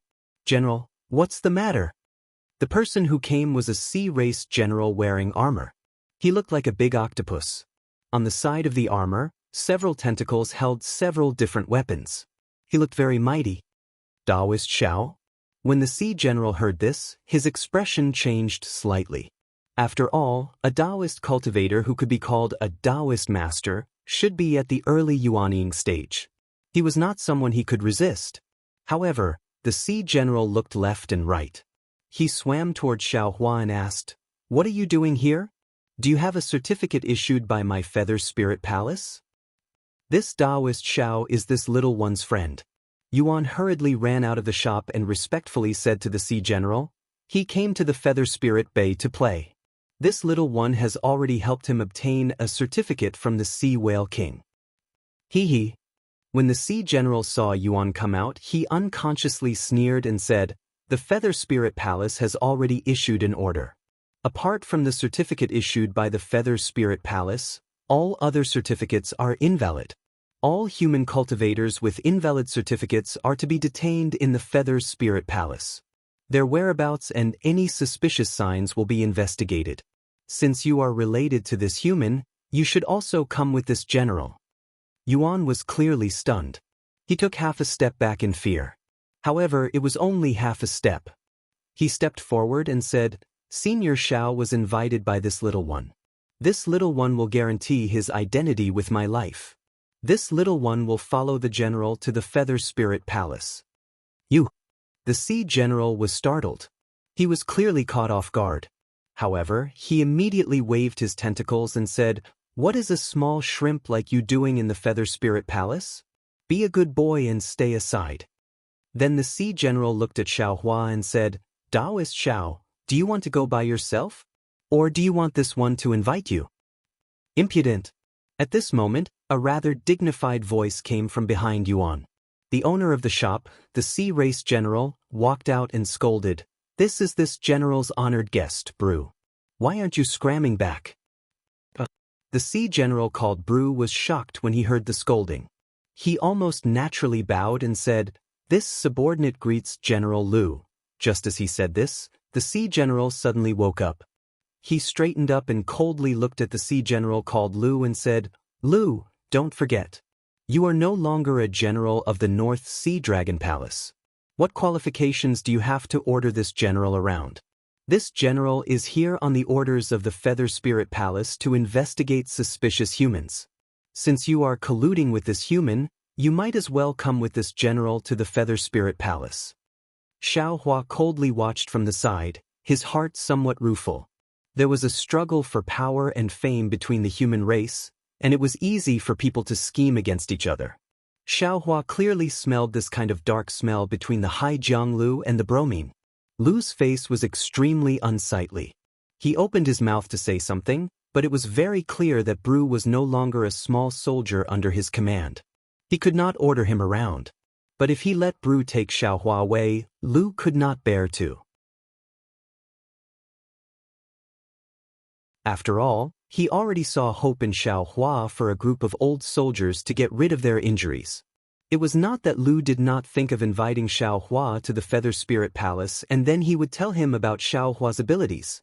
But the problem was, he didn't know if Xiao Hua was willing to cooperate with the North Sea Dragon Palace. If Xiao Hua wasn't willing, and he had leaked Xiao Hua's divine ability, it would bring disaster to Xiao Hua. Lu didn't think he would do such a thing. Second, even if Xiao Hua was willing to cooperate with the North Sea Dragon Palace, how could the North Sea Dragon Palace waste a divine doctor like Xiao Hua on these old soldiers? There was no lack of shrimp soldiers and crab generals in the North Sea Dragon Palace that could not be cured. Xiao Hua would not have the free time to treat the old soldiers that he cared about. "What if I can vouch for you?" A faint voice sounded. The sea snake D also walked out and coldly looked at Bru. When Bru heard D's voice, he hurriedly retreated. It was as if he had suffered a great loss in D's hands. His several tentacles quickly danced. He was even more shocked. You, what's wrong with me? Can't you recognize me?" D said with a smile.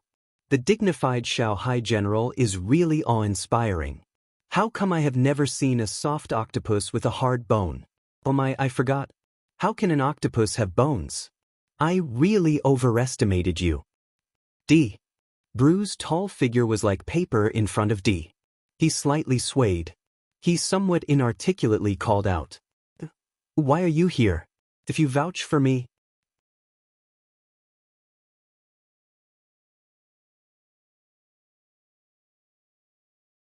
Chapter 3943.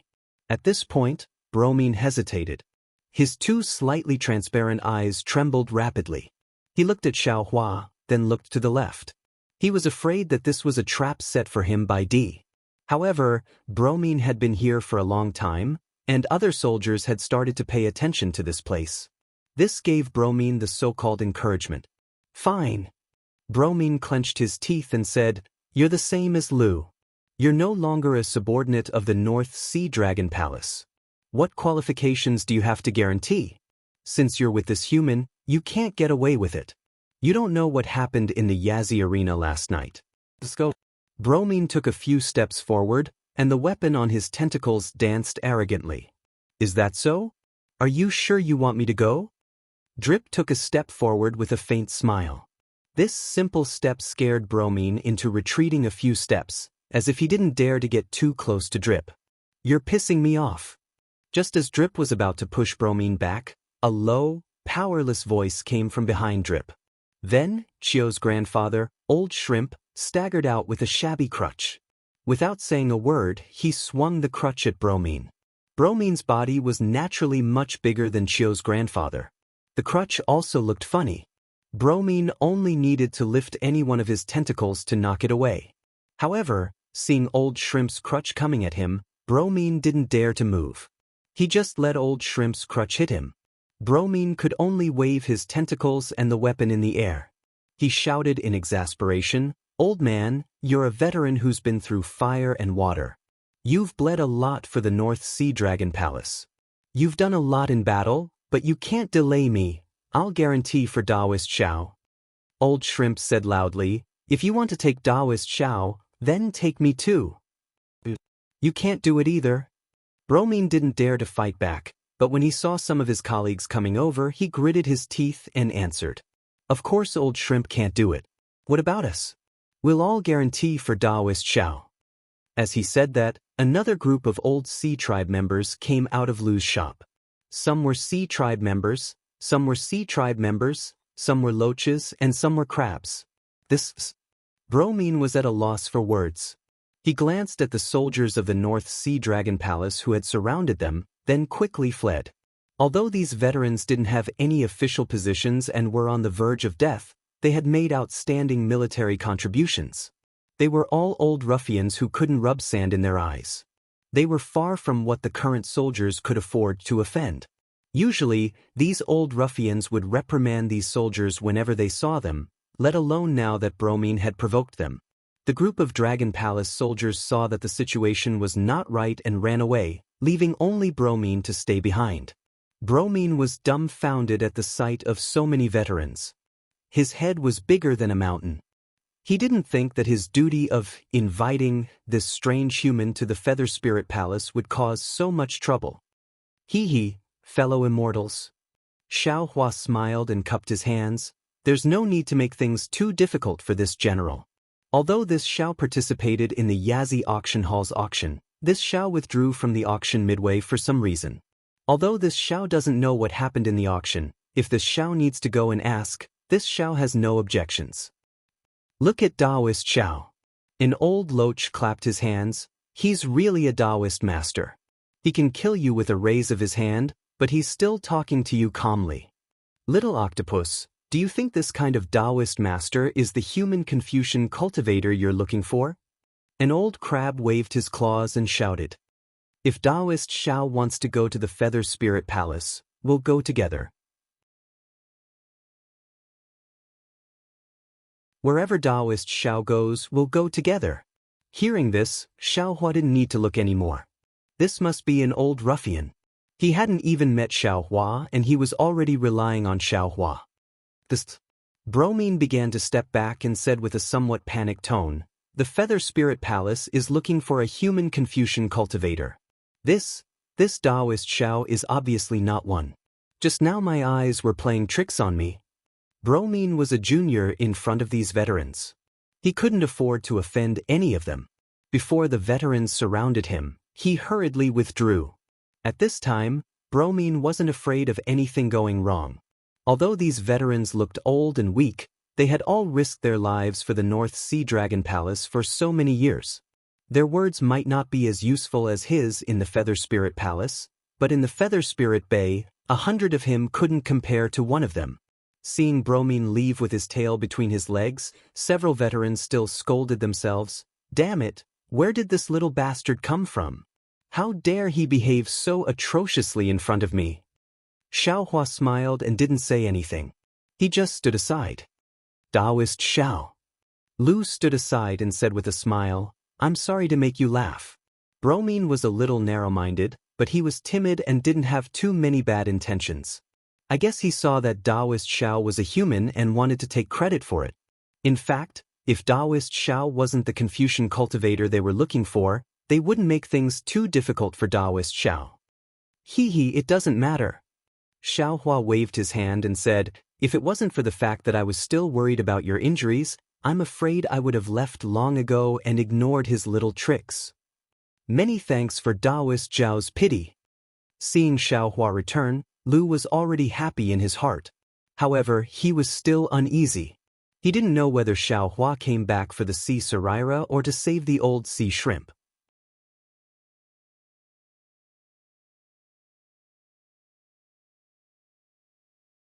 He naturally understood that Xiao Hua wouldn't let him loot the human race's medicine shop and harm the human race's interests. "Daoist Xiao," Lu said from the side. This one also thought for a long time just now. It's not realistic to get the pill formula from the apricot forest medicine shop. Moreover, his pill formula might not be useful. Daoist Xiao's pill formula still needs to be obtained from the North Sea Dragon Palace, Zhai Xing Lu, Yazi Auction House, Li Lai Trading Company, and Luo Yi Merchant Union. Of course the Dragon Palace has it, but the Feather Spirit Palace may not give it. Zhai Xing Lu, Yazi Auction House, and Li Lai Trading Company need to bid. To be honest, not to mention whether these things are available, we don't have many sea crystals and may not be able to bid. The last place left is the Luo Yi Merchant Union. This one has heard of the Luo Yi Merchant Union's reputation before. It's a merchant union formed by the demon race of the Thousand Demons Sacred Realm. It's not large in scale and its transactions are always fair. Moreover, they are indeed resourceful and can get things that ordinary demon race can't. This one wants to see Daoist Xiao and ask him clearly. This one will go find the Luo Yi Merchant Union now.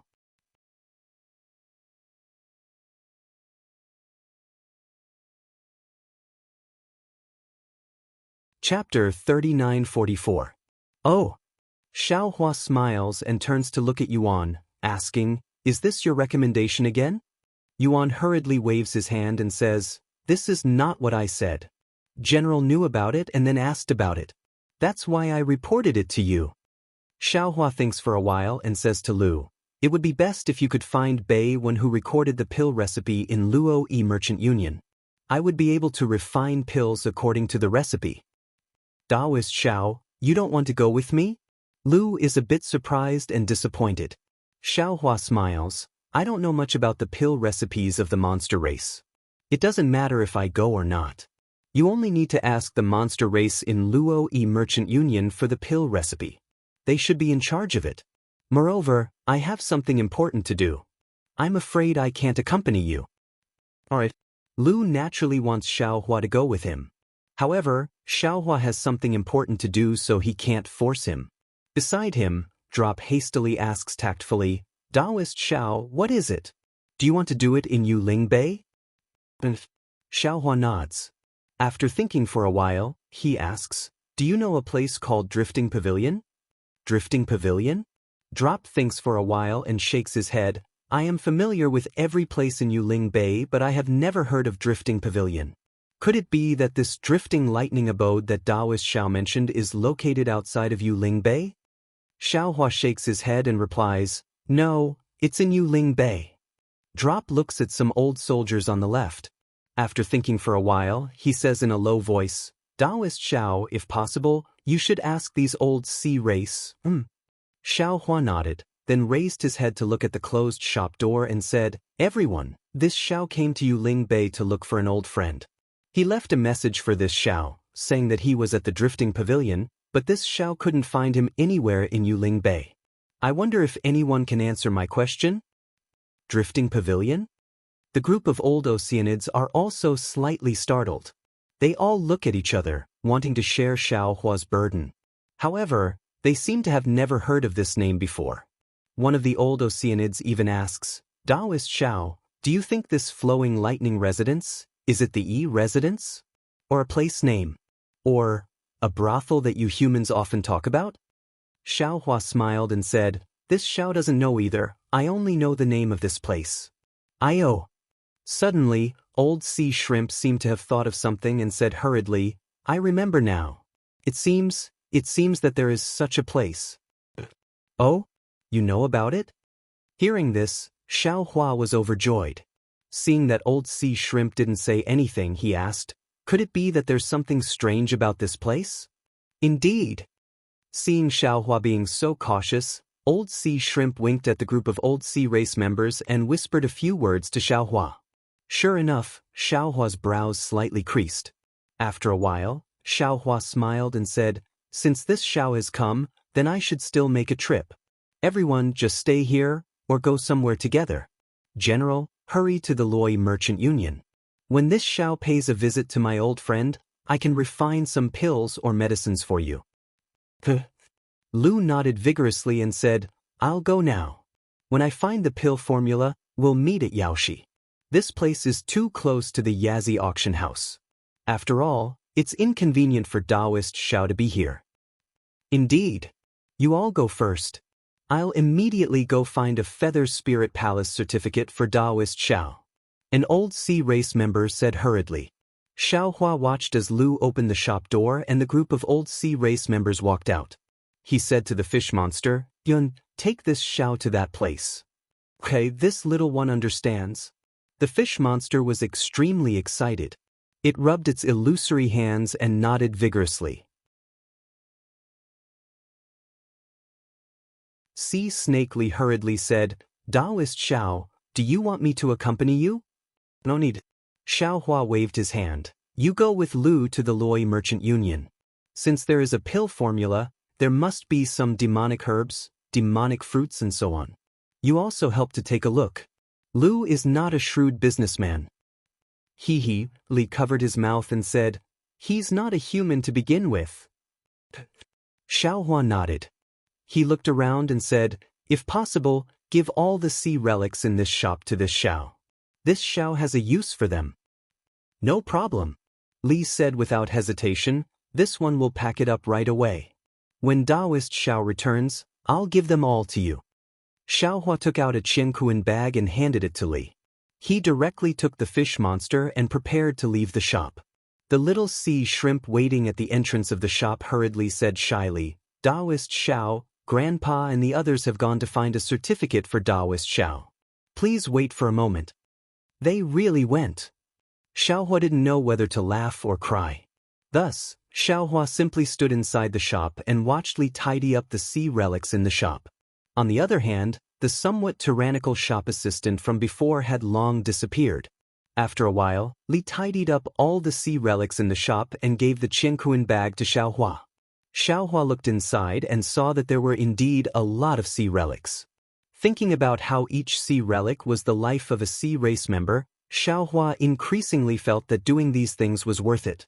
Xiao Hua had just received the Qianquan bag when the old sea shrimp brought the two old sea race members back hurriedly. From the looks of it, they didn't seem to be injured at all. Xiao Hua received a fish card and carefully held it. He smiled and said, many thanks, everyone. You can go and rest first. When this Xiao comes back, I will help you refine pills.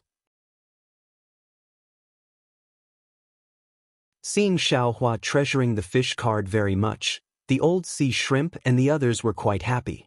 They cupped their hands and said, thank you for everything, Daoist Xiao. Seeing the old sea shrimp and the others leave, Xiao Hua also waved his hand and hurriedly took the fish monster out of the shop. After a while, the fish monster asked in a low voice, Daoist Xiao, where are you going? Xiao Hua said these two words through sound transmission. You want to go to Qi? The fish monster was shocked and almost blurted out. Fortunately, he only spoke half of it and stopped. Xiao Hua smiled and said, if you don't dare to go, then just point in the direction. This Xiao already knows where it is, I can ask. No, this little one will take Daoist Xiao there. Yuan clenched his teeth and said. Then he raised his hand and a demonic cloud appeared under his feet, asking Xiao Hua to fly with him. Xiao Hua urged his flying technique and followed behind Yuan, flying towards the outside of Yuling Bay.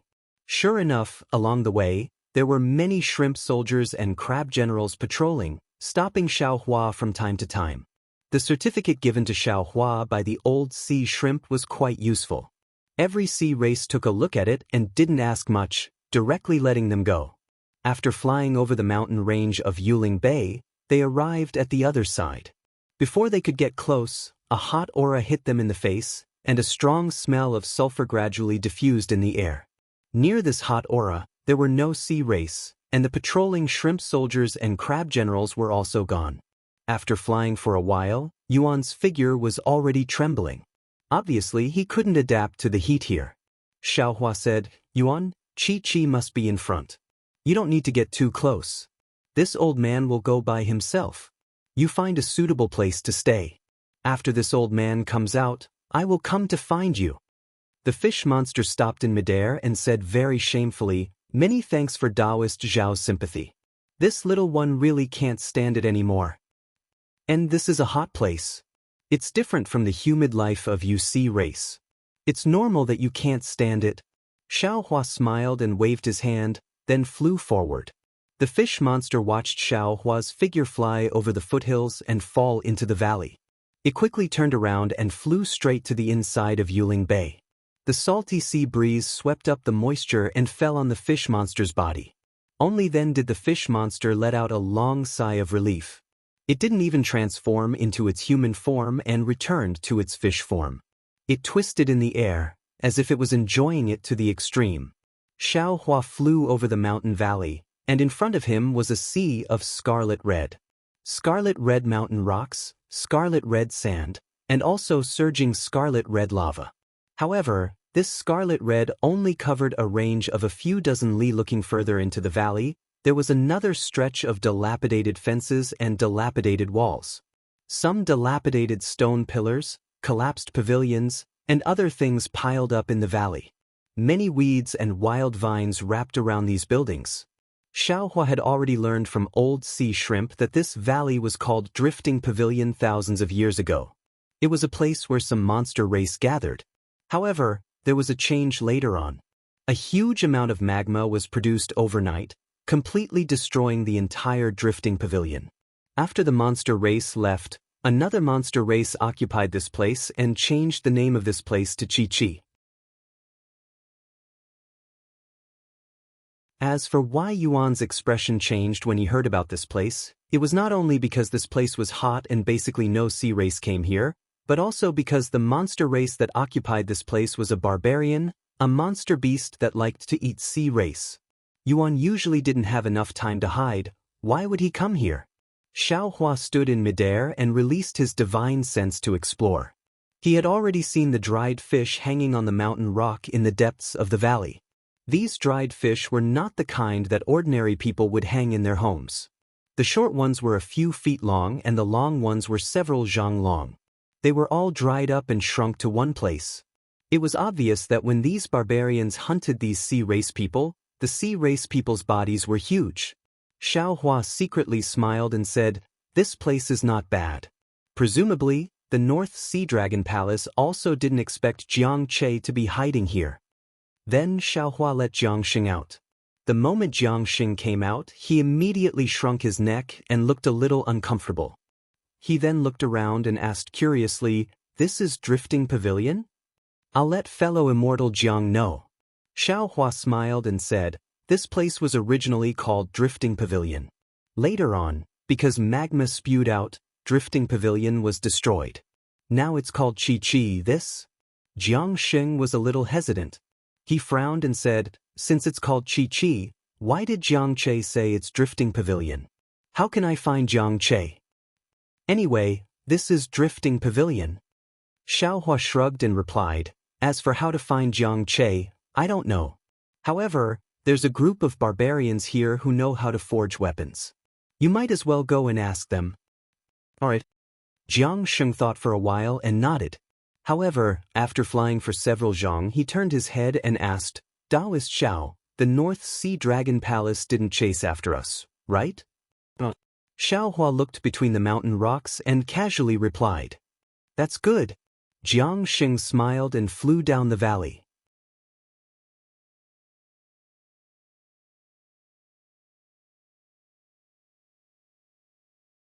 Chapter 3945. At the bottom of the valley was an enormous mountain crevice. Within the mountain crevice was a space of hundreds of meters. Within this space, one after another, stone caves surrounded the crimson magma in the center. In front of the stone caves, there were many materials and large pieces of stone scattered about. At the edge of the magma, there were also some weapons submerged in the magma.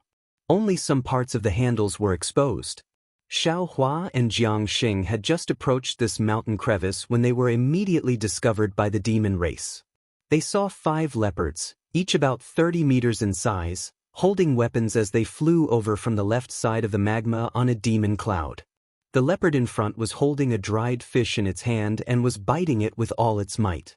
Its sharp fangs flashed with a blood-red color. "Stop!" one of the leopards shouted loudly. "Is this a place where you can come?"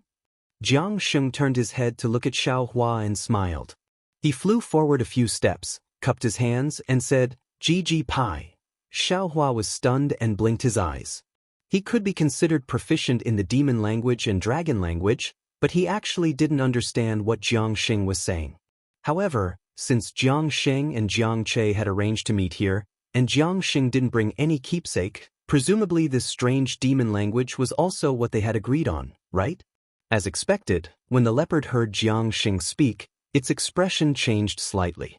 The leopard that was eating the dried fish threw away the dried fish in its hand and flew a few steps closer. It also spoke in a similar demon language, but the speed of its speech was even more hurried. The two demons spoke a few words, and then they both stretched out their claws and stuck them together. The claws slightly touched a few times, and the rhythm was also different.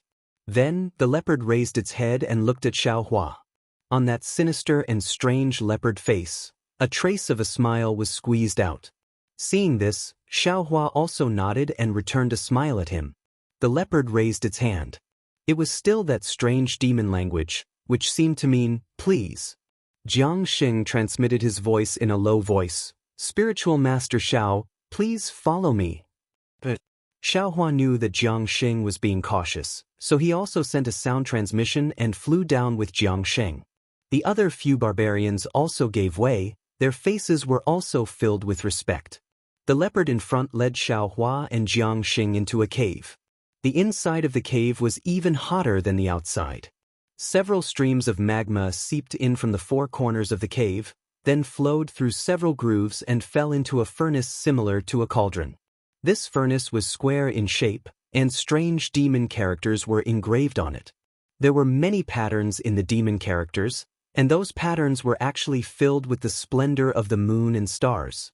Seeing this, Xiaohua knew that this was a tool used by the demi-human race and couldn't help but take a few more glances at it. However, he could see that there were only some raw materials in the furnaces, presumably still being refined. When he thought about the weapons in the lava outside the cave, Xiaohua lost interest in taking a closer look.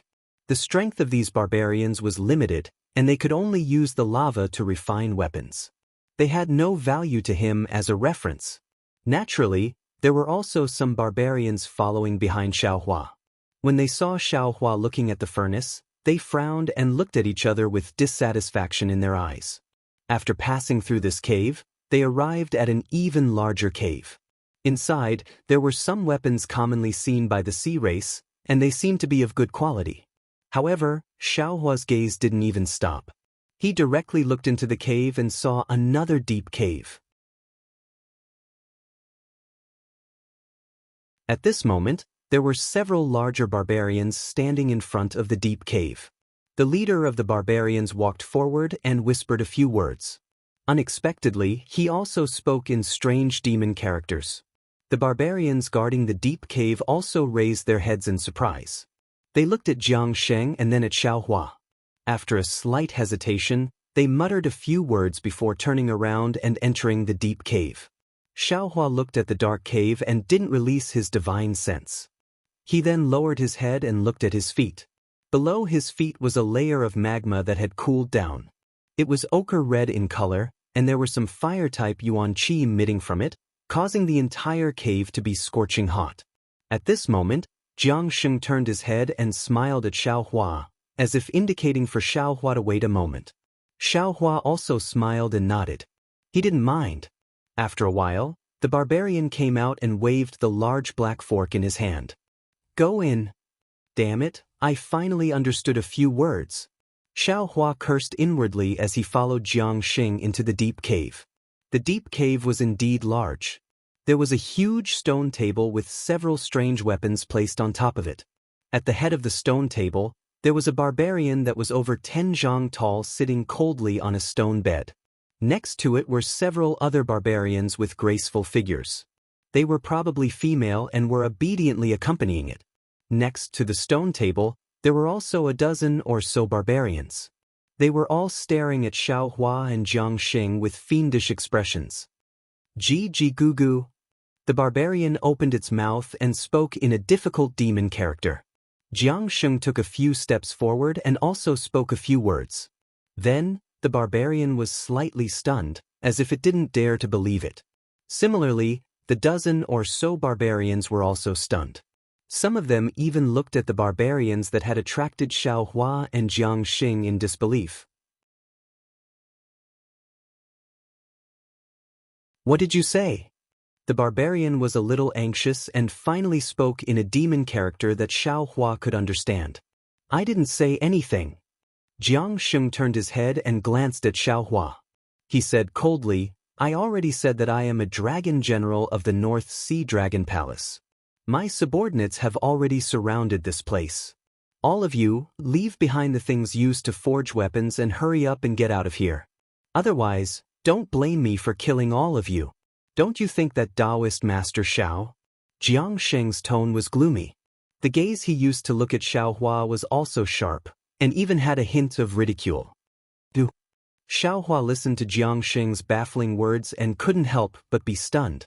Just like those barbarians from before, when he looked at Jiang Sheng's gaze again, Xiaohua suddenly understood. After all this fuss, he had been led by the nose by Jiang Sheng. There was no Jiang Che in the flowing lightning residence. Even now, Jiang Sheng still didn't believe him. Damn it! Without waiting for Xiaohua to say anything, the leader of the barbarians roared angrily and swung his arm. The female barbarians around him were immediately sent flying. The leader of the barbarians pounced towards Xiaohua like a flying mountain. The two claws made a woo-woo whistling sound and instantly slapped in front of Xiaohua's eyes. You're sick. Xiaohua coldly spat out 2 words at Jiang Sheng. His left hand waved in midair and the wishful steel staff appeared in his hand. Boom! There was a loud noise and it hit the claws of the barbarians. The claws on the head of the barbarians were very powerful.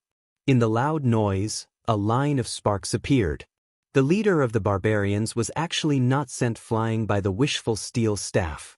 Moreover, the leader of the barbarians actually used the huge force of the wishful steel staff to flash in midair. The thick leopard tail made a woo sound again and swept towards Xiaohua's head. Xiaohua urged his magic power, and the air waves in the nearby space surged. Xiaohua slightly flicked his finger, and a spell was cast. A fist-sized earth shield immediately appeared in front of him. Puff! In the time it took for a spark to fly off a flint, the tail of the flying leopard hit the earth shield. A thick crack appeared on the earth shield, but it didn't shatter. However, the flying leopard's tail drooped down. It was clearly injured by the counterattack of the earth shield. Roar! At this moment, the dozens of barbarians next to the stone table roared and rushed towards Xiaohua and Jiang Sheng respectively. Xiaohua did not face them at all. After blocking the attack of the leader of the barbarians, he sneered and urged the fire escape technique. Shua! There was a light sound, but a string of flames was born and his figure disappeared from the distance. The barbarians that rushed towards Xiaohua were startled. They looked at each other and 2 of them turned around and chased out of the deep hole, while the rest rushed towards Jiang Sheng.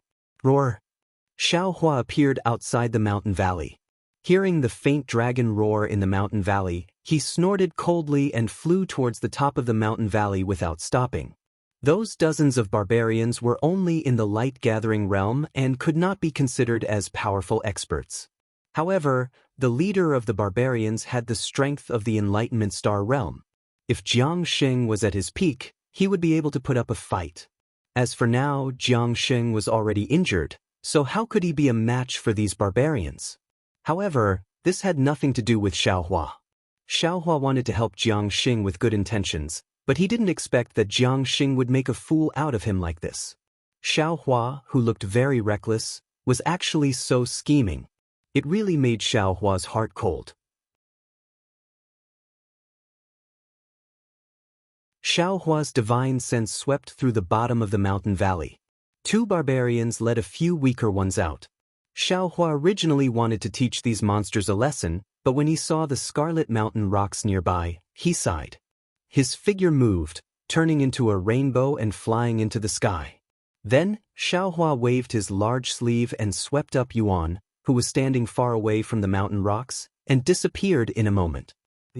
Where did the Dragon Palace marine soldiers come from? Then, where did that powerful human fly off to? Dozens of barbarians flew up the mountain valley with weapons in hand. Their gazes were all empty.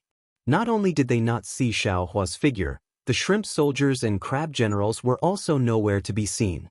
The leader of the barbarians released his divine sense and looked around for a moment.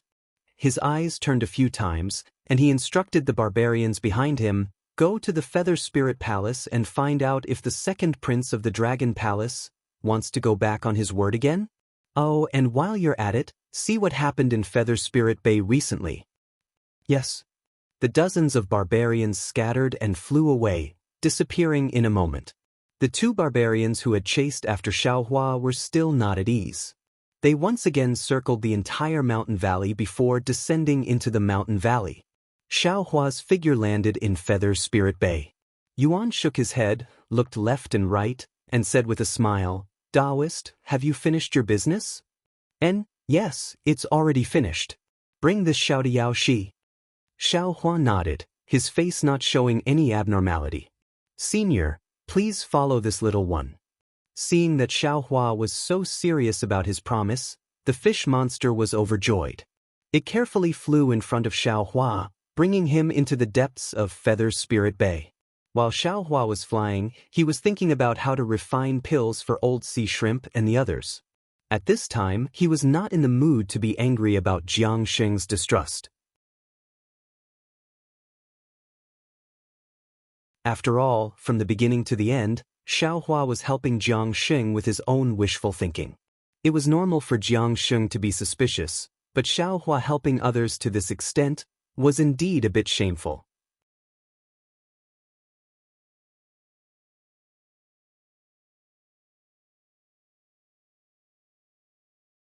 Chapter 3946. Now that he thought about it, ever since Xiaohua saved Jiang Xing in the Yazi arena, Xiaohua had never let Jiang Xing see the fight between him and the North Sea Dragon Palace. How could Jiang Xing trust the few names that Xiaohua mentioned? Even if Xiaohua escaped with Jiang Xing still saw the fight between Xiaohua and the North Sea Dragon Palace. If it was Jiang Xing, he could also see it as the North Sea Dragon Palace playing hard to get. Jiang Xing thought that Xiaohua was bait to capture Jiang Che, Jiang Hong, and the people of the Heavenly Abode River. This was very normal. Since that was the case, what Jiang Xing said to Xiaohua earlier should also be a test. In other words, Jiang Hong was not captured by the North Sea Dragon Palace. Perhaps it was because of this that Jiang Xing saw the flaw. And it was also because of this flaw that Xiaohua was relieved. As long as Jiang Hong was fine, the matter of the Heavenly Abode River had nothing to do with Xiaohua. Especially since Jiang Xing drowned Longevity Town, he deserved to die. Xiaohua pulled himself away and left without the slightest bit of hesitation. After flying past some shops, Xiaohua frowned slightly. Everywhere he looked, there were large and small puddles. Some of these puddles were empty, and some of them were floating on the surface of the water. Some of these puddles were filled with filth, and some of them had some members of the sea race floating on them. However, these puddles were emitting an unpleasant odor. This odor was somewhat stinky and rotten. Xiaohua felt that it was very strange. Looking at the end of the puddles, there were some simple origin arrays. Xiaohua's eyes could not see through them. Although Yuan was flying in front, his eyes never left Xiaohua's face. Seeing Xiaohua frown, he hurriedly smiled and said, "Daoist, this is the place where the sea race like me live. This place is filled with seawater brought in by the Feather Spirit Palace. Normally, it is changed every half a year. If it was the place where the ordinary sea race lived, there would not be an unpleasant smell. However, if it was the place where the old sea shrimp lived, because of their injuries, the seawater would inevitably be contaminated with the smell. The seawater that is changed every half a year does not require sea crystals. If you want to change it normally, you need to pay a lot of sea crystals, and no harm." Xiaohua smiled and said, "This old man will not smell it." Yes, enlightened master. It's not far ahead." Yuan pointed at a place protected by an origin formation in the distance. In fact, there was no need for Yuan to say anything. Outside the formation, Old Shrimp and the other old members of the Sea Clan were already waiting there. Seeing Xiaohua coming over, all of them had smiles on their faces. After the old members of the Sea Clan entered the formation, the other old members of the Sea Clan welcomed them. "Daoist Xiao, please." Old Sea Shrimp very respectfully invited Xiaohua to enter the origin formation. In front of Xiaohua were dozens of old sea creatures with different appearances.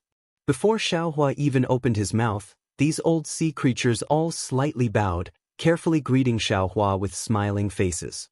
Xiaohua raised his hand, saluted everyone, and said with a smile, "Gentlemen, gentlemen, has General Lu returned?" Old Sea Shrimp hastily walked out, raised his claws and said with a smile, "Old men, don't surround Daoist Xiao. Since Daoist Xiao is already here, he will definitely help us if he can. I still want to let you rest for a while and wait for you to return." "All right." As they spoke, the dozens of Old Sea race members dispersed. However, they didn't go far, and their gazes were fixed on Xiaohua. "Daoist Xiao, this way please." Old Sea Shrimp raised his hand and invited Xiaohua to walk towards the center of the origin formation. The interior of the origin formation was about a few li in size. It looked like an island with seawater all around. There were some trees on the island, and there was actually a pavilion among the trees.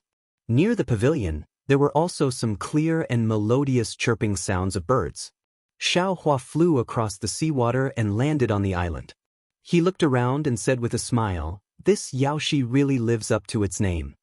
"Indeed," Old Sea Shrimp said with a smile, "this Yaoshi is a famous place to receive guests in Yuling Bay. Many humans like to rest here. When I came over, a few Confucian cultivators had just left this place." General Lu is very considerate. Xiaohua understood. So this Yaoshi wasn't what he had imagined. It was the place where Old Sea Shrimp and the other sea creatures lived. Walking into the pavilion, there was a stone table, a few jade chairs, and a few small cups placed on top of the stone table. The cups were filled with some light green liquid, and Xiaohua couldn't tell what it was. "Daoist Xiao, please take a seat."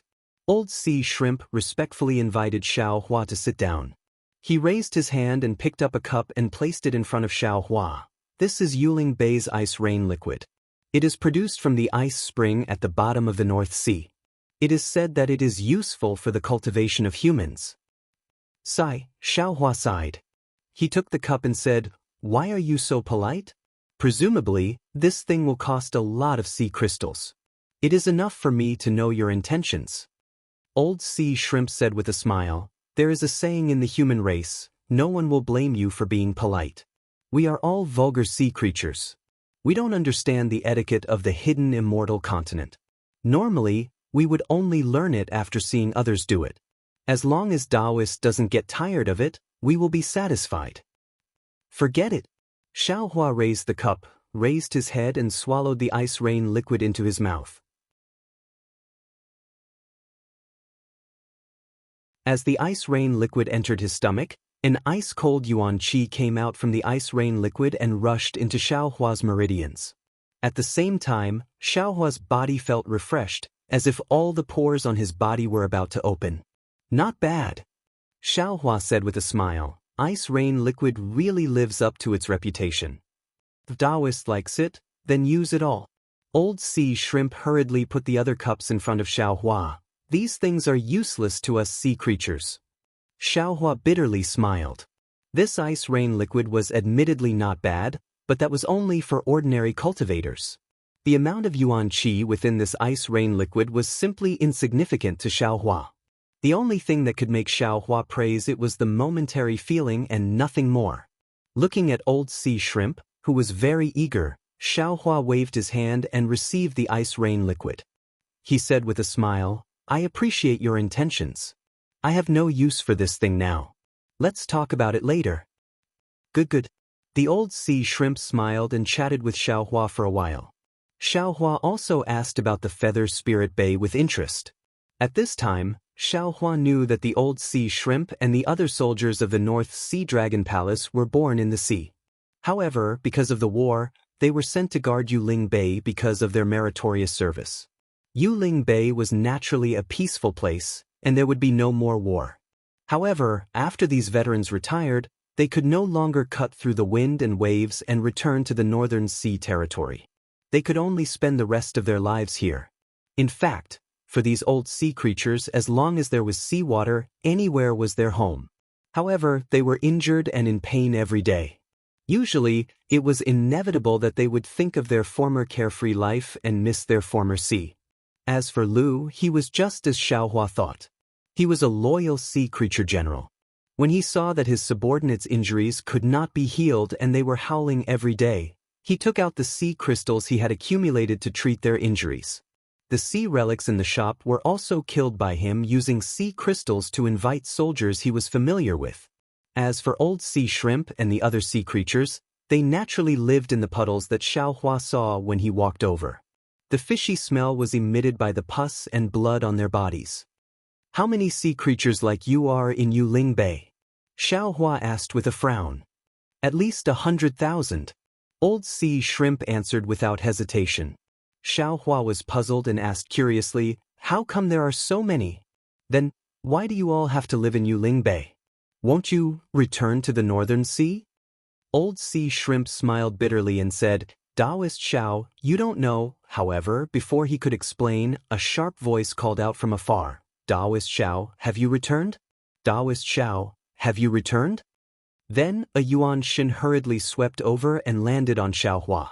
The voice sounded again, "Quick, Daoist Xiao, Lu has encountered trouble in the flowing merchant union." Xiaohua stared blankly. He didn't understand why Lu had encountered trouble in the flowing merchant union and why Drip was looking for him. However, he didn't hesitate. His figure turned into a rainbow and flew to the sea where the yuan shin formation was and said, "Quick, let's go." On the way, Drip told him what had happened. In fact, it wasn't a big deal. Today, there was a small auction in the flowing merchant union that was similar to the Yazi auction house. After participating, Lu came across a beast skin and bevan that had a pill formula recorded. Coincidentally, the apricot forest medicine shop also participated in this auction. The apricot forest medicine shop was determined to get the beast skin and bevan. Of course, Lu wouldn't give in.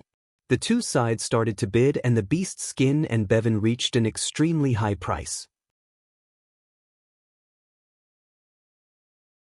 The apricot forest medicine shop obviously didn't believe that Lu could take out so many sea crystals. Therefore, they took out their Qinkuan bag and asked for the sea crystals immediately after bidding. This was contrary to the auction rules of the flowing merchant union, so the flowing merchant union didn't agree. However, the flowing merchant union reminded Lu that if he couldn't take out so many sea crystals after the auction, not only would the beast skin and bevan belong to the apricot forest medicine shop, Lu would also have to pay a large amount of sea crystals to the apricot forest medicine shop. Of course, Lu didn't have so many sea crystals. He hurriedly asked Drip to come back and find old sea shrimp and the others to raise the sea crystals. Drip was well aware of how many sea crystals old sea shrimp and the other sea tribes had.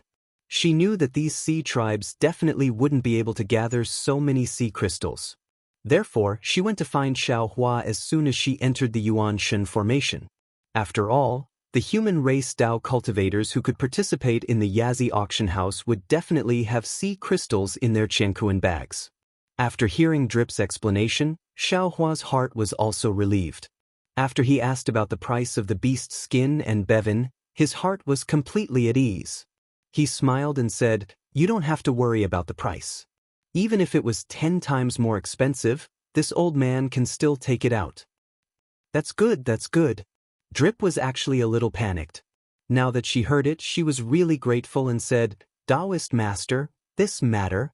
Originally, we sea tribes had to deal with it properly, but I didn't expect that Daoist master would have to take out the sea crystals. This one doesn't know what to say." Xiaohua waved his hand and said, "My human race has a saying, send Buddha to the Western paradise, send people to their home. Since this old man has the spare energy, this old man will do it alone. But we are monster race."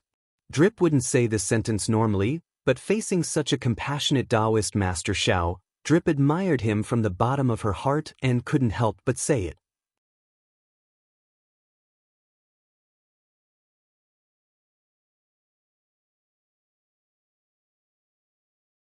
Chapter 3947. If the human race doesn't have humanity, then what's the difference between them and beasts? If the demon race has a human heart, then what's the difference between them and the human race? Xiaohua replied with a smile. "AI." Drop sighed in shame. "Back then, I also devoured a lot of humans. Now that I think about it, Lay down the butcher's knife and become a Buddha. As long as you start today. Xiao Hua replied indifferently. Di nodded slightly and pointed to a cave in the stone wall in front of her and said, "Here it is." Xiao Hua looked at the cave. It was similar to the Yazi auction house, but the scale was a lot smaller. Even the words, Continuous Merchant Union, above the cave was a lot inferior. Xiao Hua and Drop landed. Drop took out a palm-sized jade tablet and handed it to the demon race guarding the cave, then pointed at Xiao Hua and said, "This is the honored guest of my general. He heard that the Continuous Merchant Union has the rare treasure of the 1,000 Demons' sacred realm. He was very happy and specially came to take a look." The demon race of the Continuous Merchant Union checked the jade tablet and returned it to Drop, then bowed and said, "Immortal friend, please, not bad." Xiao Hua followed Drop into the cave and said with a smile, "The guards of this Continuous Merchant Union are much better than the Yazi auction house. Moreover, they actually let us in during the auction." Hee. Drop covered his mouth and said, "It's just some superficial words. The Continuous Merchant Union already knew that I went out to look for sea crystals. Of course, the Luo E Merchant Alliance is much better than the Yazi auction. Although the scale is small, they treat all the members of the Sea clan equally." Just as Qi said this, a voice sounded from inside, "Fellow Immortal, the entire auction is over. I've been waiting for you for the time it takes to brew a cup of tea. The other Immortal friends also accompanied me and waited for you. If you can't take out 100,000 sea crystals, then just say it directly. What are you pretending for?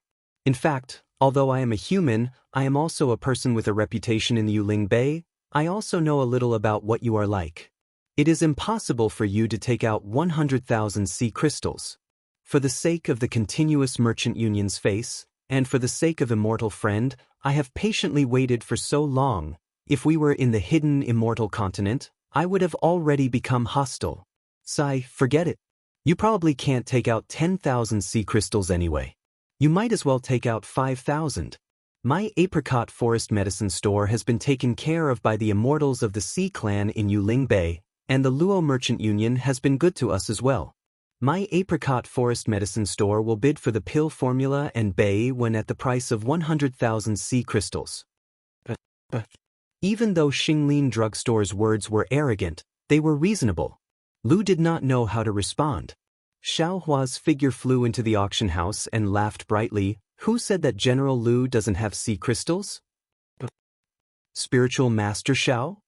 Xiao Hua's figure still hadn't appeared, but the crowd of sea race and human race in the auction hall all turned their heads in surprise, wanting to see who had arrived. At the same time, a voice that Xiao Hua was very familiar with called out in astonishment. Moreover, Xiao Hua understood that this voice was definitely not Lu's. When Xiao Hua's gaze followed the voice, he couldn't help but be amused. It turned out that the one standing in the middle of the auction wasn't another demon, but the demon clan's Ingpa whom Xiao Hua had met before. Needless to say, the Luo E Merchant Union must be related to Ingpo's clansmen. Xiao Hua landed in front of everyone's gaze and looked around the auction hall. This auction hall was only a few hundred feet in size and looked rather simple. There were some demon clan and human race sitting in a few simple origin arrays. However, these humans and demon clan didn't cover their faces. The shock on everyone's faces fell into Xiao Hua's eyes. Xiao Hua slightly nodded towards Ingpe and walked to Lu's side. He took out a Qiankuan pouch from his Daoist robe and handed it to Lu. "General Lu, this is your sea crystal." "Alright." Lu took the sea crystal with a grateful expression like Lu's. "Spiritual Master Xiao?" Across from Lu, a handsome Confucian scholar held a folding fan in his hand. He frowned and said, "This one is Zhang Yong of Yu Province's Nanyang Zhang clan. Greetings to Spiritual Master Xiao. Even though this one doesn't know which province Spiritual Master Xiao is in charge of, even though our Confucian Tao is different, we are all humans. Why is Spiritual Master Xiao helping the sea race? If this matter were to spread to the hidden Immortal continent, Spiritual Master Xiao and Spiritual Master Zhao's country would have a bad reputation, right? Yu Province's Nanyang Zhang clan?" Xiao Hua slightly pondered and immediately realized. Isn't medical saint Zhang Zhongjing from Yu Province's Nanyang Zhang clan? This Zhang Yong is naturally the descendant of medical saint. Xiao Hua hurriedly raised his hand and said, so it's medical saint Zhang Zhongjing's descendant. This one has been disrespectful. That's all because of my ancestors' great reputation. My ancestors' medical skills have long been lost in the hands of us juniors. This one is ashamed. Zhang Yong saw that Xiao Hua knew his clan's reputation and was slightly proud. He kept his folding fan and cupped his hands. Even though he didn't say anything, his smile already revealed a kind of victory in his hands. He knew that Xiao Hua had to give Zhang clan face. Spiritual master. Lu also understood and said with a bitter smile, since that's the case, there's no need to make things difficult for spiritual master. This one doesn't want these things. However, without waiting for Xiao Hua to speak, Ying Po in the distance smiled and said, so General Lu is acquainted with spiritual master Xiao. Why didn't you say so earlier? Sorry, fellow immortal Zhang, my Luo Yi Merchant Alliance won't be bidding for this item. Zhang Yong and all the other humans and demons in the auction house were stunned. Zhang Yong shouted, fellow immortal, if this item wasn't taken out, then it's fine. But now that the auction is over, you're saying that you won't be bidding. Where's the credibility of your Luo Yi Merchant Alliance? In the future, who will come to the Luo Yi Merchant Alliance to bid for things? Your Luo Yi Merchant Alliance can't compare to Yazi Auction House and Zhai Xinglu. With this matter, I'm afraid that in the future, there won't be any humans or even demons coming to the Luo Yi Merchant Alliance to bid for things, right? Hee, fellow immortal. You don't have to be like this. Xiao Hua smiled and raised his hand, saying, this one knows that the auction house should let people take a look at the items before bidding, right? This one hasn't seen this item before. Fellow immortal, can you let this one take a look? Of course. Ying Po originally wanted to give this item to Xiao Hua. Hearing Xiao Hua's words, he naturally raised his hand and waved the beast's skin and Beiwen. The two items landed in front of Xiao Hua. Xiao Hua took the beast's skin and Beiwen. When he turned around, the beast's skin shook slightly and instantly kept it into the space. He then handed Beiwen to Lu Dao. General Lu, this one doesn't have any elemental thoughts. I'm afraid I can't take a look. Lu didn't know what Xiao Hua was planning to do. After taking Beiwen, he heard Xiao Hua's voice transmission. The corner of his eyes twitched a few times. He activated his elemental thoughts and pretended to look at Beiwen. He said, where's the beast's skin? Let this one take a look again. At this moment, Xiao Hua gave the beast's skin to Lu and returned Beiwen to Xiao Hua. Xiao Hua took Beiwen and kept it into the space. Lu looked at the beast's skin and pondered for a moment. He nodded and said, Daoist Xiao, these two items are indeed what this one wants. Sigh, if it was someone else, then so be it. Xiao Hua reached out and took the beast's skin. Beiwen also appeared in his hand. He then sighed and said, but Yu Zhou's Nanyang's Zhang clan is the descendant of the medical saint. This item, it's better to give it to them. Alright. Lu hesitated for a moment and replied, but 5,000 sea crystals? We still have to compensate Xing Lin drugstore. Xiao Hua said without hesitation, if we didn't interfere, how could Xing Lin drugstore spend so many sea crystals? But just for this, we still have to compensate them with 5,000 sea crystals. Lu replied. He took out 5,000 sea crystals from his Qiankuan bracelet. Xiao Hua took it and gave it to Zhang Yong along with the beast's skin and Beiwen. This happiness came too suddenly. Zhang Yong was caught unprepared. But looking at the beast's skin and Beiwen, Zhang Yong clenched his teeth. Buying these two items for 95,000 sea crystals was indeed not worth it. He originally wanted to take Lu's sea crystals and then bargain with Luo Yi Business Alliance. But Xiao Hua was so generous that he couldn't open his mouth anymore. Zhang Yong could only take the two items. He took out a Qiankuan bag from his bosom and gave it to Ying Po along with the 5,000 sea crystals. He smiled bitterly and said, Daoist friend, here is 75,000 sea crystals. As for the remaining 20,000 sea crystals, When this one returns to Xing Lin drugstore, I will immediately send someone to deliver it. Hee, no problem, no problem. Ingpa took the Qianquan bag and said with a smile, this one believes in Xing Lin drugstore's reputation. Good. Zhang Yong nodded.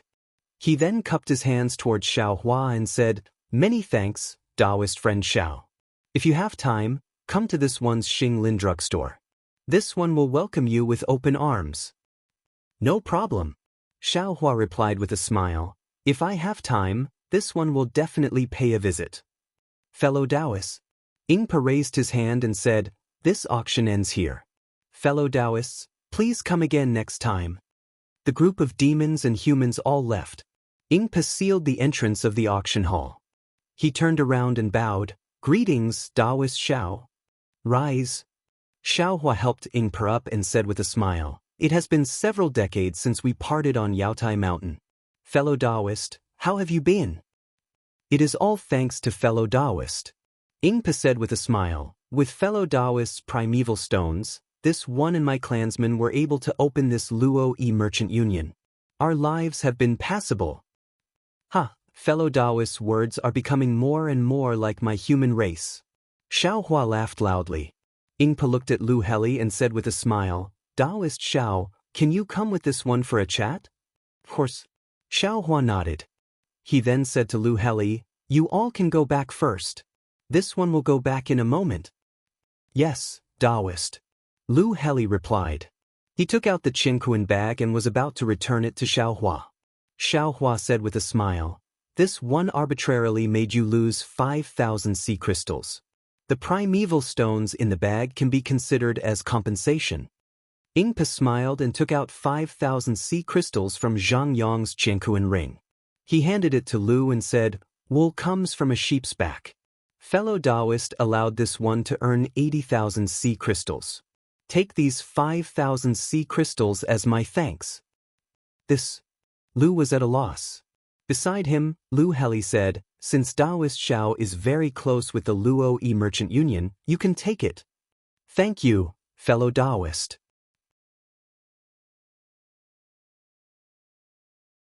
Lu took the sea crystals and returned the Qianquan bag to Xiao Hua.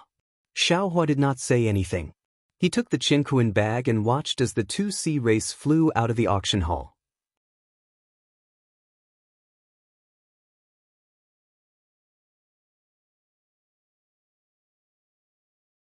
Chapter 3948.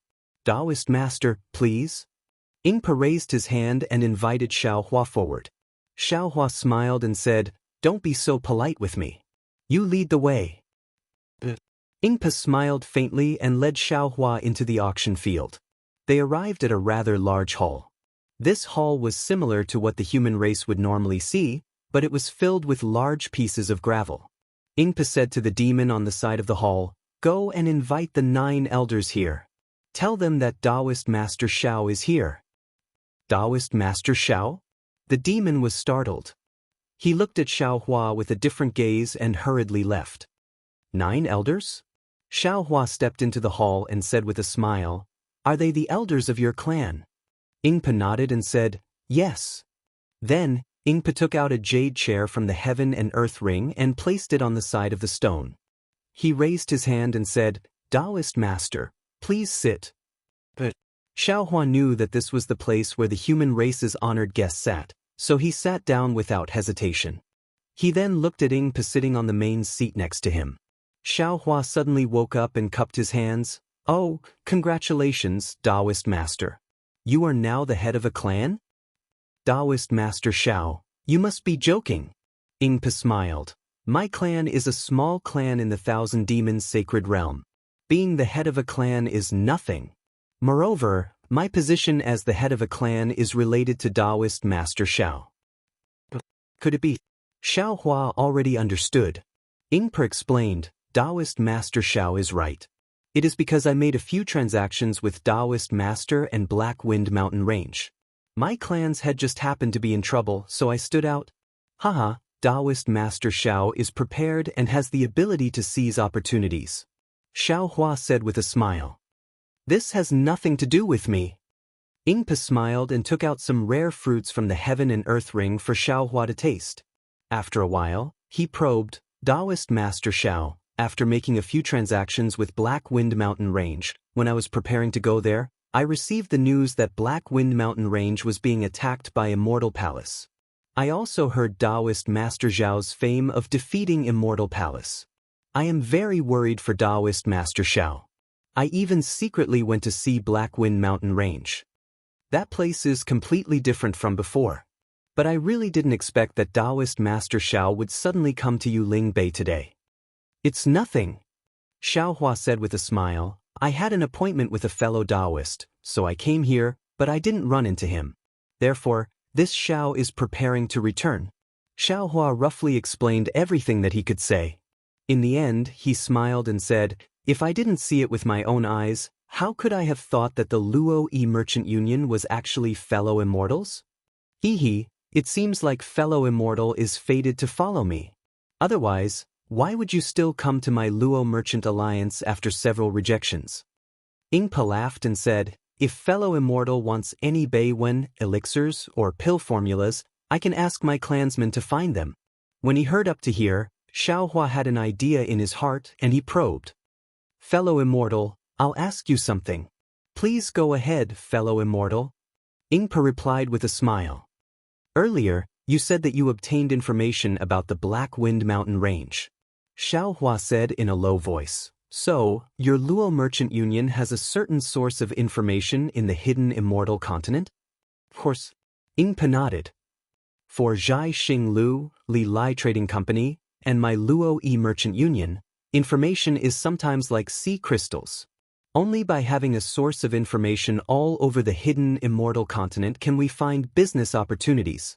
However, my Luo Yi Merchant Union has only been established for a short period of time, and we haven't done enough in this aspect.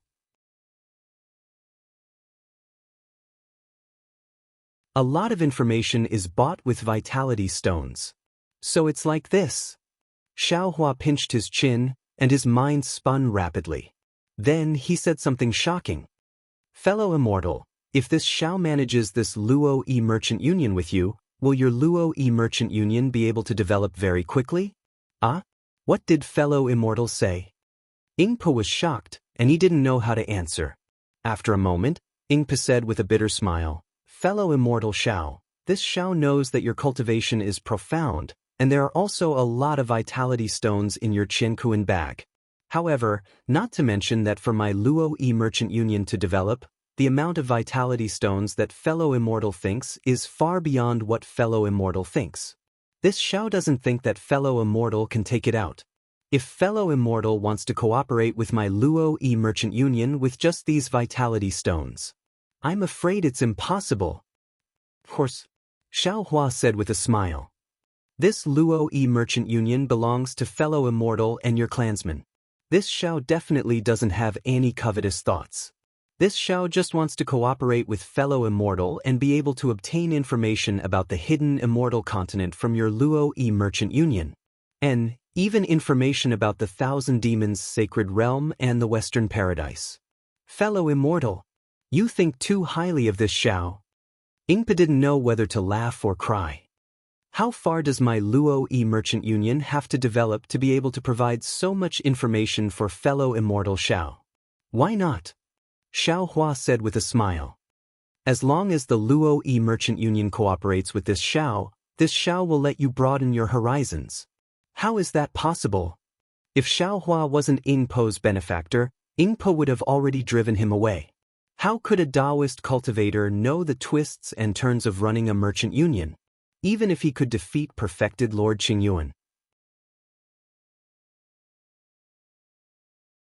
However, before Ingpa could say anything else, 9 demon clan members who looked similar to Ingpa came in from the outside. Ingpa stood up and introduced with a smile, Elders, this is the Daoist Master Xiao that I mentioned to the elders earlier. If it wasn't for his help, I'm afraid it wouldn't be so easy for us to establish the merchant union. Since Daoist Master Xiao has come to visit, I invite the elders to come and meet him. The 9 elders were different from Ingpa. Some of them looked enthusiastic, while some looked cold. However, Xiaohua didn't care. One by one he returned the greeting. His etiquette was very considerate.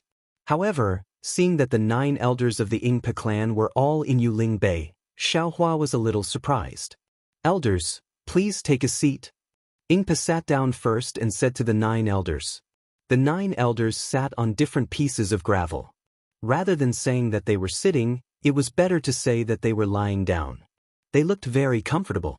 Yingpa looked at Xiaohua, thought for a moment, and said, "Elders, Daoist Master Xiao has done a favor for our clan. He came to find me today because he has something important to discuss with me. Since all the elders are here, I would like to hear your opinions."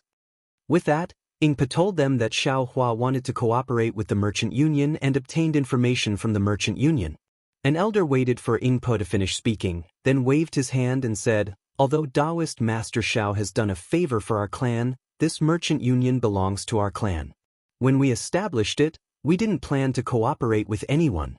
Besides, our clan no longer has a place to stand in the 1,000 Demons sacred realm. This Merchant Union is our clan's last hope. The human clan has a saying, 'How can we allow others to sleep beside our bed?' I don't think it's appropriate." That's right. If Daoist Master Xiao wants information, he can exchange it with primordial stones. Why do we have to cooperate? Humans are humans. It's hard to get rid of their greedy hearts. Originally, they wanted to make a deal with our clan, but now that they see our Merchant Union prospering, they want to interfere. In the end, they want to swallow the entire Merchant Union for themselves. This kind of thing, I've seen many times. Xiaohua smiled but didn't say anything. After all, what the elders said was true. Everyone had their own thoughts, not to mention the difference between the human race and the Yao race. It was normal for these Yao race that he had never met before to doubt him. Hee. Yingpa smiled and said to Xiaohua, "Fellow Daoist, as you can see, although I'm the clan leader, many things need to be unanimously decided by the elders. I've already told you about this situation before." Xiaohua stood up, raised his hand, and took out a universe bracelet. He casually handed it to an elder beside him and said, "Fellow Daoist, take a look at this first, then you can make a decision later." This is... That elder was a bit hesitant. He looked at Yingpa and the other demons, but still took it. Xiaohua continued, "This Xiao knows that fellow Daoists have misgivings. After all, this is the first time we've met. Moreover, although Yingpa trusts this Xiao, after all, he represents the interests of the clan. There are many things." Just as Xiaohua was speaking, the clan leader of the demon clan cried out in alarm, his face showing an inconceivable expression. Xiaohua wasn't surprised and continued, "Yingpa has many things to consider from the clan's interests. He can't make decisions on his own. This old man hasn't seen Yingpa much, but I know that he's a genius in business. However, what he lacks is the conditions to make the Merchant Union bigger. This Xiao has never been interested in the Merchant Union. My hope for the Merchant Union is some information." Of course, if you want to buy information, you can, but how can it be as efficient as controlling the information yourself? This Xiao is different from Yingpa. This Xiao has no interest in managing the Merchant Union, but this Xiao has the means to expand the Merchant Union. When the two are combined, it's a win-win situation. At this moment, the yin-yang bracelet in the hands of the clan leader of the demon clan had already been passed to 2 elders. The 2 elders were also extremely surprised, but fortunately, they didn't cry out in alarm. Seeing this, Yingpa was also somewhat surprised. His gaze fell on the yin-yang bracelet and he seemed to be lost in thought. "Yingpa, take a look at this." As he spoke, Xiaohua took out another yin-yang bracelet and passed it to Yingpa. Yingpa took it and scanned it with his origin force. He couldn't help but cry out again, "What?" Then, Yingpa realized that he had lost his composure. He looked at Xiaohua and passed the yin-yang bracelet to an elder beside him. "Yingpa, this Xiao has more than this." Xiaohua said with a smile, "Moreover, this Xiao will continuously provide these things to the Merchant Union. Do you think this Xiao has the capital to cooperate with the Merchant Union?" This. Yingpa was somewhat hesitant. Xiaohua struck while the iron was hot. He took out a jade bottle and passed it to Yingpa. "Take a look at this." "What is this?" Yingpa took the jade bottle and looked at it. He was somewhat puzzled and asked curiously, "This bitter, what is this?" "Medicine." Xiaohua pointed with his hand and said, "This is the medicine of the Water Clan controlled by the Apricot Forest Medicine Store. This Xiao already had the bevan from before. This Xiao refined some of it myself. The raw materials are all from the Thousand Demons Sacred Realm and the North Sea." You're tuning in to the Wang Lin's Journey YouTube channel. Don't forget to subscribe and join us on this journey to catch the most captivating stories.